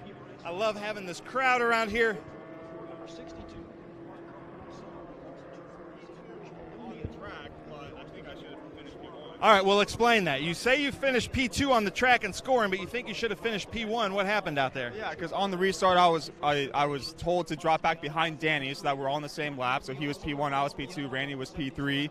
I was able to get Danny on the restarts. He actually just spun out at the top of West Bend, just on the exit, lost the left rear. I was like, oh man, sucks for Danny, but luckily he wasn't in the wall. And from there, it was just a matter of driving defensively so I can keep Randy behind me, because I knew he had more straight line speed and he had just as much brakes and corners as I do, if not more. So I had to run a defensive line to turn one. We had a good run. I basically matched him under the brakes, and we made a little bit of wheel-to-wheel contact. I think he got frustrated about the fact that happened. He couldn't outbrake me around the outside, and I ran a defensive line to go through turn 2, and then that's where I feel like I just got shoved and punted in the back, and that ended up causing me to like full counterlock steer, clutch in, drive through the grass, join back. I still finished P2, but it seems like it's worthy of a penalty in my mind, but I don't know. The officials will have to decide that. Well, Nathan Bird, nice job in this TLM Porsche. Great start. Way to go. Well, Jonathan, I hear we've got some highlights to show. Good luck with those highlights up there. I'm going to send it back up to you. Thanks, Ben. Yeah, always some good highlights from a race like that. Plenty to look at. And interesting to hear some insights there from the guys involved in that interesting race. Let's take a look at some of the highlights, though, starting off with Brabham and Dyson going for it from the start. And Dreesy getting a good start early on. And at the start, it was the two CD Racing, but a big moment there for the number 20 as a mistake, if you will, for Brabham. And then from Justin Marks coming up the inside, a beautiful move by Justin Marks. And that's all it took for him to take the lead and therefore to go on and win this race. At the restart, Marks got another run at it, and so did Dyson, and they had to side their way again through the traffic, and they tried to stay with each other, but in the end, there was no stopping Justin Marks, who takes the 99 Trackhouse car to a Showtime win.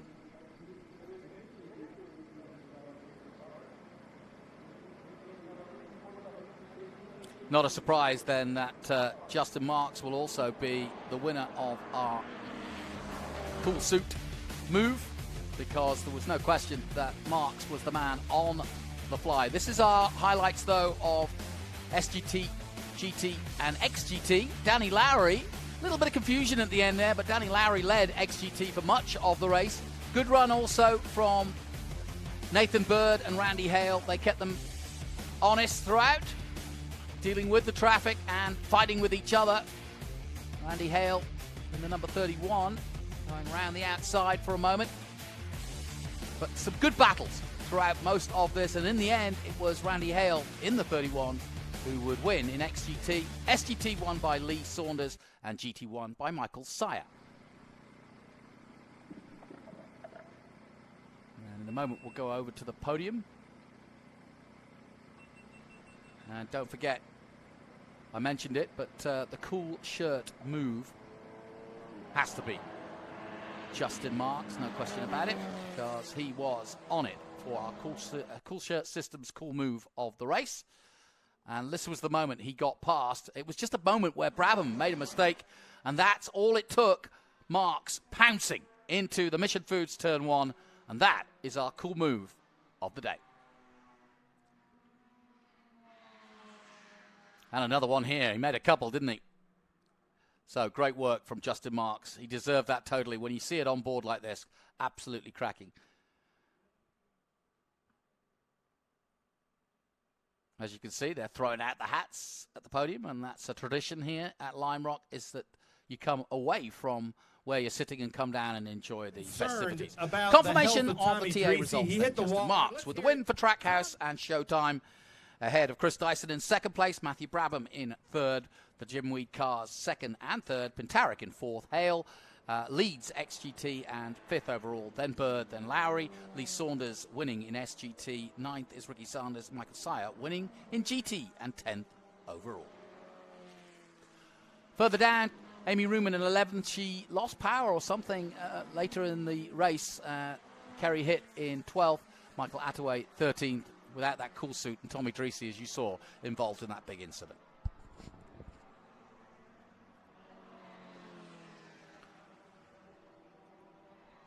So it was a weekend that had everything, and now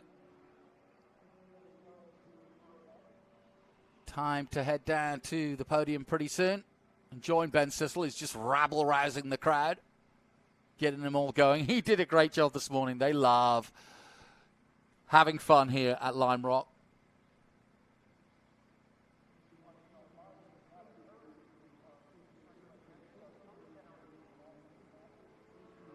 It's been a fantastic weekend, certainly weather-wise. Seeing Lime Rock in all its glory like this is absolutely lovely, and well done to Dickie and his team here at Lime Rock, Emily Reese and the rest of the team for making it run smoothly and accurately and keep us on time. I hope you've enjoyed it wherever you've tuned in to our live stream. And as you heard from Ken Thwaites, don't forget, MAV TV will be showing all the highlights this coming Thursday, starting at 8 p.m. Eastern. Starting off with TA2, that's followed by TA, and then the Showtime documentary is straight after that. So the crowd filling in. Got a good, decent crowd there. We should get a few good cheers.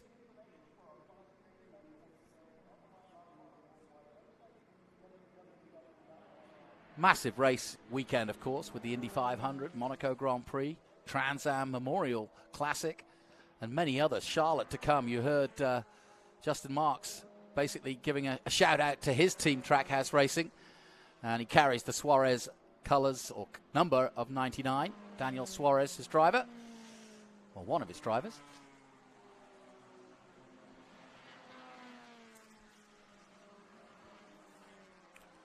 This has got to be, I think it's actually going to go down in history as the biggest crowd we've had here on a Lime Rock bank holiday or Memorial Day holiday weekend. So hats off to Lime Rock Park, who've managed to congregate the biggest crowd that we've had in many years here. So well done to a track that has been consistently running great racing since 1957. We, Trans Am, came here in 1967, and we've never looked back. We love coming here for sure. And in a moment, we will hear from Ben Sissel. He's just doing an interview with somebody from Lime Rock, and then we'll get down to handing out the prizes. Still more racing to come, though. If you're watching on our live feed, we've got more SVRA group races to come. So don't go away. We've also got FRP again, where I'll be joined by Thomas Schrag. So let's head down now to Ben Sissel, who's got the crowd on their feet and ready to go for our podium celebrations. We good? All right, ladies and gentlemen, now we're going to hear how loud Lime Rock can get. Having some technical difficulties, but we're going to work through it. We're going to start in the GT class. He had to come in early because his cool system wasn't working. Let's hear it. Michael Attaway, ladies and gentlemen, in this Audi. And in first place in that beautiful Porsche. And first in Pro-Am. Let's hear it for Michael Saya. Where's Michael Saya? All right. So I guess to get on the podium, your first name needs to be Michael. There you go. I'm going to stay down here to Steve first. Yeah, that's all right. So he says he's going to stay down here. He's first, you second. Man, hot race out there without a cool shirt, huh? It was very hot. Knowing it's beside you and it won't come over for nothing. Full of ice. Just hot. Yeah. Very hot. Well, tell us about your race. First time up here, love the track. It's a lot of fun, real tight spots. I respect all those TA guys. Give them a signal, they go on through, let you race when you can. A lot of fun. We'll be back. And it looked to me like you pulled it in one piece. That's the best thing. You load it up the way you unloaded it. It's a successful weekend. Nice. I love it. Yeah, if you can drive it into the trailer under its own power, you've kind of won the race in my mind. So, Michael, how was it out there for you? Well, it didn't rain, so which was always a plus, right? Great race. Thanks to Trans Am. Thanks to my competitor, Michael. KMC for setting up the car. Does a great job as always. Rabbit Raps did a crazy wrap on that car. We love it. And just thanks everybody for coming out. Really appreciate it. Nice. I love it. Well, here, let's get this party started, guys. We've got some of these Motul hats. Let's see what kind of arms these drivers have. What do you guys say, Lime Rock Park? Oh, let's see. Michael Saya. Oh, on the roof like a Frisbee. I love it. Now, hold on. Don't move yet. We've got to do photos, so hold those trophies up. Here's our photographer right here.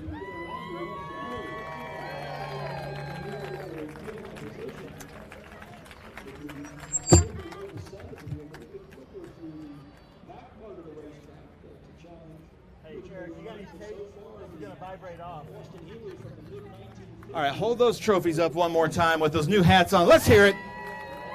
Michael Attaway, Michael Saya, and also Michael first in Pro-Am. Nice job. Congratulations, gentlemen. Crowd, I love this. Keep it up. But I want to see how loud you can get. Hear how loud you can get, okay? I know you can get louder. I heard somebody getting loud. There you go.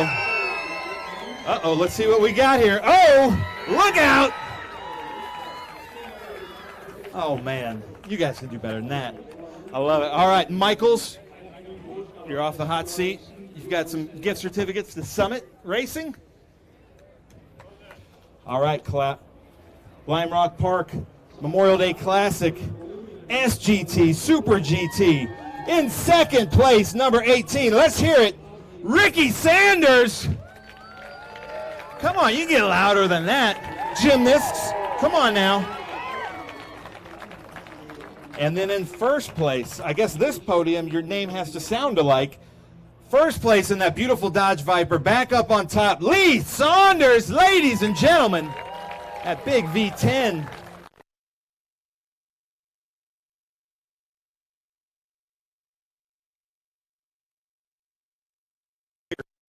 Yeah, it was a pretty good race for us. We just needed more motor. We couldn't keep up with that big V10 with our little 6-cylinders. So did all we could do. I had pretty good handling all day.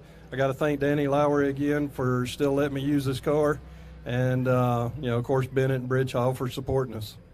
Nice. I love it. Let's hear Ricky Sanders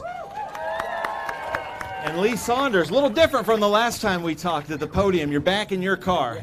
Yeah, it's good to be back in the Viper. Feel more comfortable there, but obviously we appreciate getting the loan and appreciate Ricky, you know, running us clean. We unfortunately only had the two of us, but hopefully at Indy there'll be a bunch more. And anyway, just want to thank God for a great day here. Super exciting to see all the fans out on this wonderful day, and really thank all our veterans and everybody that's died to make this country great and free. Never forget that, the sacrifices they've made. And just want to thank Trans Am for putting on a great race, and the TA guys for not hitting us. We were looking backwards, maybe more than forward sometimes today. But and of course Kevin Smith, KSR, and Eddie, they did a heroic job to get our motor in and get us up here. So thank you, everyone. Perfect. I love it. All right, hold those trophies up right here for the photographers. Ricky Sanders and Lee Saunders change out for those Pirelli hats. But Lime Rock, keep it up. One more time, Lime Rock. Come on, Ricky Sanders, Lee Saunders, Super GT. I love this crowd. The Trans Am Series presented by Pirelli absolutely loves coming here for the Memorial Day Classic at Lime Rock Park. Seriously, I'm not just saying this. Come to our other races. You'll see you guys are the best fans here in motorsports, especially with the Trans Am Series. Wouldn't you agree, Lee Saunders? Best fans? Look at this, he's coming out. Give us some hats, there we go. XGT, Extreme GT. In third place, racing his Bennett, Bridge Hall, AMG Mercedes. Let's hear it, Danny Lowry. In second place, and this may be contested provisionally. In second place, the number 88, Nathan Bird, ladies and gentlemen. And then everybody get loud, because this is his home track. This is kind of his hometown. Let's hear it. In first place, Extreme GT, Randy Hale.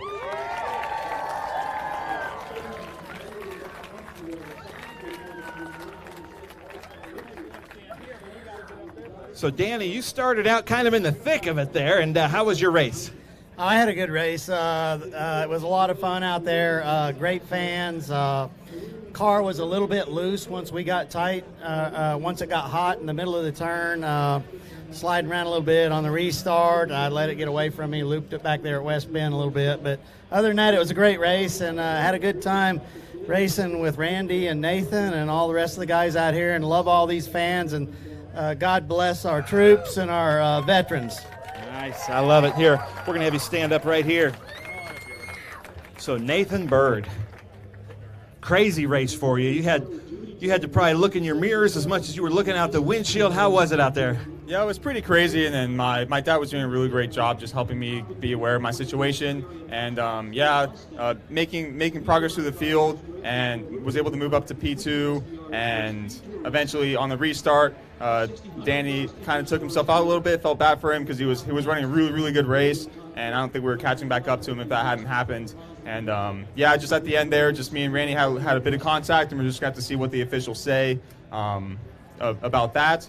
But yeah, so P2 for now. We'll see what happens. But I can't thank the fans enough. You guys are awesome, and I just thank God for this awesome Memorial Day, and thank the troops that gave their last measure for us. Yes, I love it. I love it. Now, ladies and gentlemen, I got to point out something. Look at these shoes. I want to make some dunks exactly like this. I want to call these the Memorial Day Classics. Look at that. Unbelievable. Good for 4th of July. Good for 4th of July, too, yeah. But, Randy, you said this is your home track. Tell us a little bit about your race. Here, you grab it. It was a good race. I mean, Danny kind of took off, and I didn't even see the back of the Mercedes for a long time. And Nathan and I had a good battle. He got by me about 10, 15 laps in, and we just kind of tucked him behind him and ran our race. And then on the restart, it kind of got crazy, and we had an opportunity. We kind of tangled a little bit, and we'll let the officials who decides who keeps this one, or we switch or not, or we don't know. But so thank my family for being here, my daughter Skylar, Jamie, my fiance Diane out there, and my son at home playing video games. Hopefully long enough on YouTube watching the live feed, so he promised he would. So, but we really appreciate all the fans and all the police officers. We support them who making us safe all this Memorial Day weekend with the Whalen lights and the hail propeller, and have a good. Who's dancing up there? That's not my girlfriend. My fiance's right there, so Where? don't get me in trouble. Oh yeah. What's your fiance's name, Randy? Diane, wait, raise your hand. There she is. Everybody give it up for Diane. Nice. I love it. Lime Rock Park, lots of fun. Look at the photographers. Danny Lowry, third. Nathan Bird, second. Randy Hale, first place. Randy Hale sporting those shoes. I love those shoes, Randy, but hold on now. Oh, they want to do one just in case? I'm not sure. This might be a Trans Am first. A just in case photo. How about that for sportsmanship, ladies and gentlemen? I'm not going to redo the interview. Sorry, Nathan. All right, now get back into your positions. Never done that before. Ladies and gentlemen, you just witnessed a Trans Am first. How about the sportsmanship here in the Trans Am series presented by... Wait, don't go anywhere yet. But switch positions. Nathan, you're back at second. Randy, you guys could just flip a coin if you want to make it easier. Hold on now. He should have gotten first, but he took himself out. Yeah. Well, we could do we could do a gymnastics pyramid if we wanted to, right? All right. One more time, ladies and gentlemen. Extreme GT, Danny Lowry, Nathan Bird, Randy Hale.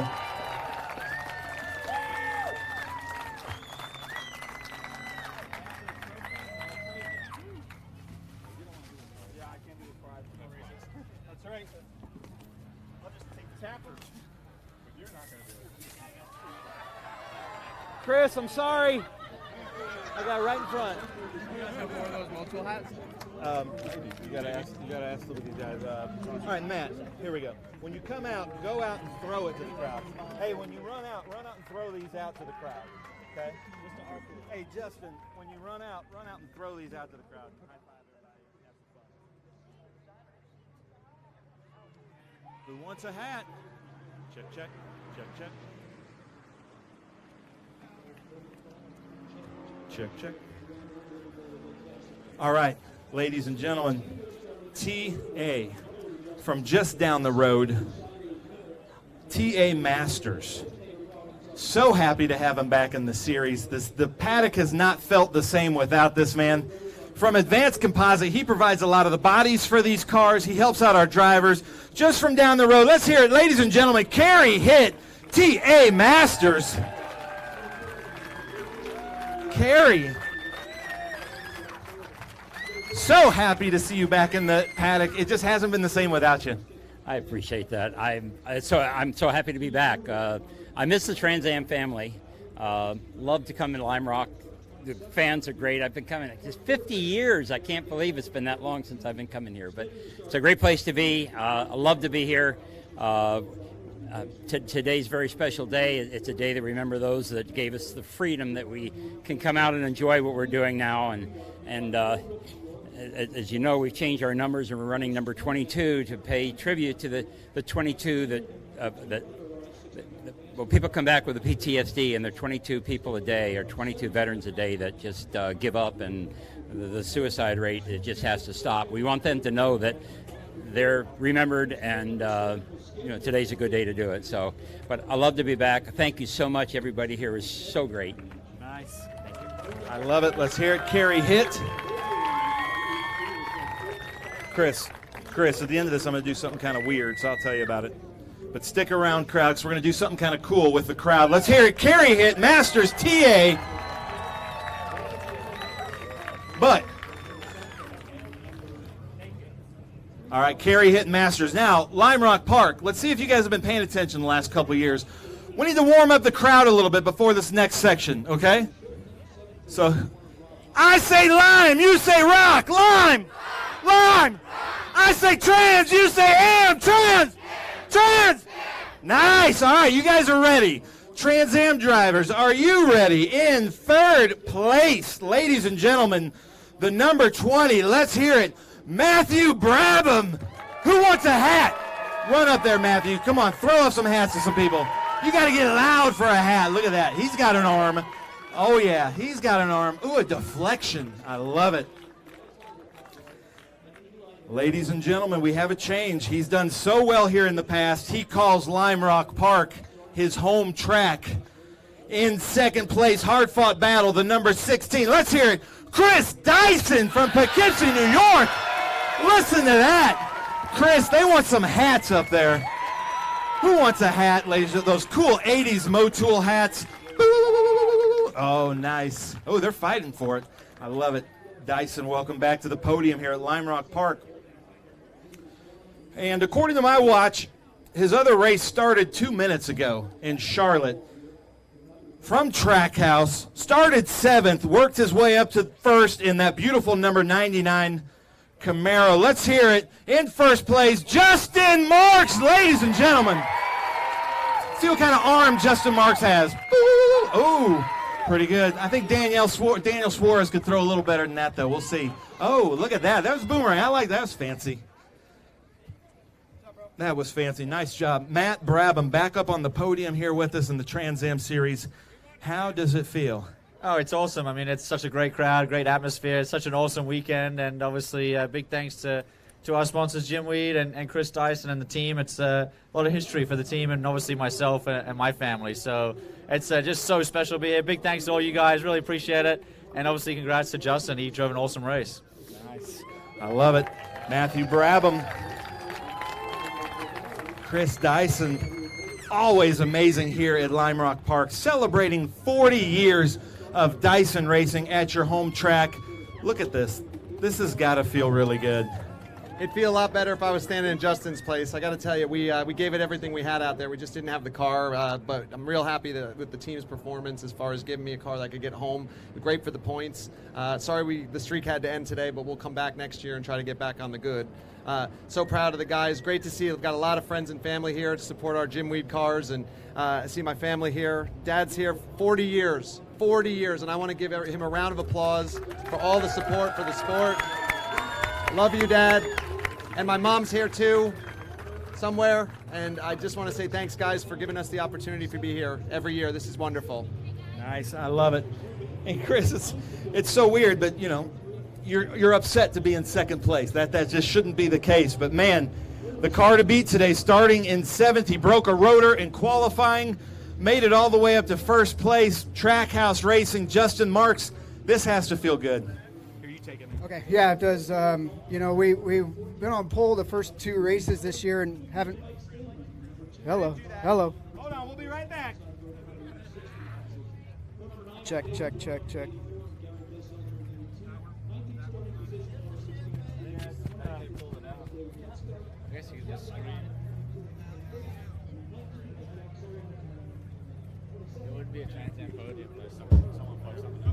There we go. All right.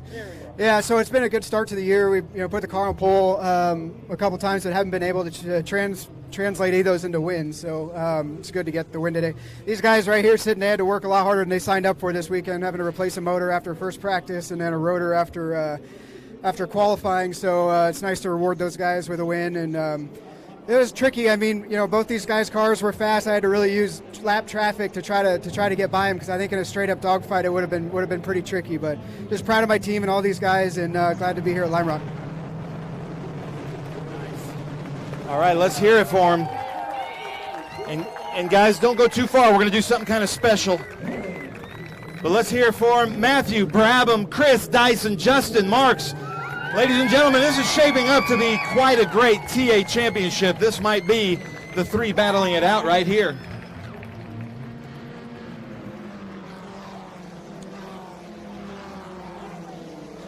Oh, look at that. Dyson throws to the competing team. Look at that. Oh, and then Jeremy throws it back to the crowd. Very good. All right, Lime Rock, one of your last chances. Let's get loud. You got one of your own up here. Matt Brabham, Chris Dyson, Justin Marks. I like this area right here. Somebody's loud right in there. I love it. All right, and don't go too far, gentlemen. We've got some cool things happening here. Let's see what they do. Chris Dyson has his own champagne tradition. Let's hear it. Matthew Brabham, Chris Dyson, Justin Marks. Look at Dyson, going to hold it up. Are you going to do one for the homies, Dyson? There we go, one for the homies. Memorial Day weekend for the Memorial Day Classic. I love it. All right, but hey, don't go too far, so we're going to do something kind of crazy. But our cool shirt, cool move of the race goes to Justin Marks. So let's bring out that big Happy Gilmore check. Let's hear it. Justin Marks, the cool shirt, cool move of the race. And then Larry Grant is going to come out here. Grant from IMCO Gears, our IMCO Top Gear Award. Grant, you got to get up there with him, though, up there on the top. IMCO Top Gear Award also goes to Justin Marks. Ladies and gentlemen, how cool is that? All right, crowd. Who over there said they wanted chips? We're going to throw out some chips. Drivers, if you'll come over here with me. Chris, if you'll stand here. And then drivers, we're going to do a family photo. Justin Marks, come up here real quick. So drivers, stand right here. Crowd, I need you gathered up right behind them. Come on, you guys want in this photo. We're going to share this photo on social media all over the place. So drivers right here in order. Wait, Chris, you'd be on this side. Matt, you'd be on this side. There we go. Chris, how's that?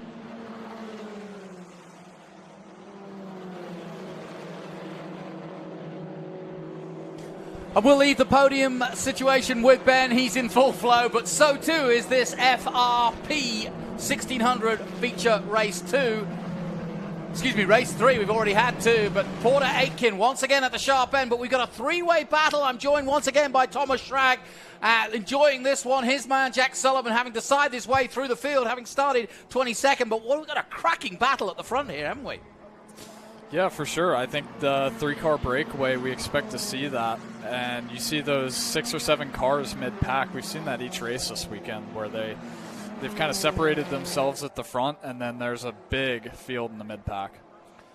So Porter Aitken goes back to the front in the 99. Ettenhoek in the 02 right there with him. And then Sebastian Mateo Naranjo in third position there. And then this gap to look at this battle. 4 cars, 6 cars in total. And I'm going to keep an eye on where, hopefully, Jack Sullivan, he's up to 17, having started further down, but he was one of the fastest men out there. But still, what happened earlier today? Well, his battery ran a little low, about 7 volts, due to an alternator issue. So got that fixed, replaced, new battery, and he starts about 22nd in this race. As you've seen, he's up to 15th now.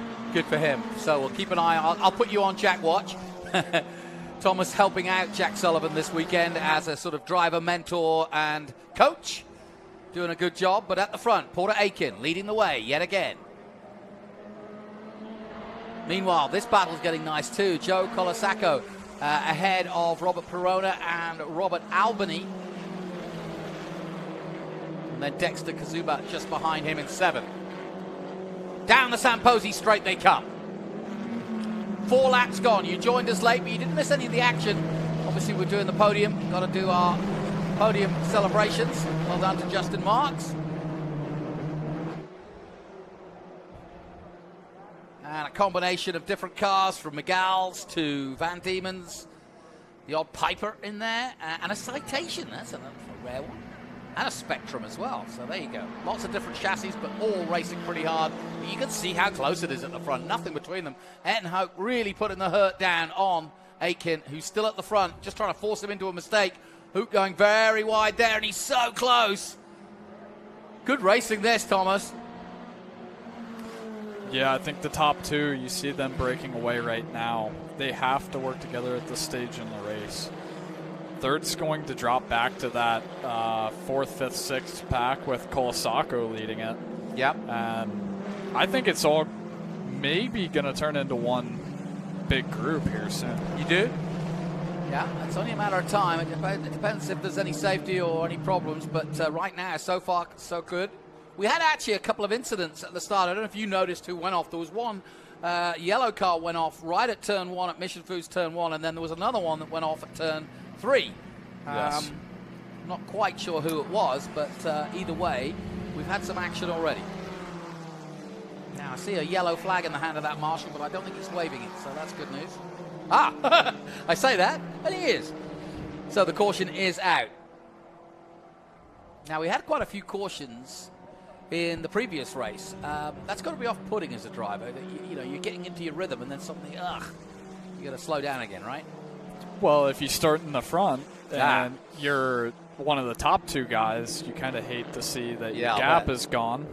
But at the same time, if you know you're starting back like Eli Navarro and the now is 0-3 car and Jack Sullivan, they do not want to see this. This is a loss of laps for them in this race, but it does also bring them closer to the field at the same time. So, well, Sullivan now must be thinking, ways. He's 13th at the moment, and he must be thinking, I could do something to him here at the restart. And now he's got his alternator and battery sorted. Was he down? Was he crestfallen after that incident, or was he okay? He was okay. He actually looked at it a lot better than most people will. Good. He saw all the incidents that happened and thought that could have been him. Yeah, good point. He's been around those guys all weekend, so that could have been him and involved in those accidents as well. Yeah, there were several accidents. If you weren't with us earlier, we had a car right at the end tip over, and then I saw a couple of the drivers coming up to see the stewards and have a chat with them. So there was quite a lot of controversy in terms of the actual racing, and we're under caution again. The field being led by Porter Aitken in the 99, followed by Ayrton Hoke in the 02. Hauk? Is it Hauk or Hook? It's Hauk. Hauk. Now, you know him. You've raced against him, right? Yeah, I've actually raced against Ayrton since probably all the way back in karts, so we go a long way. Not just on road racing, as well as oval racing. I've raced against him as well. In the Kenya Midget Series last year, he was the 2021 champion of that series, and so I raced him in that. He was a little more experienced than I am, so it took me time to get up to speed there. Well, you're listening to last year's FRP 1600 champion, Thomas Schrag, and looking to move forward, maybe get to the road to Indy, and hopefully one day emulate his hero, Joseph Newgarden, who took a win in a local Indiana race yesterday with a few people there to watch it. Some 300,000 people to see the greatest spectacle in racing, of course, the Indy 500. We're under caution here in our 1600 race. This is their third race, their feature race of 3 each weekend. So you do get a lot of track time. That's the good thing, isn't it? Well, that is the main priority in this level that we're in. So, Robert Wright and FRP, they do a great job of, getting exposure, especially this year, as you see on this live stream. A lot of exposure. That's what these drivers need. I wish I had it last year. I'm a little bit jealous, but It's all right. I'm happy to be on here and join you again. I've had a blast, so it's amazing. It's a different perspective, but it's as close to the racing as we can get you without throwing you in the car again. So we've still got the lights on the safety car, so whatever the incident is, it's taking some time to sort. But as always, it's been run very well this weekend.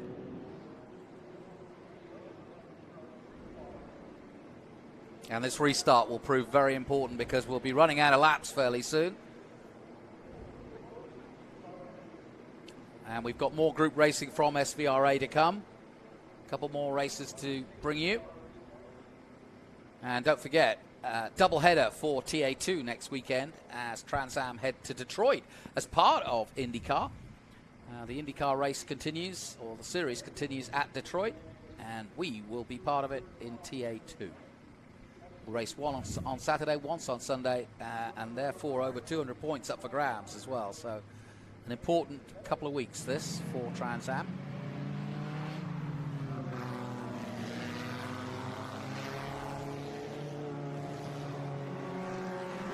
Getting a car. Is there a preference for chassis? I mean, every car just looks slightly different, but do you have a preference or do you care? Personally, as long as it's fast, I don't really care. Yeah. Some people, they might care, but as you've seen, Team Pelfrey, Rice Race, Britain West, they all run My Gales, and you will see some people that run Spectrums as well. Very fast straight line cars. Okay. Believe it or not, even over in England, they're very popular. So I've had to race against them as well, and you know, I know that I can't beat them in a straight line, but they might also not handle as well at the same time. Okay. So under caution, obviously, you're trying to keep the temperature in the tires. You were saying to me earlier in the day, not so worried about brakes. They tend to stay warm or at least usable. Whereas with the bigger Trans Am, with the bigger brake calipers, they have to keep pressing that brake just to keep the temperature in the brakes and make sure that they're working optimally.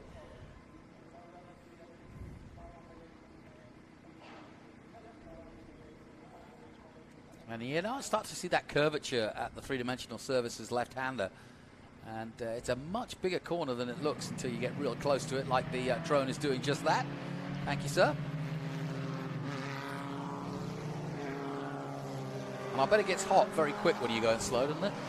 Yes, it does. And some of these cars have trouble cooling as well. Okay. Especially on a hot day like this. You might see some people pulling out of the draft. There's been several times, if you get a day where it's about 90 degrees or so, and you're in that 10th place spot, you're kind of in a bad situation, because what happens is you kind of lose power at the same time when you overheat. So you kind of have to balance pulling out versus, your temperature as well. Here we go then. Porter Aitken leads them to the start, but it's jostling for position again. As once again, Hoyt just gets the run on him. And that Hoot gets away and takes the lead away from Aitken. So he loses out on the restart as Porter. And that's a great restart from Ayrton and leading this field, but everybody lining up behind. And in fact, Porter Aitken has dropped now to third position at that restart. Naranjo in the 80 down to fourth, Perona fifth, Colasacco up to third. So a great restart by him. So it's all changed at the front on that restart. There's the Chill Out sponsored number 99. I don't think he did anything particularly wrong, did Porter? He just didn't get off the line as quickly as he wanted, right? Well, I'm not really sure, but as you see right now, Joe Colasacco, he has a lot of laps at this track, and he's very experienced, and he actually just took the lead, so I'm really surprised.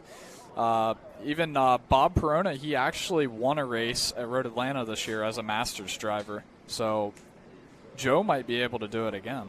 Well, Joe Colasacco, in that Van Diemen from 2004, leading the entire field now. There he is in the red with the green nose. We'll keep an eye on Sullivan, currently in 13th, but trying to make his way through the field from 22nd.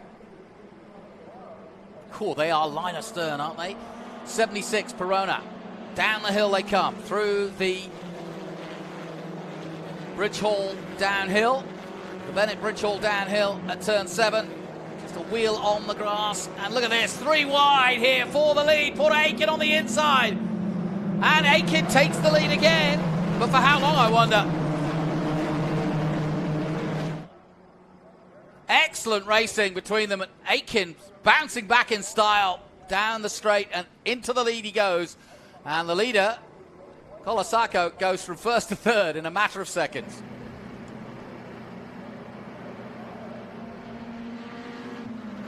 Now, can Aitken pull away? That's the problem. It's so hard to pull away when everybody's identical, isn't it? It definitely is. I thought Porter was able to do it Saturday, but then he bobbled a little bit, and just that little bobble through one turn brought him back together. Tell you what, if you don't like racing close quarters, this is not for you, is it? I don't think so. Down the back, Samposi straight again. Again, 3 wide. And Ettenhook gets the lead again for now. Porter Aitken back to second. Colasacco still third. And the 3 of them just slightly pulling away now.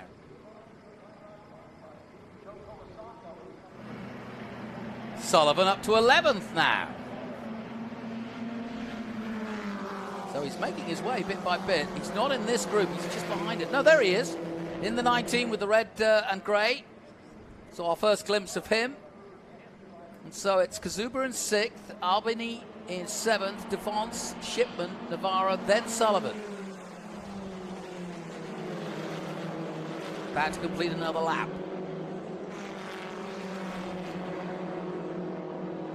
Now, can Colasacco come back again? He's gone to the inside. That's been the winning formula so far. Can't quite do it.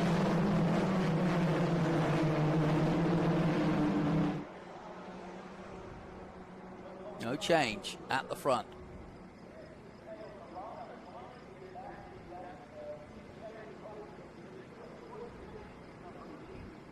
Well, there's action everywhere you go here. We need about 8 more cameras to cover every battle. But I do like the drone because you get to see the little pockets of racing throughout. So we've got a battle for the top 3, then a battle for 4th and 5th, and then a huge battle behind that.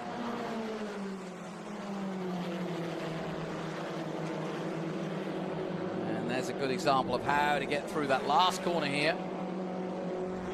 And use that straight again to try to get the slipstream, try to pull out, try to get in position. And oh, very late braking. Right, Ettenhook, but stay second for now.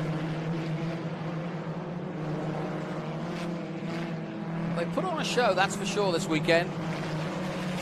Thomas, how does the car feel at this point in the race? Is it getting easier or harder to drive? It's definitely getting harder, especially this track being so abrasive. Yeah. Most drivers, you're allowed 6 tires per weekend, but still, it kind of tears the tires up, and especially on a hot day like this, it'll get greasy. Yeah. So does the car get loose? Yeah, it could be really loose, depending on the liking of the car. Basically, if you've got a car that's loose, it's going to tend to get looser, and if you've got a tight car, it might tend to get tighter. Good to know. The top 3 pulling away from this massive battle. Wow. I thought if they all worked together, they might catch up with the lead battle, but they're fighting hard with all of each other. So they're just going to slow each other down, but it's an intriguing battle all the same with about 10 cars involved. And it's Sullivan now up to 9th, so Jack Sullivan doing the business. Colasacco losing time on the leaders.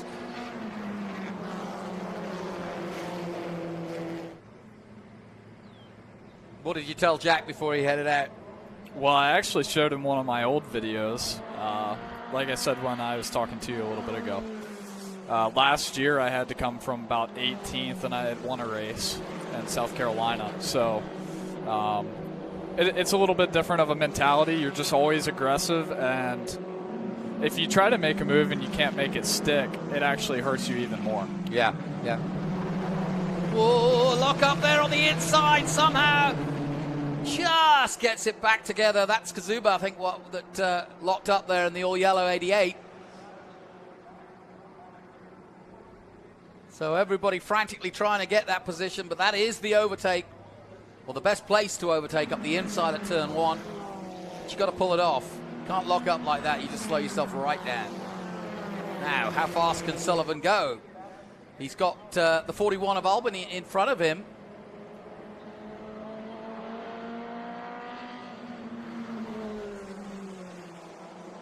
And this is a good run so far. Well, he's obviously learned from your video. He's done a good job. He just needs to maintain this and maybe see if he can crack off a few more places, and then that'll be a good day at the office, or a good comeback, put it that way. Oh, 3 wide into Mission Foods 1.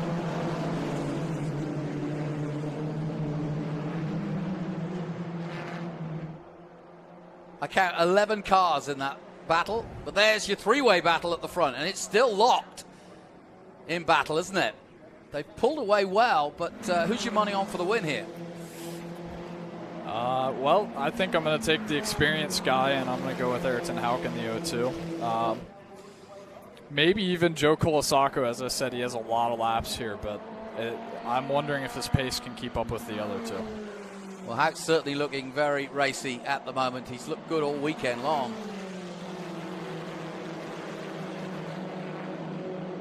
Here they come again. Hauk on the inside in the light blue. Porter Aitken on the outside, slotting into second place again. Colasacco still there in third. And there you see the gap between those top 3 and the chasing group of some 10 cars, all line astern, and not giving an inch either.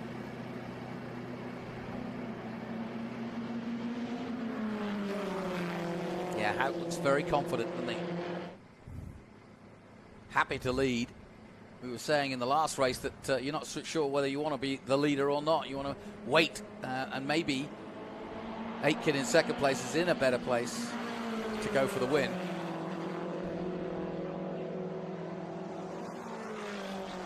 Oh, down the Sam Posey straight again. Aitken getting a run. He goes to the outside, and it's doubtful he'll get round the outside there, so they all stay line astern in the same position. Meanwhile, that chasing group coming in, and now the lock up by the 88. He did exactly the same as last lap. And again, he doesn't outbrake himself completely, but he's risking it all, that's for sure.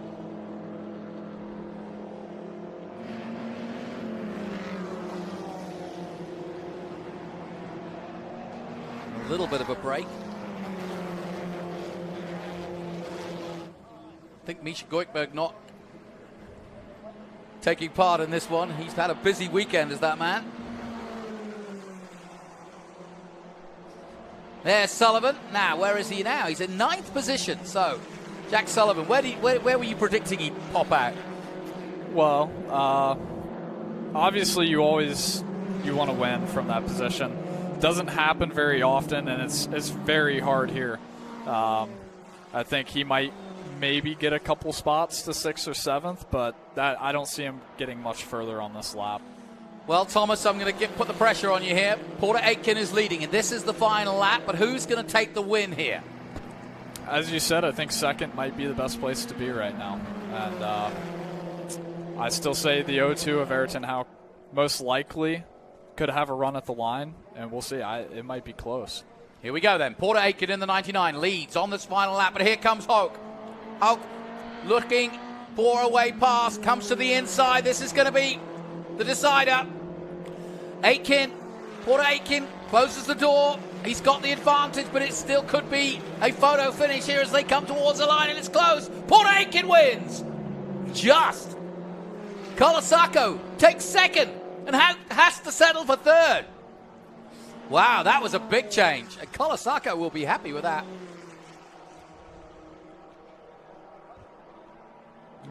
Oh, intriguing finish. And Sullivan 8, got to be pleased with that. Solid finish, yep.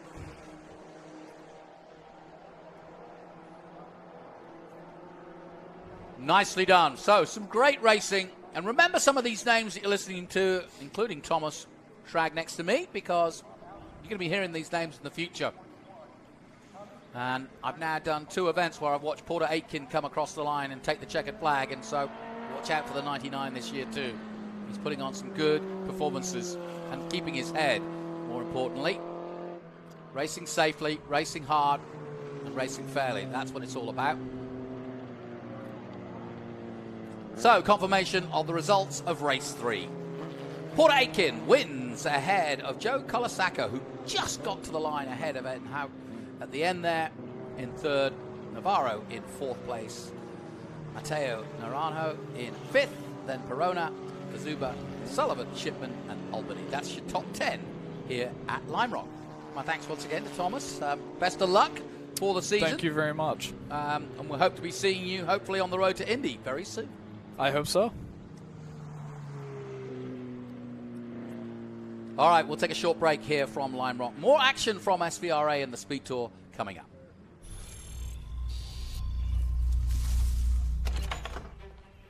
Yes.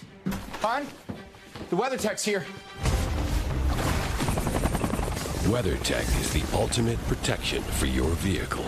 Laser measured floor liners, no drill mud flaps, cargo liner, bump step, seat protector, and cup phone. What about my car? WeatherTech. Hungry for SVRA action? Well, the best way to enjoy classic auto racing is with a delicious classic from Mission Foods. Green flag your race-watching snacks with Mission's mouth-watering race day recipes. Try some of our tasty tacos, piled high nachos, fresh chips with guac, and more. So gear up your ride and fuel up those stomachs with delicious Mission Foods. Now that's too fast, too tasty.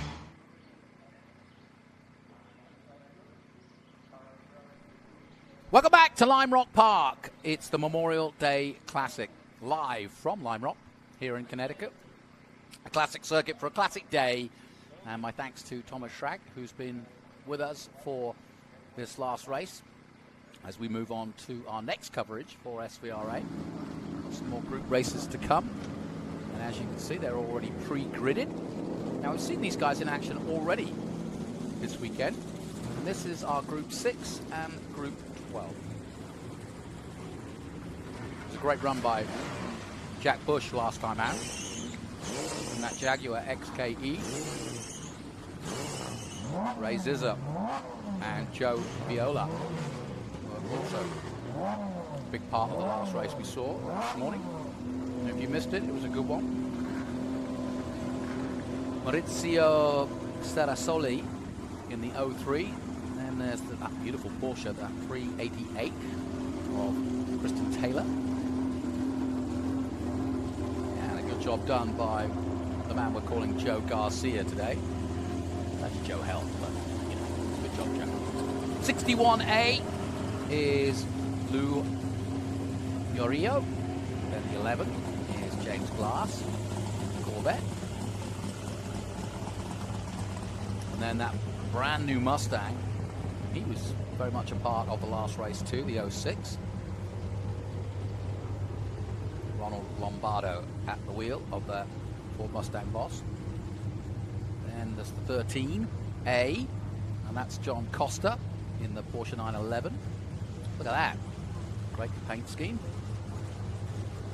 for the 13A. So we've got a 13A and a 13B. So we've got Victor Corda and John Costa out there. And then we've got the 711, and that's Michael Jacob Bellis. I love this one. Look at that. I love the colors. And likewise, I like this one too. The 47 of Glenn Avery in the Datsun 280Z. So a combination of Stuttgart's, Porsches, made in Germany, made in England, made in America, and made in Japan. 22A. That's Mark Stilson in the 1966 Ford Mustang. excuse me, he's in the Datsun 240Z, and then comes the Mustang of Victor Corder.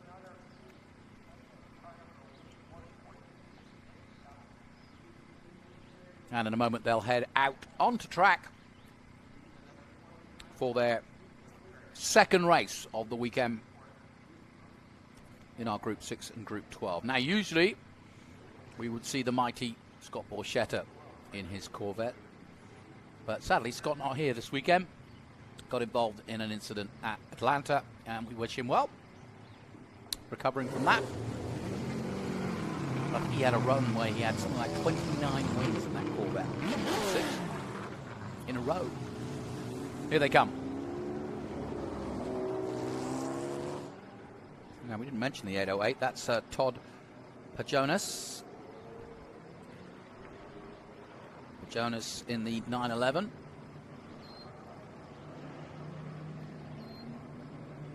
Now, Jack Bush in the grey and green there, the Donovan prepared Jaguar, absolutely smashed the race this morning. Now, will he do the same again, I wonder, in this one?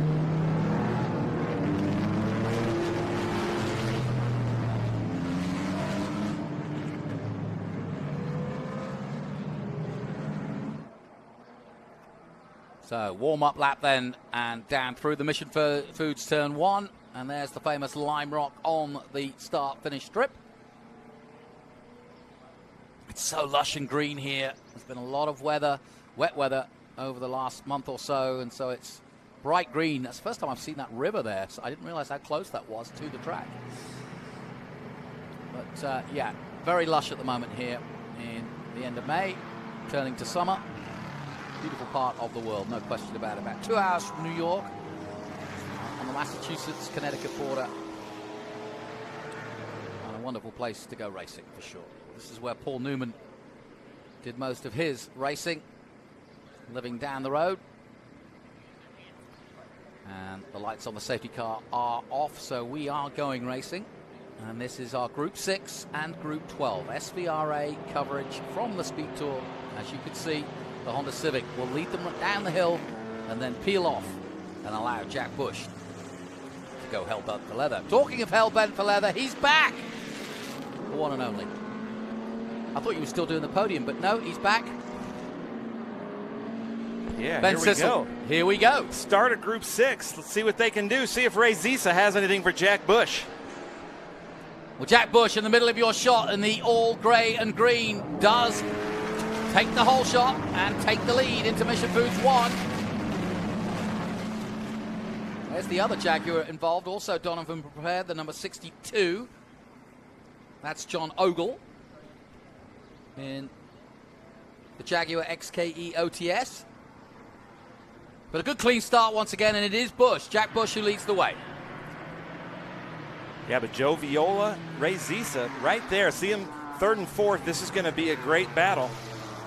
And then Sarah Soli in that Porsche Cayman from 2001 is in second place. So he really moved up in the order here.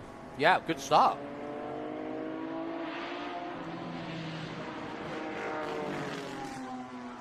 So everybody playing pole position early on.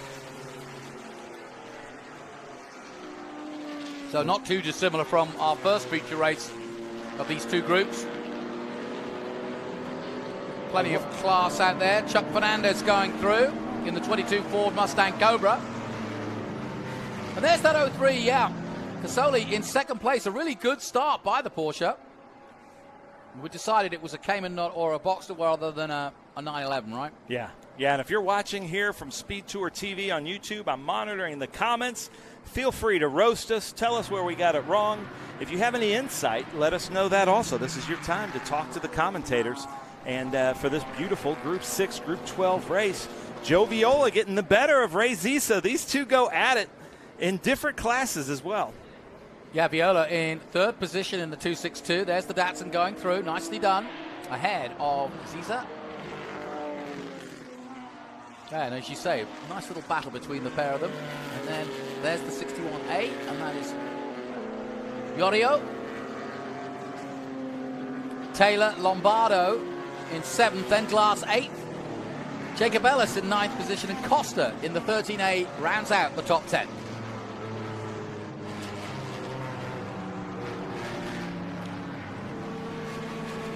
I forget his name, but he was in that white Mustang GT 350 that was in second place in our first race this morning. I don't see him out there, so hopefully it wasn't too bad.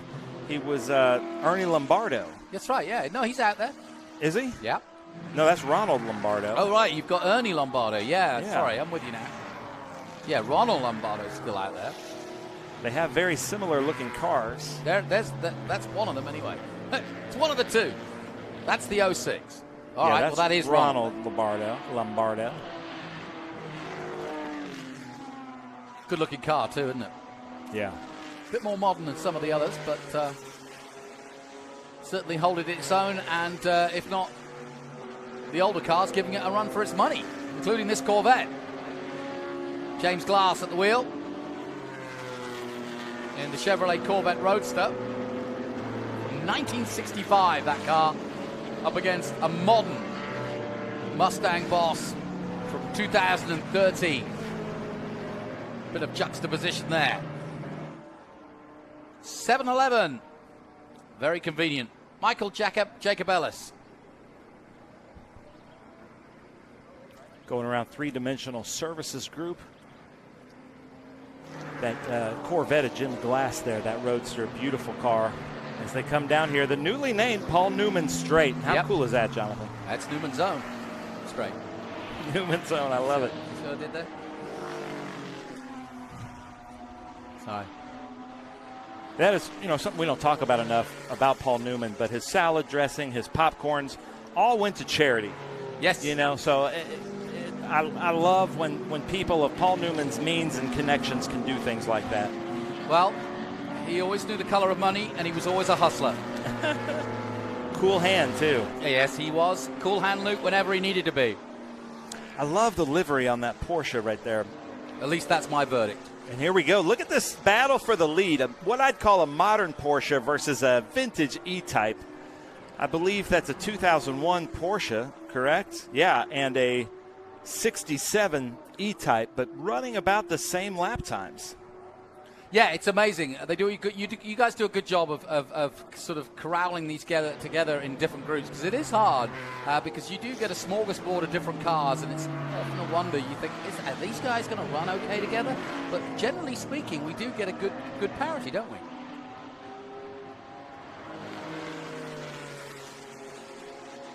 '62 is Ogle. He's up to 9th position now in that other Jaguar. There's only two involved, both the Donovan prepared Jaguars going strong.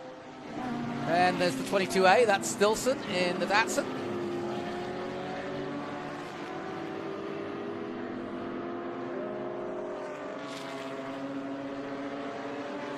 Look at this battle. So you can see great.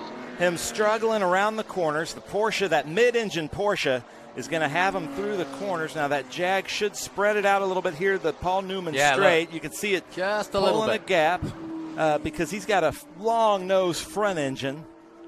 Jaguar engine there, but then the Porsche should have them on the downhill. Yeah, through West Bend they come, and it's a nice view from there. You can see the car park in the foreground, but you can see the cars heading through the woods. And they're also now going to have to deal with some traffic fairly soon. So we've got two Lombardos racing with us this weekend. One of my favorite drummers ever, Dave Lombardo from the band Slayer. And then last weekend, we were in Road America, and the drummer of the Smashing Pumpkins was racing with us in SVRA. It's his first weekend with us. So maybe you must have been like a giggly schoolgirl. Yeah, I fanboyed on him so bad. He'll probably never come back and race with us. I probably ruined it for myself. It was funny. But somebody's gone off into the dirt. Look at this three-car battle here. Zisa's got him. Yes, he has. Viola. No, that's the Porsche. So Zisa's still behind Viola. And what's the number of that Porsche? That's Lou, isn't it? I don't know how to say his last name. Yorio? Yeah, that's Lou, 61A. So look at this three-way battle here. Really good, yeah. Viola, Zisa, and Yorio. I'm sure I'm saying your name wrong, so I apologize for that in advance. No, Yorio sounds right to me. Three totally different ways to take a lap at Lime Rock Park, doing it at about the same amount of time. This should be interesting. Yeah, three very different cars as well. Corvette, Porsche, and Datsun. Well, that's a good representation of these groups. Japanese, American, and the Stuttgart Porsche. So I've got Erwin saying Dave Lombardo, question mark. Yeah, Dave Lombardo. We've got some drum nerds on here. I love it. Sorry, I just went off on a tangent, but yeah, Jimmy Chamberlain from the Smashing Pumpkins was out with us last weekend, and I was starstruck. Well, that's all right. Nothing wrong with that. Look at this beautiful car. That's Glenn Every. That was one of your favorites from the last time they were out this morning.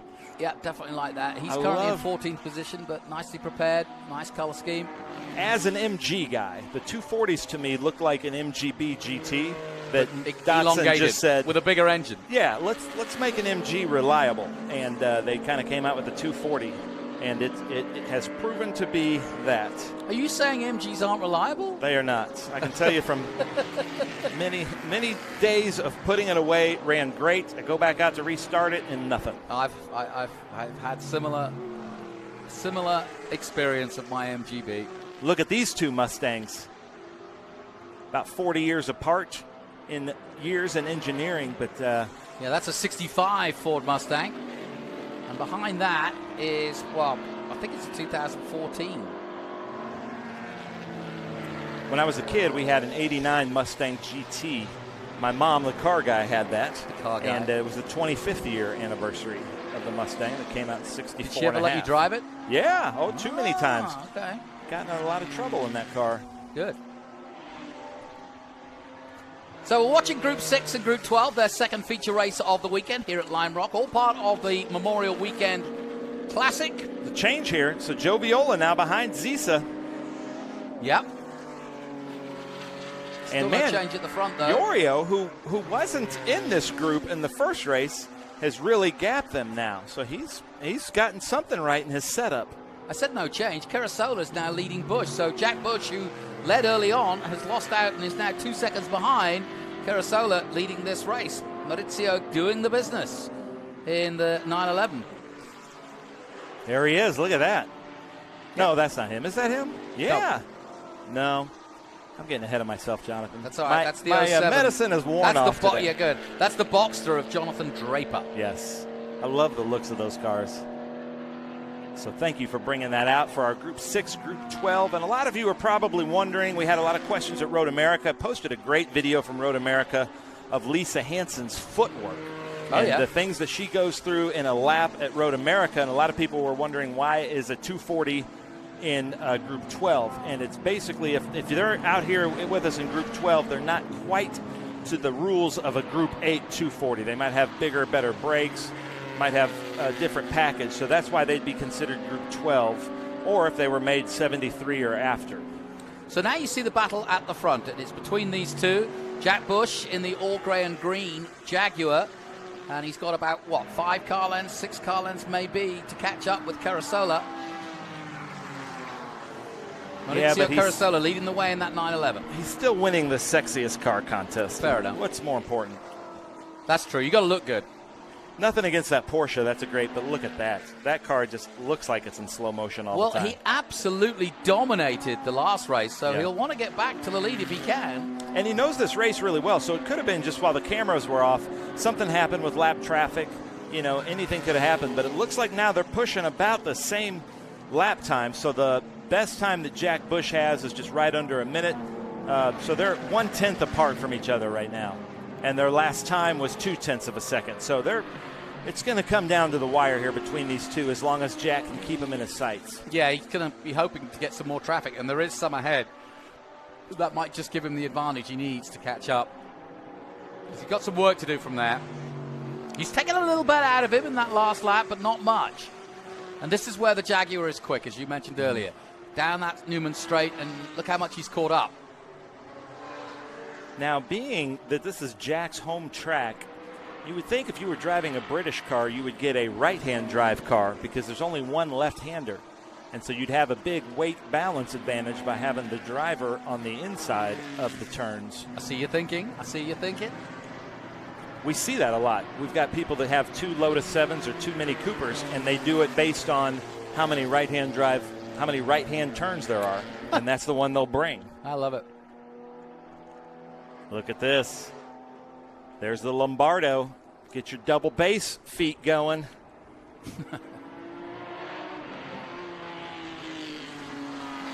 Man, look at this downhill. That Jaguar, the 62. Another Donovan. Look, getting a little bit wide coming as he got back onto the gas. Yeah, he's not quite as planted as the lead 61, is he? Still looking very good indeed. That Jaguar looks tiny in comparison to the Mustang. Oh no, don't hit it. Oh, don't hit anything. Oh, ladies and gentlemen, Lombardo with the best move of the race. Thank you so much, Mr. Lombardo, for avoiding that wreck and broadsiding that beautiful Donovan E-Type Jaguar.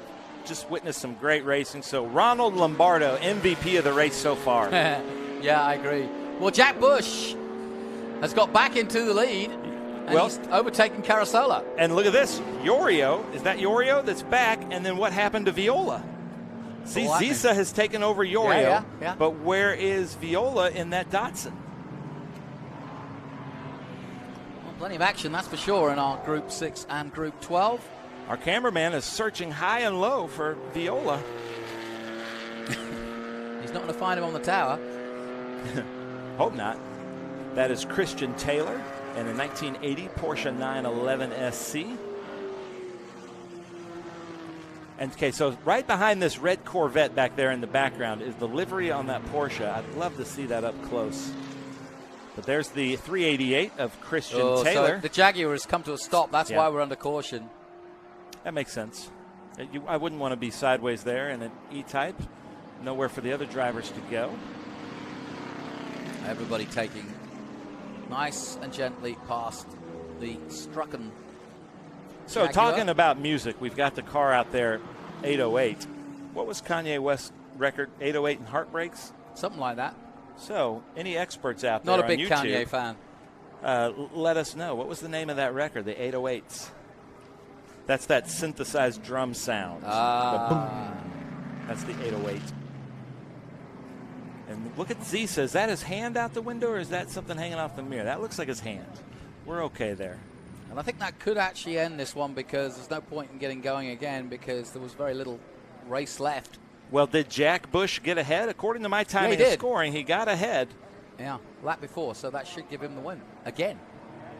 And ladies and gentlemen, even though we're kind of coming to a close of the Trans Am Memorial Day Classic, I just want to say thanks to all the fans. Wasn't it so cool? There's that Porsche I love. Look at that thing.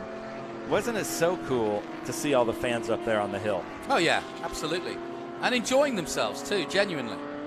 And you know what's funny is, so one of my jobs with Speed Tour and SVRA is ticket sales and marketing. And I think about maybe 4 days went by from last year's event where I was already getting calls and emails from the staff, hey, let's start planning next year's Memorial Day Classic. Wow. And that's what it takes to be able to bring crowds like this. And I love that. And they've really done such a great job. The whole staff here at Lime Rock Park, love working with them. I love all the time and attention and effort they put into putting on these events, but also marketing to the great state of Connecticut and the surrounding New England area. Because we've got a lot of people that have been coming here third, fourth generation, and I love hearing that. Well, we're going to finish this one under caution, but Jack Bush is going to take another victory. He had to work for it, too, because he was in second for much of that race. But there is the checkered flag being waved under caution, but it doesn't matter, because Curasoli will take second place, Caesar will take third, but your winner is once again, for the second time this weekend, Jack Bush.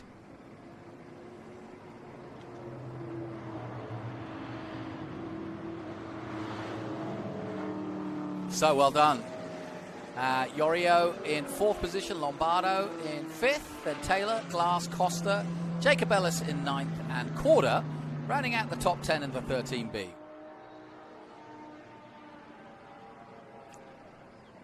Good to see the English mark kicking some butt in the heart of American racing.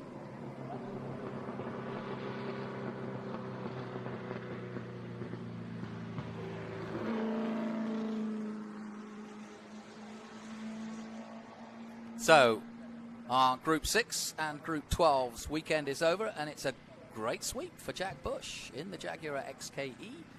Maurizio Curasoli in second place, Ray Ziza in third position in the Corvette. Then Lou Lorio in fourth position. Ronald Lombardo in fifth.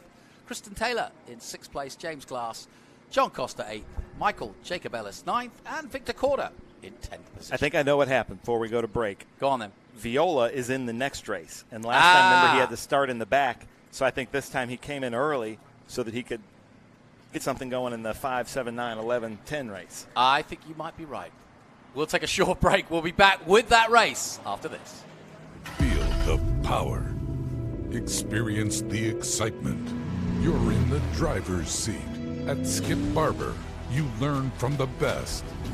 Whether you are a new driver that wants to learn accident avoidance or a seasoned racer looking to improve, we have a program for you. We're your #1 destination for auto racing and driving schools. Skip Barber. Feel the power.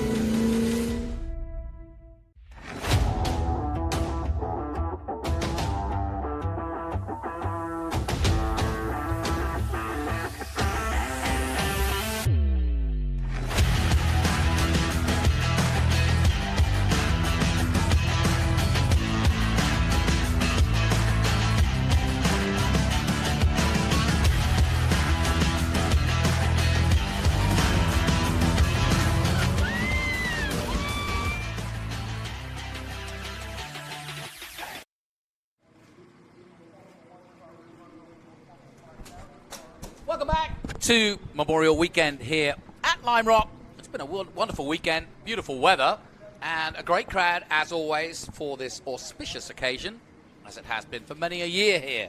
Ladies and gentlemen, I just got to tell you what just happened in here. He pressed go on the mics. This is the consummate professional of Jonathan Green. He dropped his phone on the floor and just kept talking as he's picking up his phone. That is multi-talented, Jonathan. Well, did you like the double pirouette with 3 degrees of difficulty as well to go and pick it up? Didn't drop trow or anything. No, that was amazing. Kept going. Just kept going like nothing happened. Absolutely. That's great. So here is the number 39-0 of Martin Hosick. We're going to get this right this time. 1982 Chevrolet Corvette, the yellow submarine. Here's the 573 John Koster. John Koster's in a 2016 Porsche GT4 Club Sport. My scoring says it's white and red, so unless we've adjusted the colors on the camera, which is possible. Different. This is the 006. He was in the he was one before James Bond. Michael Iapoluccio in the doesn't quite roll off the tongue like James Bond. Doesn't he go out with the girl from Ipanema? Yeah.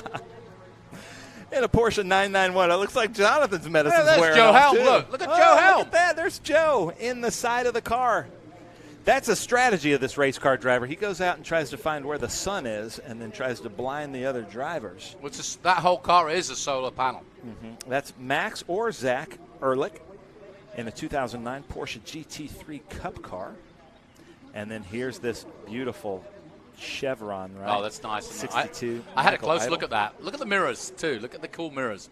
Extended so you Let's can see stay on properly. there a little bit, Joe. That's a cool car. Look at that. Yeah. I like it. And see, we even got a wave from them. See, we like that. Man, I love seeing these cars out there.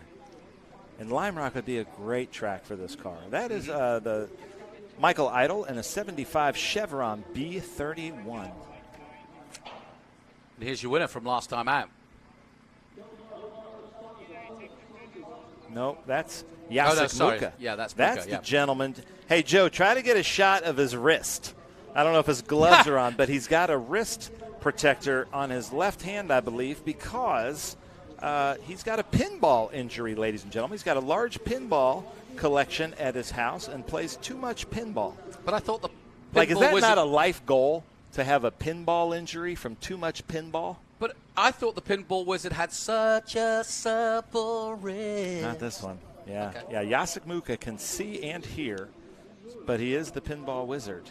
Here is the owner of Interlaken Inn, beautiful resort hotel. Oh, he's the here. owner. I thought he was Yeah. just sponsored by him. Oh, No, okay. he's Talk the about owner. walking the walk. Paul and John Reisman, Interlaken Inn. If you're ever coming to the Lime Rock area, make sure you give them a look. You're going to not regret it. A fantastic place to stay while you're in the area. Is it on a lake? It is on a lake.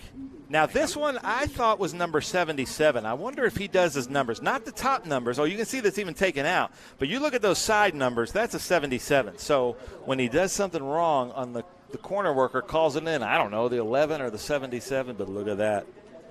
This is a beauty. Look at this. Thing. Theodore Racing, by the way, from Hong Kong. Teddy Yip. I know from all my years in Macau. He's from Macau originally. But Theodore Racing went racing back in the 70s and 80s. And, in fact, the name is still being used in F3 and F2. Basically, do you want to put a 5-liter engine on a red wagon and race it? Of course you do. That's basically what we have there. It's like taking a small, somewhat brittle formula car and putting a huge engine on it and being like, yeah, let's go race that. That was the Formula 5000 back in the day, and it was crazy. And that car is that. That whole series was mega. Yeah, what's your friend Brian Redmond say about that series? Yeah, he won it 3 times. He's lucky to survive that series. He is. Yes, he had a few offs. I'll say that for him. That was Gary Geselter there in that Elan DPO2. And then here was our leader, that Nathan Bird, who had a great outing. That's right. Out in our XGT class. He's not even happy, sure. Though. He wasn't sure if he won it or not, and so we had the podium, and they switched positions on the podium just in case. How cool is that? Some sportsmanship there. And Nathan Bird is in a JDR F1000. I have no idea what kind of car that is. So if you know, we've got some experts here on Speed Tour TV. I just don't know a lot about these open-wheel cars, or Nathan Bird's dad has texted me several times. So text me, or Dustin, if you have any information on that car. A 2008 JDR F1000. I'm guessing it's a Formula 1000. Yeah. Right? It's like a sort of Formula Atlantic stroke Indy Lights car. He's got tires on it. That's the information that I have. He's got 4 tires. And it's red and white. Or as one motorcyclist once said to me, what kind of tires you got? He said, black and rubber.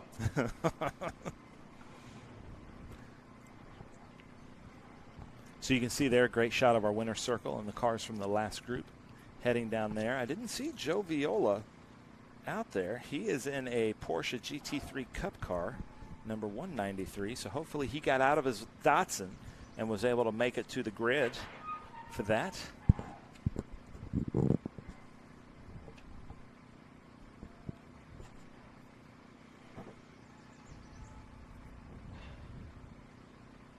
Look at this beautiful scenery.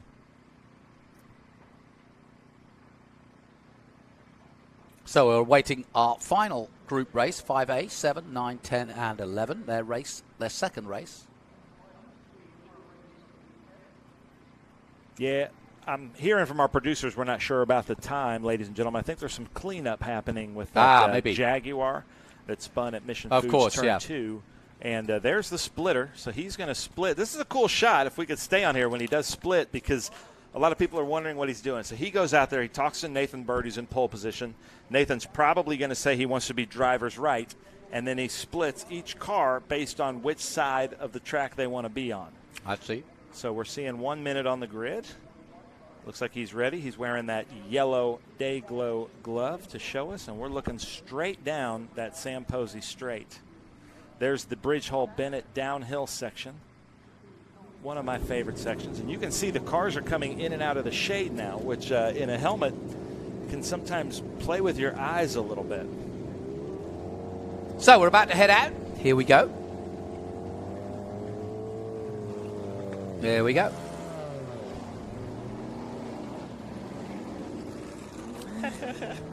The producer said that they're going to give me the shot that I wanted to see. So thank you guys so much for doing that. Your wish Just is a our little command. insight. I love it. Your command is our wish, whatever it is. Yeah. You're the guy. You're the man. There's the Big Machine Vodka Spike Coolers banner that I struggled to put up the other day. But your team of what, 12 help you out, right? Yeah. There we go. So see the splitter. He's splitting the cars, putting them in the right side of the track in order. So that was very cool. And then there we go. So Nathan Bird chose driver's right to be able to take the inside going into Mission Foods. And then that number 7, that Formula 5000, man, I'd be scared to have that car behind me at the start because the power to weight ratio on those cars was just unbelievable. Yeah, very powerful. And this tiny track, not an easy car for handling around this tight Lime Rock circuit. And a hats off to our camera work today. Really good stuff. The drone, excellent as always. And I think Lime Rock really does give the drone a chance to show its worth, as it were, because you get to see the beautiful countryside, but you also get to see a lot of this very tight circuit from angles that we may not have seen over the last few years, but we're now seeing each and every weekend here with Green Light Television. Still not seeing Joe Viola out there.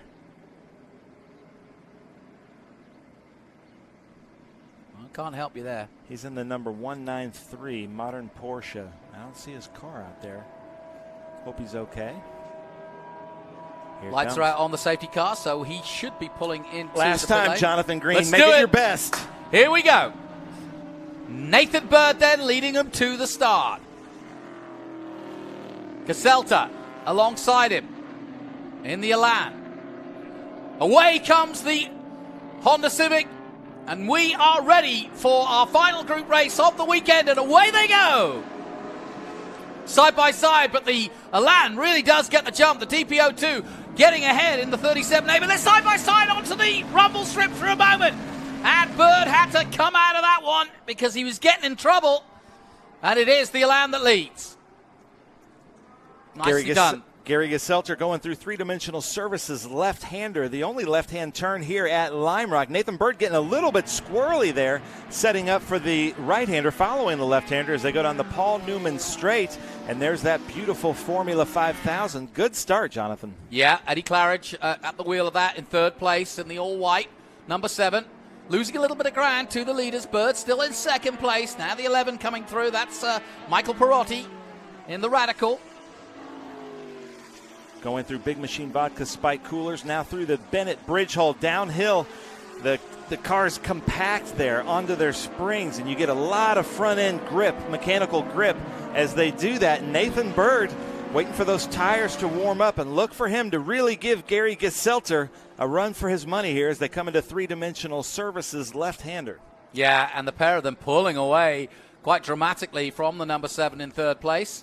And they're in their own battle. They were doing this last time out, weren't they? And then they got into traffic, and that changed things quite dramatically. But this may be different. I'd love to know. To get away. I'd love to know if the air is getting disrupted on Nathan Bird's front wing when he gets right behind Gary Geselter. Just from my eyes, it seems like it would, and I forgot to ask him that today. Well, it's pretty aerodynamic itself, the Elan. So I don't know. Maybe, maybe not. Doesn't seem to be bothering him, and there's that Reynard. That's a beautiful car. That is a good car, yeah. You can hear how that sounds. That is a 1993 Reynard 93 HFA. Yeah, there's been some brilliant Reynards over the years. Adrian Reynard, maker of many, many great cars. So we've got Chevron, we've got Porsche, we've got Corvettes, we've got the odd Lola out there as well as the Elan. We've got a Swift, JMS also. Muka at the wheel of that. And already the field's starting to spread out. There's our man from Interlaken. There's Reisman in the Interlaken Inn. Interlaken, excuse me. Still not sure if that's Paul or John. There's the disco ball coming through. Number 75. Max or Zach Ehrlich. Not sure, but love that car.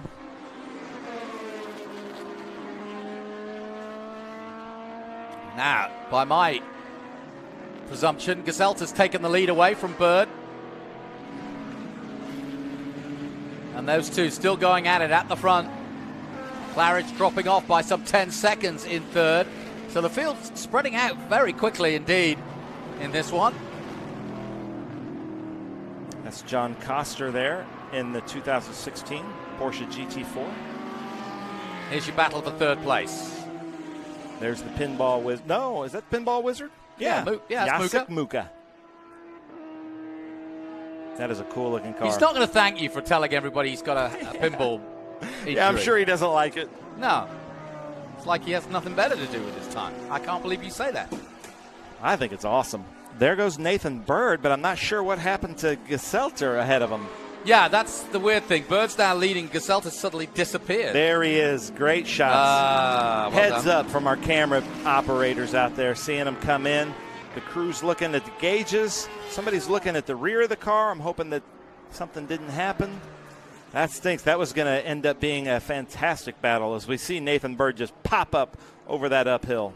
Well, he's on his own now, and you were telling me earlier, Nathan Bird out basically to get as many laps as he can in his professional career, and this is a perfect day to do it at Lime Rock, leading the race, and by a country mile, some 15 seconds ahead, but he's going to hit traffic fairly soon.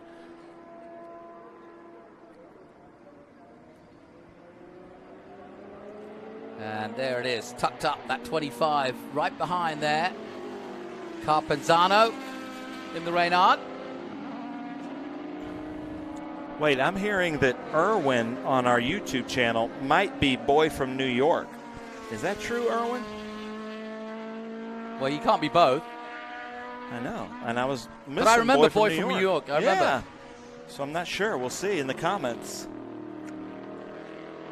So Costa still in the top 10. And there's the 39 of Hosek, currently in 11th position. John. That looks like a handful. Yeah, it does, doesn't it? Martin Hosek in the 82 Corvette. So Here comes your leader. This is good training for a driver like Nathan Bird to be able to successfully navigate through lap traffic in such a mixed group of cars. Because first thing you want to do is you just to know that they know that you're there. Yeah. And then where to pass them. And also trying to do that with losing as little time as possible. So this is a great exercise for Nathan Bird. Let's see if he can get through this field cleanly.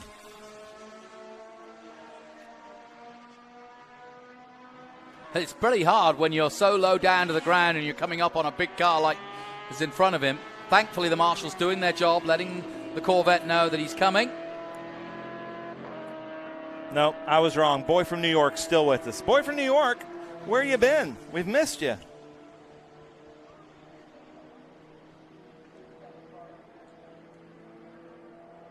Look at that. Look at the closing speed there. Going through Mission Foods turn 2.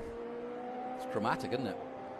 And is that Gary back out there? I think that was Gary Geselter yeah. back out there. So he's been in and out, yeah. Ooh, look at this. The Reynard versus the Formula 5000. Here we go. Oh, gosh. In a straight line, that 7 should have the advantage, but you never know. Yeah. And as a Formula 1 fan, you got to love that Reynard. That's a cool car.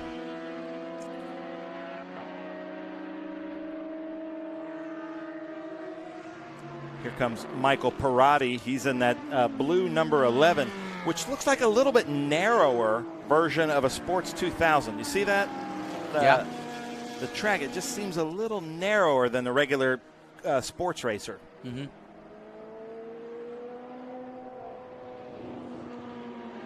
Neat little car, though, isn't it? So see from the side, he's number 77. That's pretty smart. Clever. How do the corner workers report anything if he's wearing a different number than he is?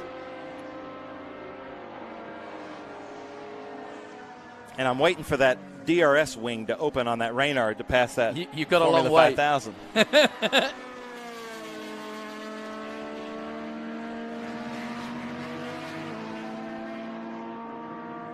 So, yeah, that is Geselter back out there. Yeah.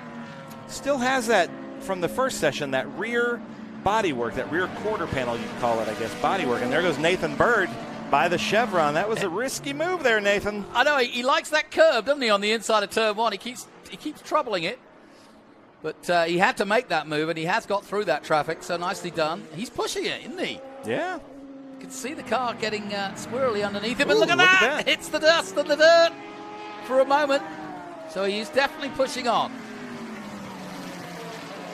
That is a beautiful car, though, that chevron. And now, look, Geselter seems like he's got his car back under him, so we still could have a battle. Even though he's a lap down, it doesn't matter. They're out there to have some fun. You know? So we're going to call him even and see what happens here. He wants to unlap himself. Whoa! A little too close for comfort there. Gazelta risking it all as he crosses the line again. Got to give it up to that Porsche driver. He was not expecting that. No. And held his line, did exactly what he was supposed to do. So the 006, Michael, nice job there.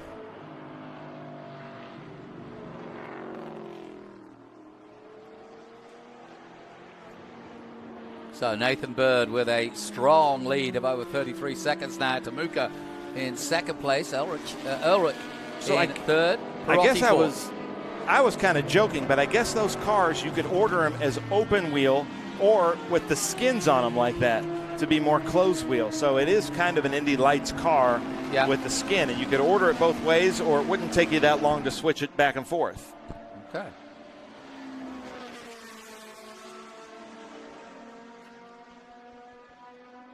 And here we go.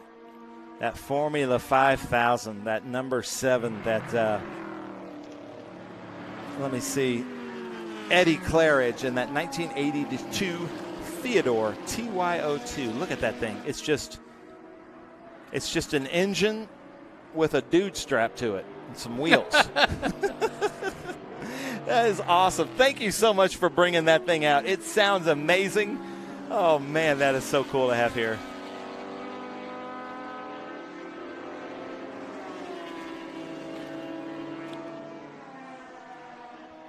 Well, the clock ticking down on this final group race, and Nathan Bird absolutely killing it out front. Once he got there, he's never looked back, has he? But then again, the battle that was supposed to be between him and the 37 didn't happen. I don't care what you say, Nathan Bird. Gary Gazelter's on the same lap. You got to beat him. Let's see what Gary can do. Let's make this thing interesting. Yeah. We'll give him a lap back afterwards.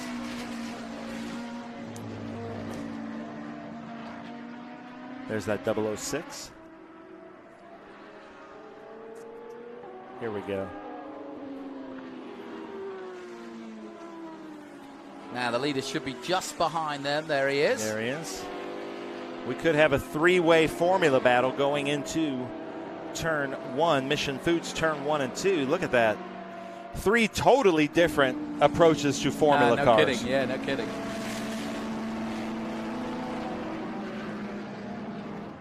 It's been a good run, though, by Nathan Bird. Very good indeed. According to my calculations, is he about to lap the field? Completely, yeah, I think so.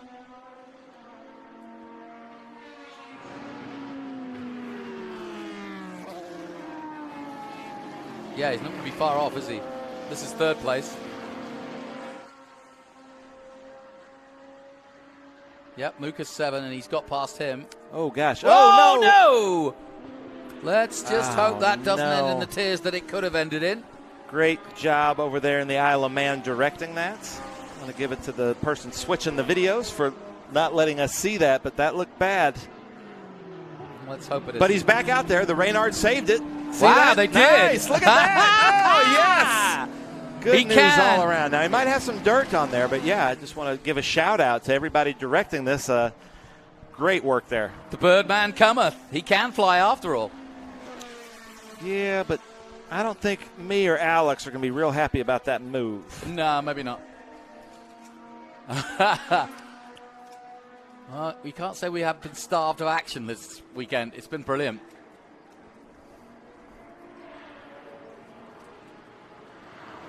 Now I wonder if they took down my Big Machine Vodka Spike Cooler signs up there at the West Bend with that little off.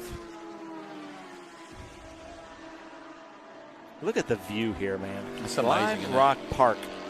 Truly, the word park belongs in the name of this racetrack. Yeah. And I just want to give it out to Dickie and Steve Sewell and the whole staff here at Lime Rock Park. Just stellar job, great preparation, fantastic marketing with ticket sales. Just love working with the staff here.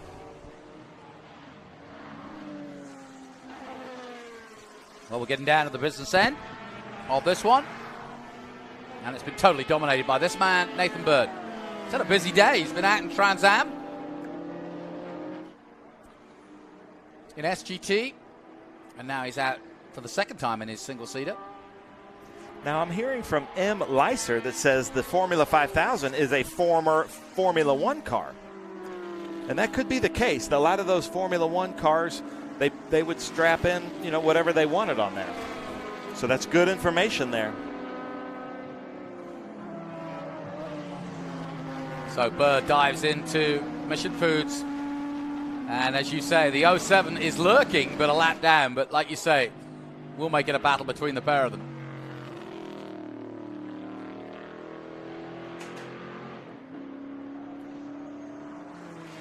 Look at the rear shock supports on that car, almost dragging. Huh. And this is the group. battle for seconds. Yeah, it is. So Ehrlich in that 78, but I thought that would be Paul or John Reisman.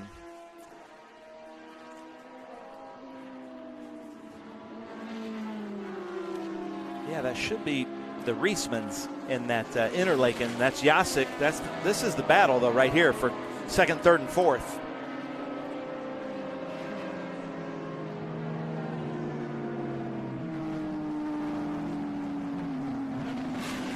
So yeah, Clark, instead of saying Ehrlich, that should say Reismans, I think, unless, I don't know, maybe Ehrlich got into it. I'm not sure. well, at the moment, Pirotti's still fourth. Claridge dropped to fifth. Campazano drops to sixth. The other Ehrlich is in seventh. Maybe that's the confusion.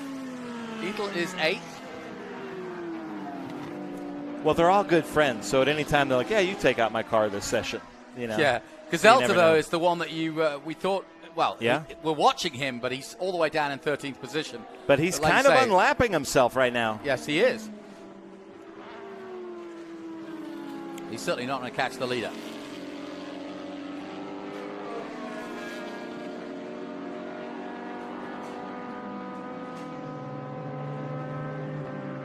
There's Gary Gazelter on Reisman. Did we find out why he went into the pits in the first place? No, but obviously nothing too crazy, but it looked like one mechanic was looking at his gauges and another one went around to the rear end, so I'm not sure what could have happened there.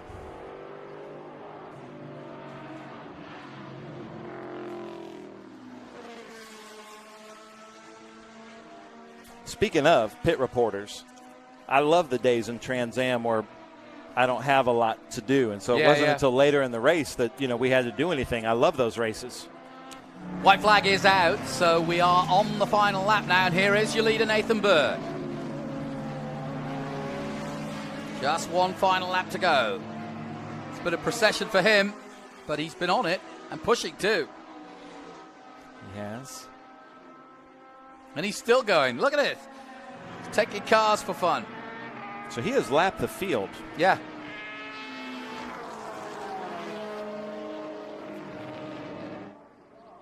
That's impressive.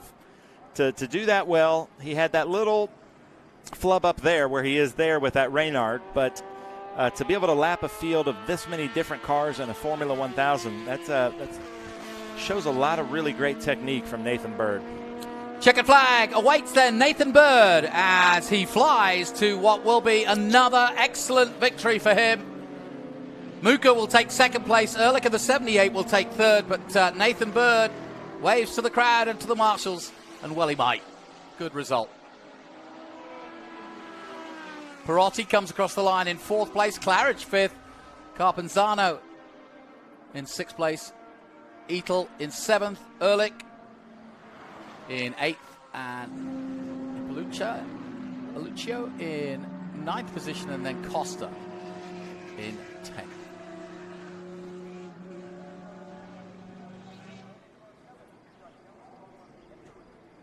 Well done then to Nathan Bird, waving to everyone. You've got to enjoy the slow down lap when you've won that convincingly. Lap the entire field. And okay, he might have had a better car, he might have had a faster car, but you still got to do it.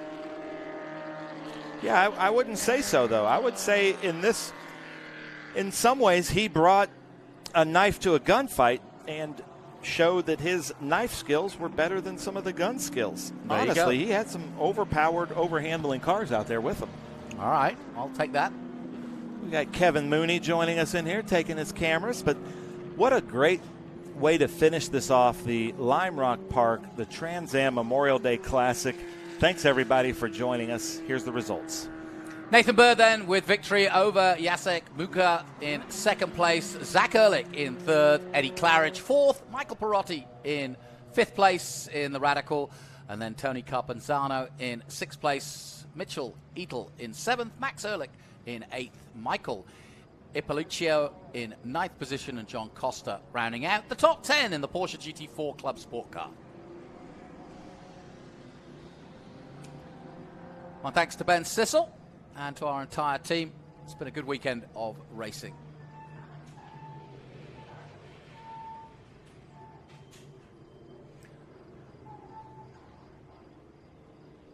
And of course, as is fitting for this special Memorial weekend, let us do exactly that. Let us remember. Because on this Memorial Day, we think of those that have been part of our armed services, the veterans and servicemen, and just a few that are part of the Trans Am family: Sergeant Claude Gilles, Lieutenant Colonel Richard Austin Klein, and Marine PFC Joshua Ibarra. Just three names connected to our teams here in Trans Am. And on this Memorial Day, Trans Am wants to honor some of those veterans connected with the teams and drivers and pay tribute to everyone who's paid the ultimate price for this country.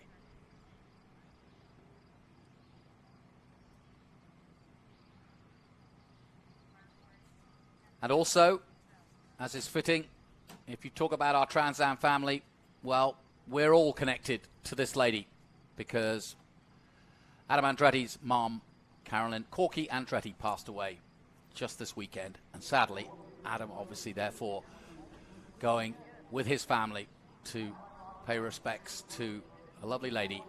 And if he is part of our family, she is part of ours. So we wish the Andretti family all the best. I feel so bad for Adam, because just when we were just at NOLA together, we were neighbors with our RVs, and he was just talking about visiting his mom, and she just talked to her a couple of days ago. It was very sudden. So Adam, we're so sorry about that. Hear, hear.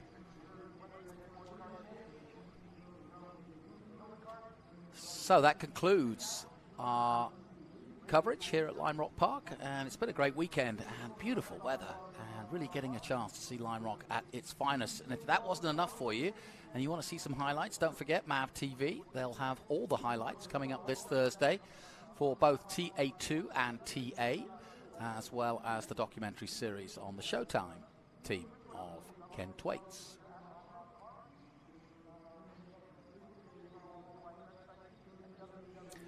My thanks to Ben Sissel and to Adam Andretti. I'm Jonathan Green, and on behalf of all of Greenlight TV and Logan and the boys, thank you so much. We'll be with you again in less than a week, because we're heading for a double header of Trans Am at Detroit. Until then, from me, Jonathan Green, goodbye for now.